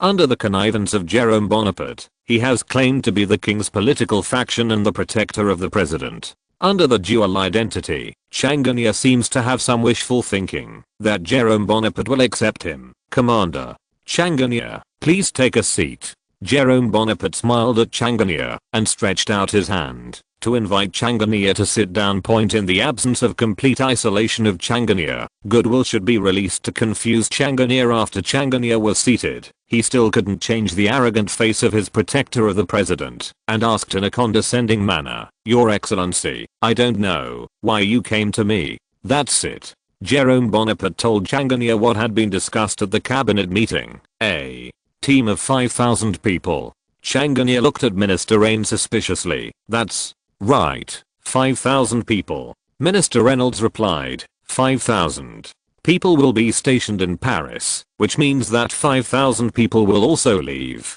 I'm right. There was an inexplicable meaning in Changania's tone. Chapter 171, Attack on the War Department. Text Chapter 171 Attack on the War Department. Of course, General Changania, we can take this opportunity to exclude some people who are unwilling to obey us. Jerome Bonaparte seemed to be thinking about General Changania, but he concealed evil intentions under the pretext of transferring part of the troops loyal to the Republic. He believed that Changania would agree to his proposal, because Changania also did not like the Republican army in the army, but the previous minister Liuli agreed to dissolve the army loyal to the Republic, but he did not agree to replace some of the Republican army in the army, and Changania also did not the right to privately remove and replace the soldiers in the army, even if he has taken control of the army in Paris, but also to respect the constitution of the French Republic. The personnel power of the army's appointment and removal is in the hands of the Minister of War. Changania, of course, likes to see the opportunity to eliminate the Republicans in the army now, but the fact that 5,000 people stationed in Paris will not have any impact on his power, but will make the relationship between him and the president more stable. This kind of win-win situation. How could Changania have the heart to refuse? Changania's answer was not as expected by Jerome Bonaparte. After thinking for a moment, he responded to Jerome Bonaparte, Your Excellency, I agree in principle with your military parade plan with the Minister of War France. The army does need some glory, but, just what? Jerome Bonaparte asked Changania. It's just that I'm afraid that the parliament may not be willing to bear this expense. Changania raised his concerns. Whether it's the transfer of the army from Lyon or the military parade, it's a huge expense, although France is now under the control of the Party of Order in the Legislative Assembly. The members of the Party of Order were originally members of the Orleans faction. The Orleans dynasty established the country with the National Guard, and the members who came from the Orleans dynasty naturally became close. The National Guard resents the military. If it weren't for the left deviation of the current National Guard, they would naturally not choose the army to suppress it. It can be said that the treatment of the army in the Orleans period was simply the bottom of the existence, not as good as the National Guard and even less than the Navy, belonging to the third class in the French army. The Navy of Orleans has to be mentioned here. Since the Kingdom of Orleans was founded by the National Guard, it naturally distrusted the army. Coupled with the influence of colonial ideology, the Orleans dynasty made all the money for the development of the army to develop the navy, which made the French navy in the extreme a short period of time. He jumped up and even wanted to challenge the British maritime hegemony for a second time.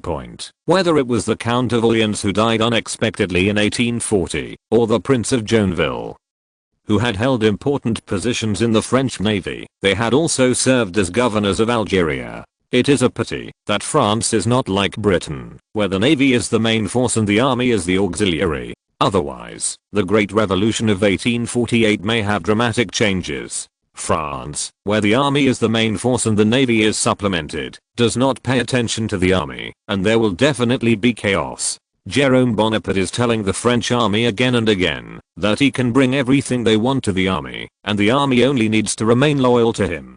In a stark contrast between MP's distaste for the army and Jerome Bonaparte's love for the army, it would not be difficult for a parliament to overthrow them without the support of the army. General Changanier, don't worry about military spending. I believe there will always be some generous philanthropists in Paris willing to donate to the military. After all, we are the makers of the whole game. Jerome Bonaparte sneered and said something in a strong tone. Changanier instantly understood what Jerome Bonaparte meant and couldn't help but sigh. Jerome Bonaparte's courage. The president really has no leeway in wooing the military, and in his words, he doesn't have the guts to openly put his hand into the arms of those bankers. Changanier, who regarded himself as a member of the army, naturally did not object to Jerome Bonaparte's plan. Now, he has not realized that in the eyes of the president, he is not the same as him at all. You're right. If you find a way to raise money, there will always be some money. Isn't the money just made up? Changanier hurriedly stated to Jerome Bonaparte, in order to make the military parade go more smoothly, I'm willing to take part in it. Me too. Minister Reynaud also said. No. Jerome Bonaparte rejected the donation requests from Changanier and ignore. If the military parade money is still borne by the soldiers, then the whole of France will probably become the laughingstock of European countries. Under Jerome Bonaparte's willingness, Commander Changanier and Minister Reynaud were exempted from contributing to the army. After Changanier agreed to the parade and the army's change of defense, the Minister of War also returned to the War Department to sign the order for the parade. On October 23, under the order of the Minister of War, General Renaud Conrobel, the presidential aide, resigned from the three part-time positions of the adjutant, the Secretary of State, and the Military Secretary's office, and went to the 2nd Brigade of the 1st Division in Paris to serve as the brigade commander. In order to match Conrobel's rank with the position he held, the Minister of War deliberately raised Conrobel's rank by one level.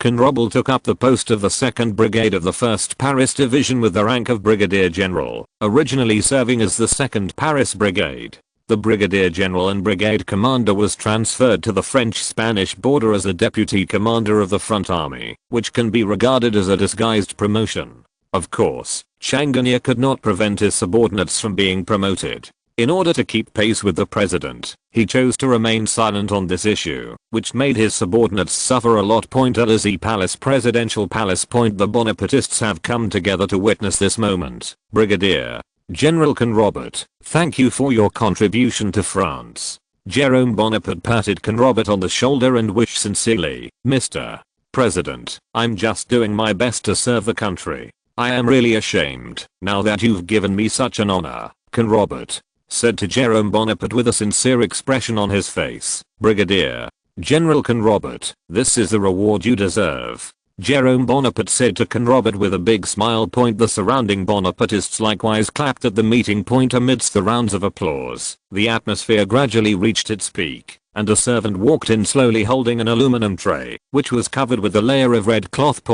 Although no one could see what was inside the red cloth, they all guessed what was inside the red cloth. The servant came to Jerome Bonaparte, and Jerome Bonaparte lifted the red cloth. A golden medal appeared in everyone's eyes, and Jerome Bonaparte held a medal in his hand. I hope you can continue to serve the country, Jerome Bonaparte said to Conrobert earnestly. Yes. Conrobert responded to Jerome Bonaparte in a firm tone, knowing that he had long been bound to the president's orders like everyone present. Once the president loses power, his orders are best far-reaching, and it is not impossible to force retirement. Therefore, he must follow the president's footsteps more closely, think what the president thinks, and worries about what the president worries, so that he can stand out. Although he is still far away from the president, Conrobel understands that the president has a steel scale in his heart, and whoever is right and who is wrong is recorded in the president's heart. Very good. Jerome Bonaparte nodded. Jerome Bonaparte himself pinned the medal on Conrobert's chest. Although Conrobel has won the medal many times, it has never been more exciting than it is now. A small golden medal hangs on Conrobel's chest, as if there is a huge boulder pressing on Conrobel's chest, making Conrobel breathless. Conrobel, however, believes the president will be able to lead them to victory. After the award ceremony is over, it is time for the official appointment. After the Minister of War handed a letter of appointment to Brigadier General Conrobel. Riyadh1.com he patted Commodore Conrobel on the shoulder and looked at Conrobel with complex eyes, and then said earnestly, "The future of France is yours." Conrobel nodded solemnly. After the members of the Bonaparte faction and Conrobert left respectively, only Jerome Bonaparte and Minister René were left in the conference hall of the Élysée Palace. Minister Renault, how is the situation at the Ministry of War? Jerome Bonaparte asked General Renault to sit down. After inviting General Renault to sit down, "Your Majesty, I have preliminarily identified who belongs to us, who does not belong to us, and who is inclined to us." Minister Renault responded to Jerome Bonaparte. Jerome Bonaparte showed a look of astonishment. He did not expect that after Renault became the minister, he could sort out the situation of the Ministry of War so quickly. No one who can leave a fortune in the 18-year history of the Second Empire is in existence that can be underestimated. What are you going to do? Transfer or dismiss? Jerome Bonaparte asked Renault. After hesitating for a moment, Renault said, "Your Majesty, I want to talk to them. If they insist on their original point of view, I will transfer them away." Jerome Bonaparte looked at General Renault with a stern expression, and had some opinions in his heart that General Renault couldn't be cruel to cleanse. However, he still respected Minister Renault's opinion and nodded. "Okay. The affairs of the Ministry of War will be left to you. As for how the office of the President's Secretary can be fully connected with the Ministry of War, despite a handful of dissenting opinions, the vast majority agree." Chapter 172, Chief of the General Staff of Saint Arnault. Of course, Jerome Bonaparte understands that there will be some people who will choose to oppose the full connection between the President's military secretary and the War Department. However, he didn't care about the objections of those military bureaucrats in the War Department. Cleaning the War Department had become a must in Jerome Bonaparte's mind. Those who are unwilling to follow in the footsteps of Jerome Bonaparte can follow Louis Philippe. Kill it. Kill it. Catch it. I don't believe that they don't have any blemishes. You just need to seize their blemishes and make a fuss. Jerome Bonaparte said to General Renault with a sneer. Yes. General Renault responded meticulously. By the way, Brigadier General Conrobert recommended me a person after he left office, and he will help you manage the War Department. Jerome Bonaparte calmly appointed Minister Renault to the Secretary of State. Power taken away. General Renault's expression showed a hint of surprise. Could it be that the president was worried about him? However, he still chose to follow Jerome Bonaparte's orders. "It's not that I don't trust you, it's the character of your minister. I assure you that the new Secretary of State will follow your instructions." In order to prevent a misunderstanding by Minister Reynolds, Jerome Bonaparte explained. "Your Excellency, I want to know who is the Secretary of State for the War Department." Minister Reynolds asked in a low voice. "General Saint Arnault." Jerome Bonaparte responded immediately. "He will come to Paris in the near future and serve as my adjutant."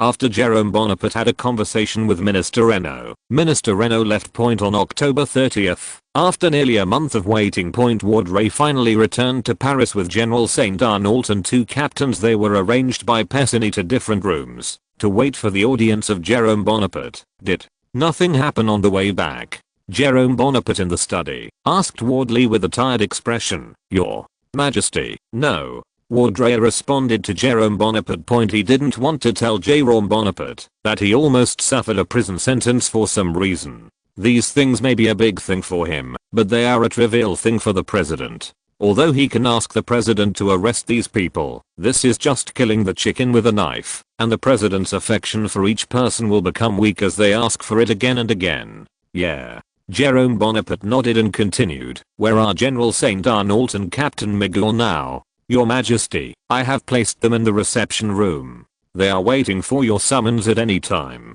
Wardley asked again cautiously. "Would you like to? I will call them over to meet you." "No need. Jerome Bonaparte shook his head. Let's go. Take me to meet them. Yes, Your Majesty. Under the leadership of Vaudreuil, Jerome Bonaparte first came to the reception room, where Saint Arnault was. The door of the reception room slowly opened. When the door opened, Jerome Bonaparte took the opportunity to look inside the door. Standing outside the door, he saw General Saint Arnault. At this time, General Saint Arnault was sitting dignifiedly in a chair. He has grey hair, and every headline is slightly curled, giving people the feeling of a slight iron scald in later generations. A moustache that is not too thick or thick hangs around his mouth. A discreet and dependable feeling point perhaps, because of the battle in Algeria. General Saint Arnault's skin was a little darker than that of ordinary people, but he was not as dark as the civil engineer that Jerome Bonaparte saw later on the internet point. Although it was said that Saint Arnault had come all the way from Algeria, he was still full of energy, and he didn't feel like he was running for a long time point compared with General Saint Arnault, who has been fighting all year round. Vaudreuil is obviously somewhat inadequate point, because Jerome Bonaparte's appearance is somewhat similar to that of Emperor Napoleon. General Saint Arnault also heard a lot of news from Paris and the colony, which made him see Jerome Bonaparte's first. It was immediately obvious that Jerome Bonaparte was the president. Your Excellency. General Saint Arnault hurriedly stood up to greet Jerome Bonaparte. General, sit down. Jerome Bonaparte raised his hand to signal the general to sit down. The general with his asterisk hanging in the air had to obey Jerome Bonaparte's order and sit down. Jerome Bonaparte walked quickly to Saint Arnault's side and took a seat. The servant put 2 cups of coffee on the round table in front of them. You're welcome, General. Jerome Bonaparte once again stretched out his hand to invite General Saint Arnault to taste coffee. Yes. Saint Arnault took a sip of coffee and swallowed it. After Saint Arnault had swallowed completely, Jerome Bonaparte said, General, I heard about you from Colonel Troche. I don't know, are you willing to do it for France and for me? Sir, of course. Saint Arnault responded decisively with a trembling voice, Your Excellency. Thank you for thinking of me as a veteran. I will use all my abilities to repay your trust in me. General, trust is not a word of mouth. Jerome Bonaparte said to Saint Arnault with a smile on his face. General, as far as I know you have many colleagues in the Ministry of War. If they get in the way, what will you do? When it comes to the construction of the country, I will firmly carry out the orders you gave me. General Saint Arnault said firmly to Jerome Bonaparte, if a soldier cannot fully implement the orders of the president, then he is not a pure soldier. In my opinion, soldiers take execution of orders as their duty, and those who cannot execute orders decisively are not worthy of being called soldiers. Such people are not worthy of being in the army. Even if they are my friends, I will eliminate them without hesitation. After General Saint Arnault received the presidential letter that Vaudreuil gave him, he already knew that this was an opportunity, and he had to seize the opportunity firmly. For a soldier who has been frustrated for many years, every opportunity needs to be cherished, and his time no longer allows him to wait. Whoever dares to stand in his way, he will crush him without hesitation. Not to mention his former colleagues, even his relatives and friends are no exception. Jerome Bonaparte heard the determination and ambition hidden in the words of General Saint Arnault. He needed people like General Saint Arnault to help him complete the final coup d'etat. General, I think it is entirely possible for you to be the Minister of War. Jerome Bonaparte first encouraged General Saint Arnault, and then said to General Saint Arnault with a regretful expression, it's a pity that General Reynaud has already served as the Minister of War. Can you please condescend to take up the post of Secretary of State? Of course. For Saint Arnault, what position he holds is not an important thing. What matters is being able to maintain friendship with the president. General Saint Arnault, you will take over all the positions of Brigadier General Canrable. While you are serving as Adjutant and Secretary of State, you will also be responsible for the office of the Military Secretary. At present, the office of the Military Secretary is seamlessly connecting with the Ministry of War. Second, hope you can work with Minister Reynaud to bridge the conflict between the Military Secretariat and the War Department. Jerome Bonaparte said to Saint Arnault with a serious expression, I don't want the War Department and the Military Secretariat. What a big problem in the docking process. I assure you that there will be no problems. General St. Arnault bowed to Jerome Bonaparte and responded decisively, "If there is any mistake, I'm willing to ask to leave." "Okay, I believe in you." Jerome Bonaparte slightly. He was very satisfied with St. Arnault's decisive attitude. He believed that St. Arnault would do his best to complete the task he gave him. In order to inspire General St. Arnault's Jerome Bonaparte, he revealed a message to St. Arnault. "General, I can tell you that the duty of the military secretariat is to designate battle plans in the future. After the War Department is completely stabilized, I will deprive the War Department of its war-related functions and integrate it into the Military Secretary Office. At that time, the Military Secretary Office will become the highest authority in France to control the army, and you will also call it the General Staff, and you'll be the Army Chief of Staff." Chief of the General Staff? Jerome Bonaparte's promise made St. Arnault's whole body's blood boil. He remembered Berthier, the Chief of Staff of Emperor Napoleon, since His Excellency the President said that the General Staff was in the future, it will become an institution to command the entire army, so he, the Chief of the General Staff, may have greater power than Berthier. I will be remembered in history. St. Arnault cried out in a frenzy in his heart. Jerome Bonaparte had a panoramic view of St. Arnault's expression.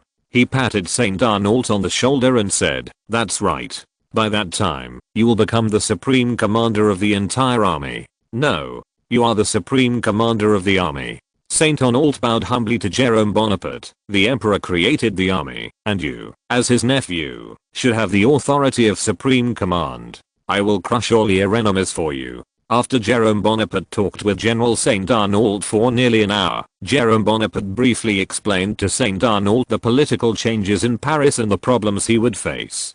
Temporarily separated from St. Arnault. After leaving St. Arnault's room, Jerome Bonaparte came to another door. What he was about to see was Captain Mignet, who brought the muzzle gun to the peak. Chapter 173. Mine rifle. Mine. "We are going. You know what? We are going. God, I never thought I'd be here one day. Oh, my Virgin Mary." In a certain reception room of the Élysée Palace, Captain Henry Gustave de Viquin excitedly stood up and looked at the decorations in the reception room, pacing back and forth, muttering words such as "we want to develop" repeatedly. For an ordinary French captain, to be invited into the Élysée Palace is simply a matter of great honor. "Mine, didn't you hear me?" Zoo was because the middle-aged man sitting in the chair didn't respond. Captain Henry Gustave Devaney was a little unhappy, and his tone became aggressive. Claude Edern Migul, who was sitting on the brocade seat with big blue flowers on a grey background, raised his head and glanced at Henry Gustave, who was constantly turning around, and his words revealed a little dissatisfaction. "I listen. Here, Captain Gustave, can you be quiet for a while, Captain?" Migul's words made Captain Gustave a little displeased. He was born into a vulgar family, and he looked down on Captain Migul's behavior. It was obviously the captain. "Why did you pretend to be arrogant?" "Okay, I'll be quiet," Gustave muttered angrily, but he didn't mean to stop at all. He scurried back and forth in the reception room, and the portraits hanging in the reception room praised him, and then he touching the exquisite china from the Eastern Empire, placed in the corner of the reception room. It was as if Grandma Liu entered the Grand View Garden. Sitting in the chair, Captain Mignet quietly pondered the next conversation with the president, and from time to time he put the thing in the handkerchief in his hand, until the door of the reception room was opened from the outside. Captain Mine and Captain Gustave stopped what they were holding at the same time. Mignet put the handkerchief back in his arms, and Gustave carefully put the porcelain back again, original position. Under the watchful eyes of Captain Gustave and Captain Mignet, Jerome Bonaparte appeared in front of the two of them, and Miguel also got up and prepared to meet Jerome Bonaparte. Jerome Bonaparte glanced at Gustave and Mignet and asked, "Which one of you is Claude Edern Mignet? Which one is Henry Gustave de Captain Vicky?" Gustave, who had not waited for Mignet's answer, hurried to Jerome Bonaparte and extended his hand to introduce to Jerome Bonaparte enthusiastically, "Your Excellency, I'm Gustave." Then he pointed at Miguel and introduced, "He is Miguel. I heard that you have created an epoch-making product that can change the entire history of the infantry." Jerome Bonaparte boasted to Captain Gustave and Captain Miguel exaggeratedly point. Although the minute bullet and the minute rifle are indeed the peak products of the front-loading gun, the peak of the minute rifle has only been maintained for nearly 16 years. In the Austro-Prussian War, Austria's defeat indicated that the breech gun, to solve the airtightness, was far more powerful than the front-loaded gun, and the mine rifle fell at a very fast speed. France, the birthplace of the mine rifle, has fully equipped every army with the Chassepot rifle in just 4 years after the end of the Austro-Prussian War. However, the nearly 1 million Sabot rifles did not allow the Second Empire to win the Franco-Prussian War. Many troops were captured not long after they got a Sabot rifle. The million Sabot rifles quickly ended in the first battle of their debut point after the symbol of the popularization of France, which had developed a more stable breech gun, abandoned the Chassepot rifle again. Many rifles were given to Russia by France in the form of half selling and half giving. It can be said that the Miner rifle and the Chassepot rifle is two untimely products. Your Excellency, you're right, Captain Gustave said before Captain Mine said, our bullets allow soldiers to reload faster.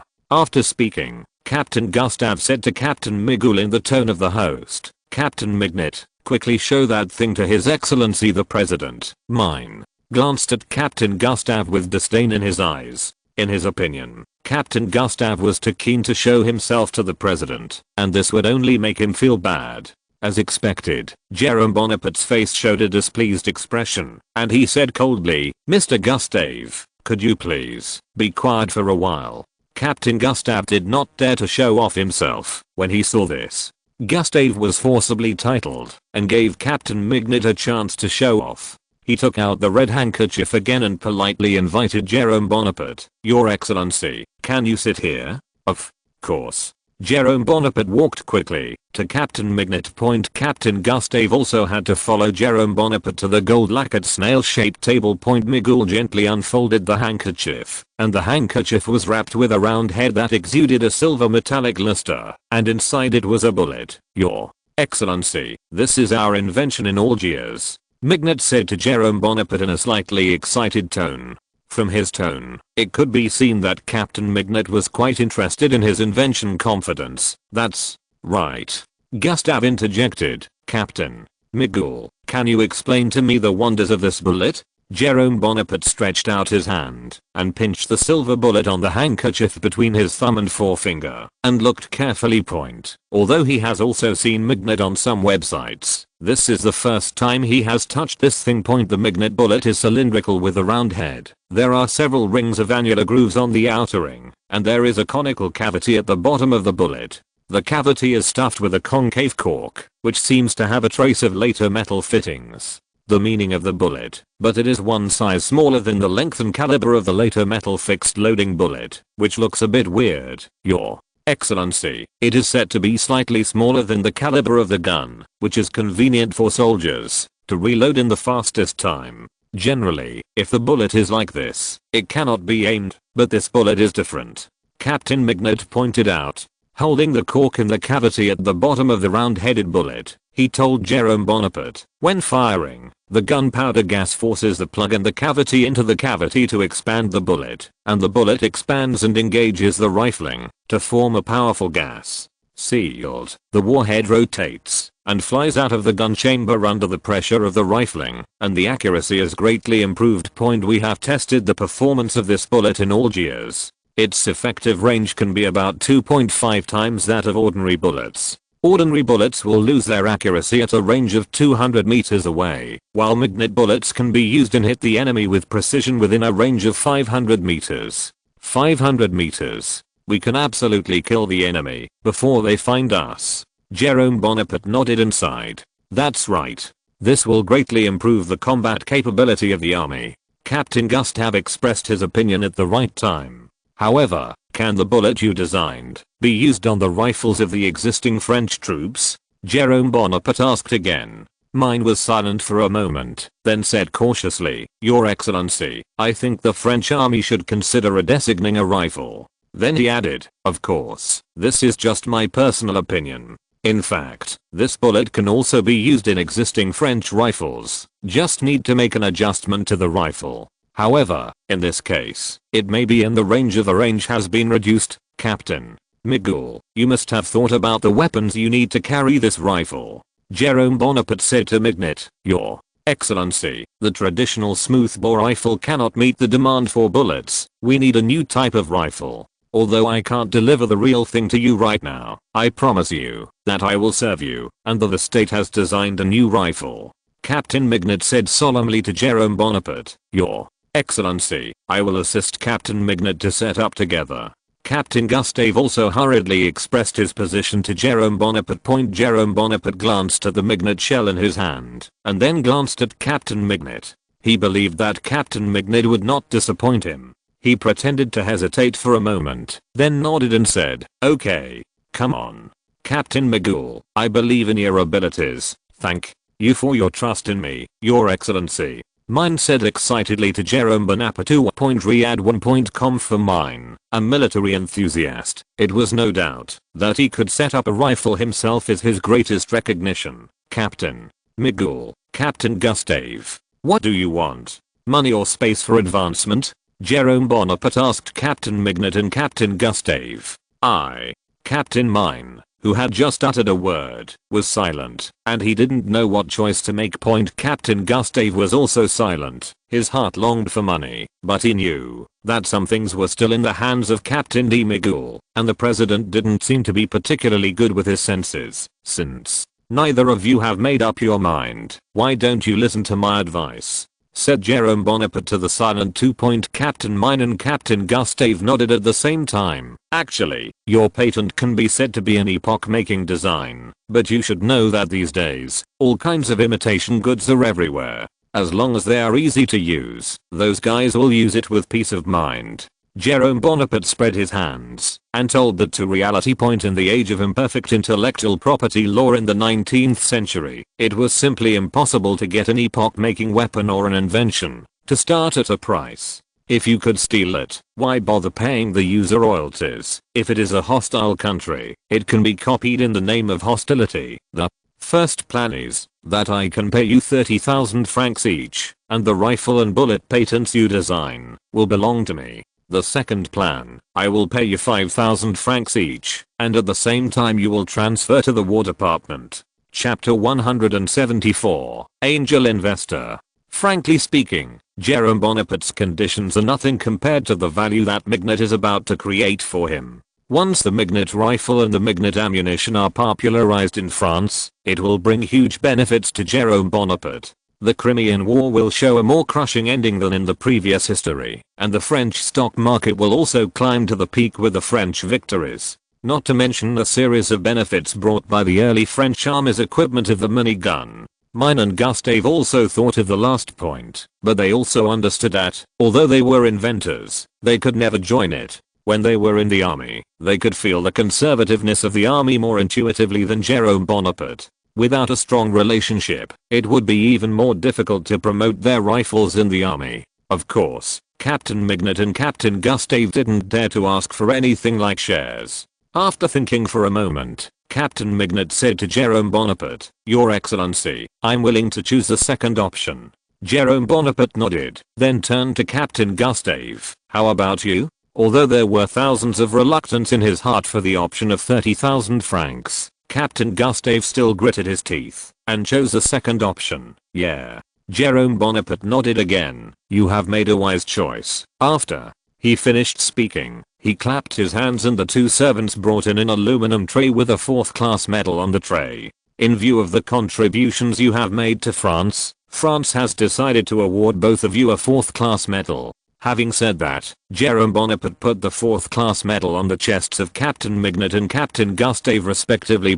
Captain Mine and Captain Gustave saluted Jerome Bonaparte at the same time, and Jerome Bonaparte also saluted both of them. After the award ceremony, Captain Mignet and Captain Gustave knew that it was time for them to leave the Elysee Palace. They both bid farewell to Jerome Bonaparte at the same time. Jerome Bonaparte inquired about their addresses and ordered Wardray to send Captain Mignot and Captain Gustave out of the Élysée Palace. After Captain Mignot and Captain Gustave left, Jerome Bonaparte returned to the study and called Persigny to the study as well. Persigny, how much money do we have now? Jerome Bonaparte asked Persigny. As the chief steward of the Élysée Palace, Persigny said after being silent for a long time, Your Majesty, we are running out of funds that we can use. How much is left? Said Jerome Bonaparte to Persigny, after pacing back and forth. Go and invite Emile Perel over and tell them that I have an investment that I want to talk to them about. Yes, Your Majesty. Persigny followed Jerome Bonaparte's order and went to invite the Perel brothers. The carriage took Persigny through the street full of plane trees and stopped outside the Perel brothers' mansion. Persigny, who got out of the car, came to the gate of the mansion alone and knocked on the door. Who? A servant's voice came from inside the door. Please, tell your master, I'm Persigny. Persigny said to the servant, yes. The servant responded with a sentence and then stopped moving, only hearing the faint sound of running from the door. Not long after, the door opened and Emile Perel appeared at the door. Mr. Persigny, hello. Emile Perel stretched out his hand and said to Persigny. After shaking hands with Emile Perel, Persigny said, Mr. Emile, the president has ordered me to invite you to the Élysée Palace. Extremely honored. Emile Perel showed a joyful application. No one can refuse to maintain a good relationship with a dictator unless he himself does not want to live in France. Persigny and Emile Perel got into the carriage leading to the Élysée Palace. Inside the carriage, Persigny explained to Emile Perel why the president invited him to the Élysée Palace. Your Excellency, invite me to invest? Emile Perel asked Persigny. That's right. Persigny said with a meaningful expression. Not everyone can be invited by the president. Mr. Emile, you have to seize the opportunity. Of course. Of course. Emile Perel showed a perfunctory smile. In his heart, he has already equated Jerome Bonaparte's invitation to invest with political investment. There are so many industries that can be invested in these days. However, he is not disgusted with this kind of behavior. In France, the transaction of power and money has long been the norm. As long as he can get the tilt of the policy, even if Emile Perel invests more, he is willing to do so. For a qualified financial capitalist, Emile Perel wished that the president could borrow more money from him so that he could show his presence in front of the president. After all, it is not that the financial bourgeoisie of the 19th century has not yet usurped the whole country. Although they have money that ordinary people can't use in their lifetimes, their political status is still vassal. This has led to the fact that the old aristocrats who hold the right to interpret culture can humiliate them at will. This almost perverted hatred of the rich makes financial capitalists not afraid to be angry or to speak out. The best outcome for a financial capitalist is just one or several prime ministers/finance ministers. The carriage slowly came to the gate of the Élysée Palace. Under the leadership of Persigny, Emile Perel entered Jerome Bonaparte's study. This is the first time he has entered the study of the Élysée Palace. In the study, Jerome Bonaparte was standing in front of the window lattice with his back to Persigny and Emile Perel. The setting sun cast a long shadow on Jerome Bonaparte's body. The shadow stretched and enveloped Emile Perel and Persigny. For a while, Emile Perel felt a trace of it. Cool, Your Majesty, Emile Perel is here. Persigny reported to Jerome Bonaparte. Hearing Persigny's report, Jerome Bonaparte just turned to look at Emile Perel and said, Mr. Emile, welcome to the Élysée Palace, Your Excellency, thank you for your invitation. Emile Perel hurriedly took off his hat and bowed to Jerome Bonaparte. Sit down. Jerome Bonaparte invited Emile Perel to sit down on the sofa. Emile Perel carefully sat on the sofa beside Jerome Bonaparte. Tea or coffee? Jerome Bonaparte asked. After hesitating for a moment, Emile Perel said to Jerome Bonaparte, coffee. 2 cups of coffee, said Jerome Bonaparte to Persigny. Yes. After taking the order, Persigny turned and left the study. There were only 2 people left in the study, Jerome Bonaparte and Emile Perel. Mr. Emile, what do you think of the arms industry in France? Jerome Bonaparte asked tentatively. Arms? After hesitating for a moment, Emile Perel frankly shook his head and responded to Jerome Bonaparte, Your Excellency, my brother and I are not involved in the arms industry. Most of the fields are railway-related investments. Jerome Bonaparte suddenly realized that the Perel brothers in history started out with civil engineering, so their brothers have an extraordinary passion for civil engineering, especially infrastructure. The future real estate in Paris and the water supply in Paris are all masterpieces of the company under the command of Perel. Later, Émile Perel continued, however, I heard that the arms industry is very profitable. Then are you interested in making an investment? An investment in the field of arms? Jerome Bonaparte said to Émile Perel in a calm tone. Émile Perel hurriedly said to Jerome Bonaparte, if it's for the whole of France, then we'll do whatever it takes. Don't worry, Mr. Émile, this transaction will definitely not make you lose money. If you are unwilling to invest, I will not force you. Jerome Bonaparte said to Émile Perel, Your Excellency, please speak. Émile Perel responded to Jerome Bonaparte. Jerome Bonaparte placed the magnet bullet he had intercepted from Captain Magnet on the table. This is. Émile Perel curiously looked at the round-headed bullet in front of him, which was very different from the round, beaded bullet in his memory. Riyadh1.com. This is the latest model of bullet. It needs to be equipped with a special rifle to exert its maximum power, and its effective range is 500 meters. Jerome Bonaparte briefly introduced Émile about the magnet projectile. 500 meters? Émile Perel looked at this little thing in surprise. Although Émile Perel has never used a smoothbore rifle, it does not prevent him from knowing that none of the current muzzle guns can reach this range. I can tell you with certainty that France will complete all dress up in the next 3 years. After that, I will teach the arrogant Russian Empire a lesson in the Near East. Jerome Bonaparte told Émile Bonaparte. Perel completely got out of his plan and then asked, Mr. Émile, I don't know if you are willing to help me. Jerome Bonaparte's words made Émile Perel feel like the world was spinning. The emperor's nephew really cannot do without the war. After a brief dizziness, Émile Perel realized that this was an opportunity. Since the president said that there will be a war in 3 years, the president will definitely start a fight against Congress. A president only has a term of 4 years, and an emperor has a term of at least 18 years. Which means that, as long as they help the president without hesitation, the Perel family can enjoy the benefits of political speculation for at least 18 years. Even if political speculation fails, for them it's just a loss of money. Your Excellency, the Perel family is willing to serve France. Chapter 175, Create Panic. Text Chapter 175 Create Panic. Jerome Bonaparte and Émile Perel discussed the company's operation and equity structure for nearly half an hour, and finally set the tone. The Émile Perel Bank invested 2 million francs to acquire a state-owned firearms company in Paris. Jerome Bonaparte took 51% of the company's shares in the form of technical shares, and became the absolute controlling shareholder of the company. Operations are handed over to Jewish professional managers. In terms of the operation of the company, Jews are undoubtedly the top figures in the whole of France and even the whole of Europe.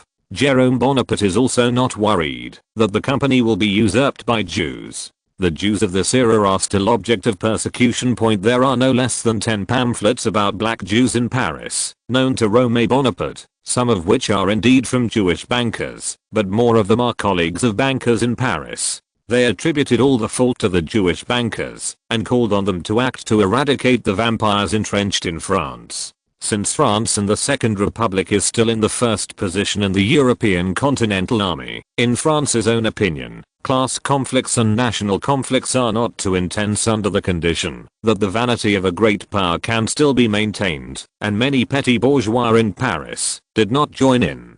Criticize the ranks of the Jews. When the Second Empire collapsed, and the vanity of the great French power was smashed by Prussian steel cannons, the class contradictions were completely exposed. Those bankers with ulterior motives and part of the royalists united to make up the lie that France was controlled by Jews. Under the guidance of the Dresden incident, an anti-Semitic incident was launched in France, and German and French board members in the Banque de France took the opportunity to attack Jewish bankers in that incident. The Jewish bankers suffered heavy losses and was almost excluded from the center of power of the Banque de France.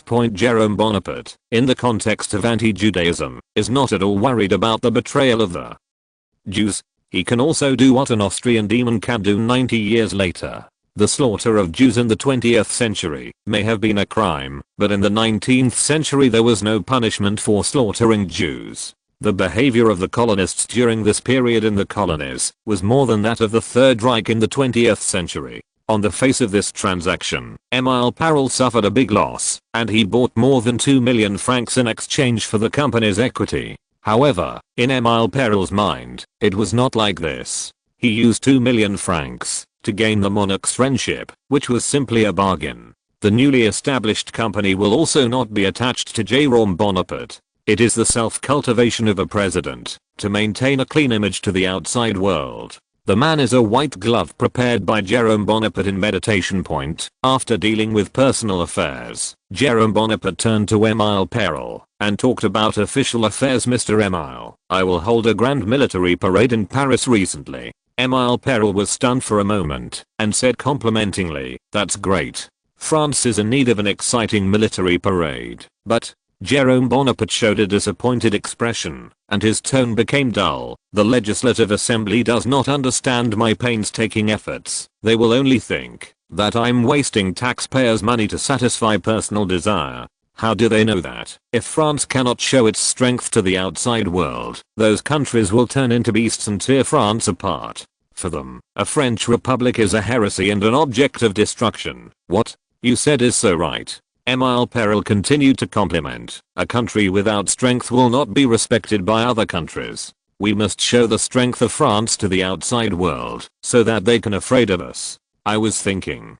Jérôme Bonaparte pretended to be hesitant. If the Legislative Assembly rejects the military parade, can it be squeezed out from other places? Only then did Emile Parel understand Jérôme Bonaparte's intention. Now that 2 million francs have been spent, Emile Parel doesn't care about continuing to spend money outside. Your Excellency, the Parel family is willing to help you. Emile Parel said to Jérôme Bonaparte. How could that be possible? I've already troubled you. Jérôme Bonaparte still had an expression of resistance. Your Excellency, consider my little contribution to France as a simple patriot. Emile Parel hurriedly said to Jérôme, my mother, in the name of patriotism. Mr. Emile, I didn't read you wrong. You are a true patriot. Jérôme Bonaparte gave Emile Parel a thumbs up, and then Jérôme Bonaparte continued said, however, we can't let a patriot always spend money. The gentlemen of Paris should also donate their love enthusiastically. Your Excellency, what do you mean? Emile Parel hurriedly asked. Mr. Emile, in the next period of time, I will invite gentlemen from all walks of life in Paris to come to the Élysée Palace. At that time, I need you to cooperate with me. Jérôme Bonaparte told Emile Parel said his plan. Emile Parel's expression was a little surprised. He didn't expect the president to use this method to raise funds. After the event is completed, the money you donated will be returned in full. The remaining money will be used for the cost of the military parade. Jérôme Bonaparte smiled at Emile Parel. Your Excellency, I voluntarily contribute to France's national defense construction. Emile Parel quickly stated that he would dare to take the money back. Then I thank you for your generosity on behalf of the French soldiers. Jérôme Bonaparte resumed his serious expression. Emile Parel couldn't guess what Jérôme Bonaparte was thinking. That's right. Mr. Emile, please pay attention to the latest railway bonds. Emile Parel heard Jérôme Bonaparte's subtext point. Emile Parel's guess coincided with what Jérôme Bonaparte said next, and Jérôme Bonaparte said meaningfully, it is very likely that railway bonds will fluctuate greatly. Railway swings. Emile Parel realized that this was an opportunity given to him by the president to make a fortune. Every fluctuation would result in a sharp rise or fall in the stock market.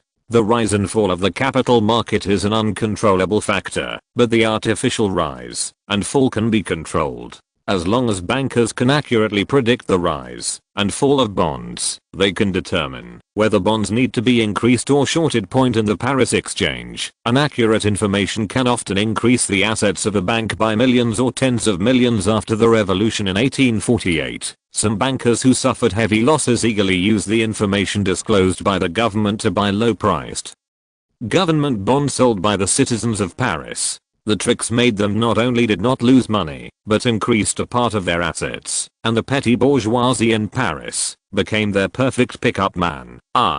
Understand? Emile Perel nodded to show his understanding. He decided that, if he made money this time, he would hand over most of the earnings to Jerome Bonaparte to thank the president for providing intelligence. The two also talked about the construction of the railway in Paris. As night fell, Emile Perel was invited to the restaurant to dine with the president at the behest of Jerome Bonaparte. After the meal, Jerome Bonaparte ordered Emile Perel to be sent back.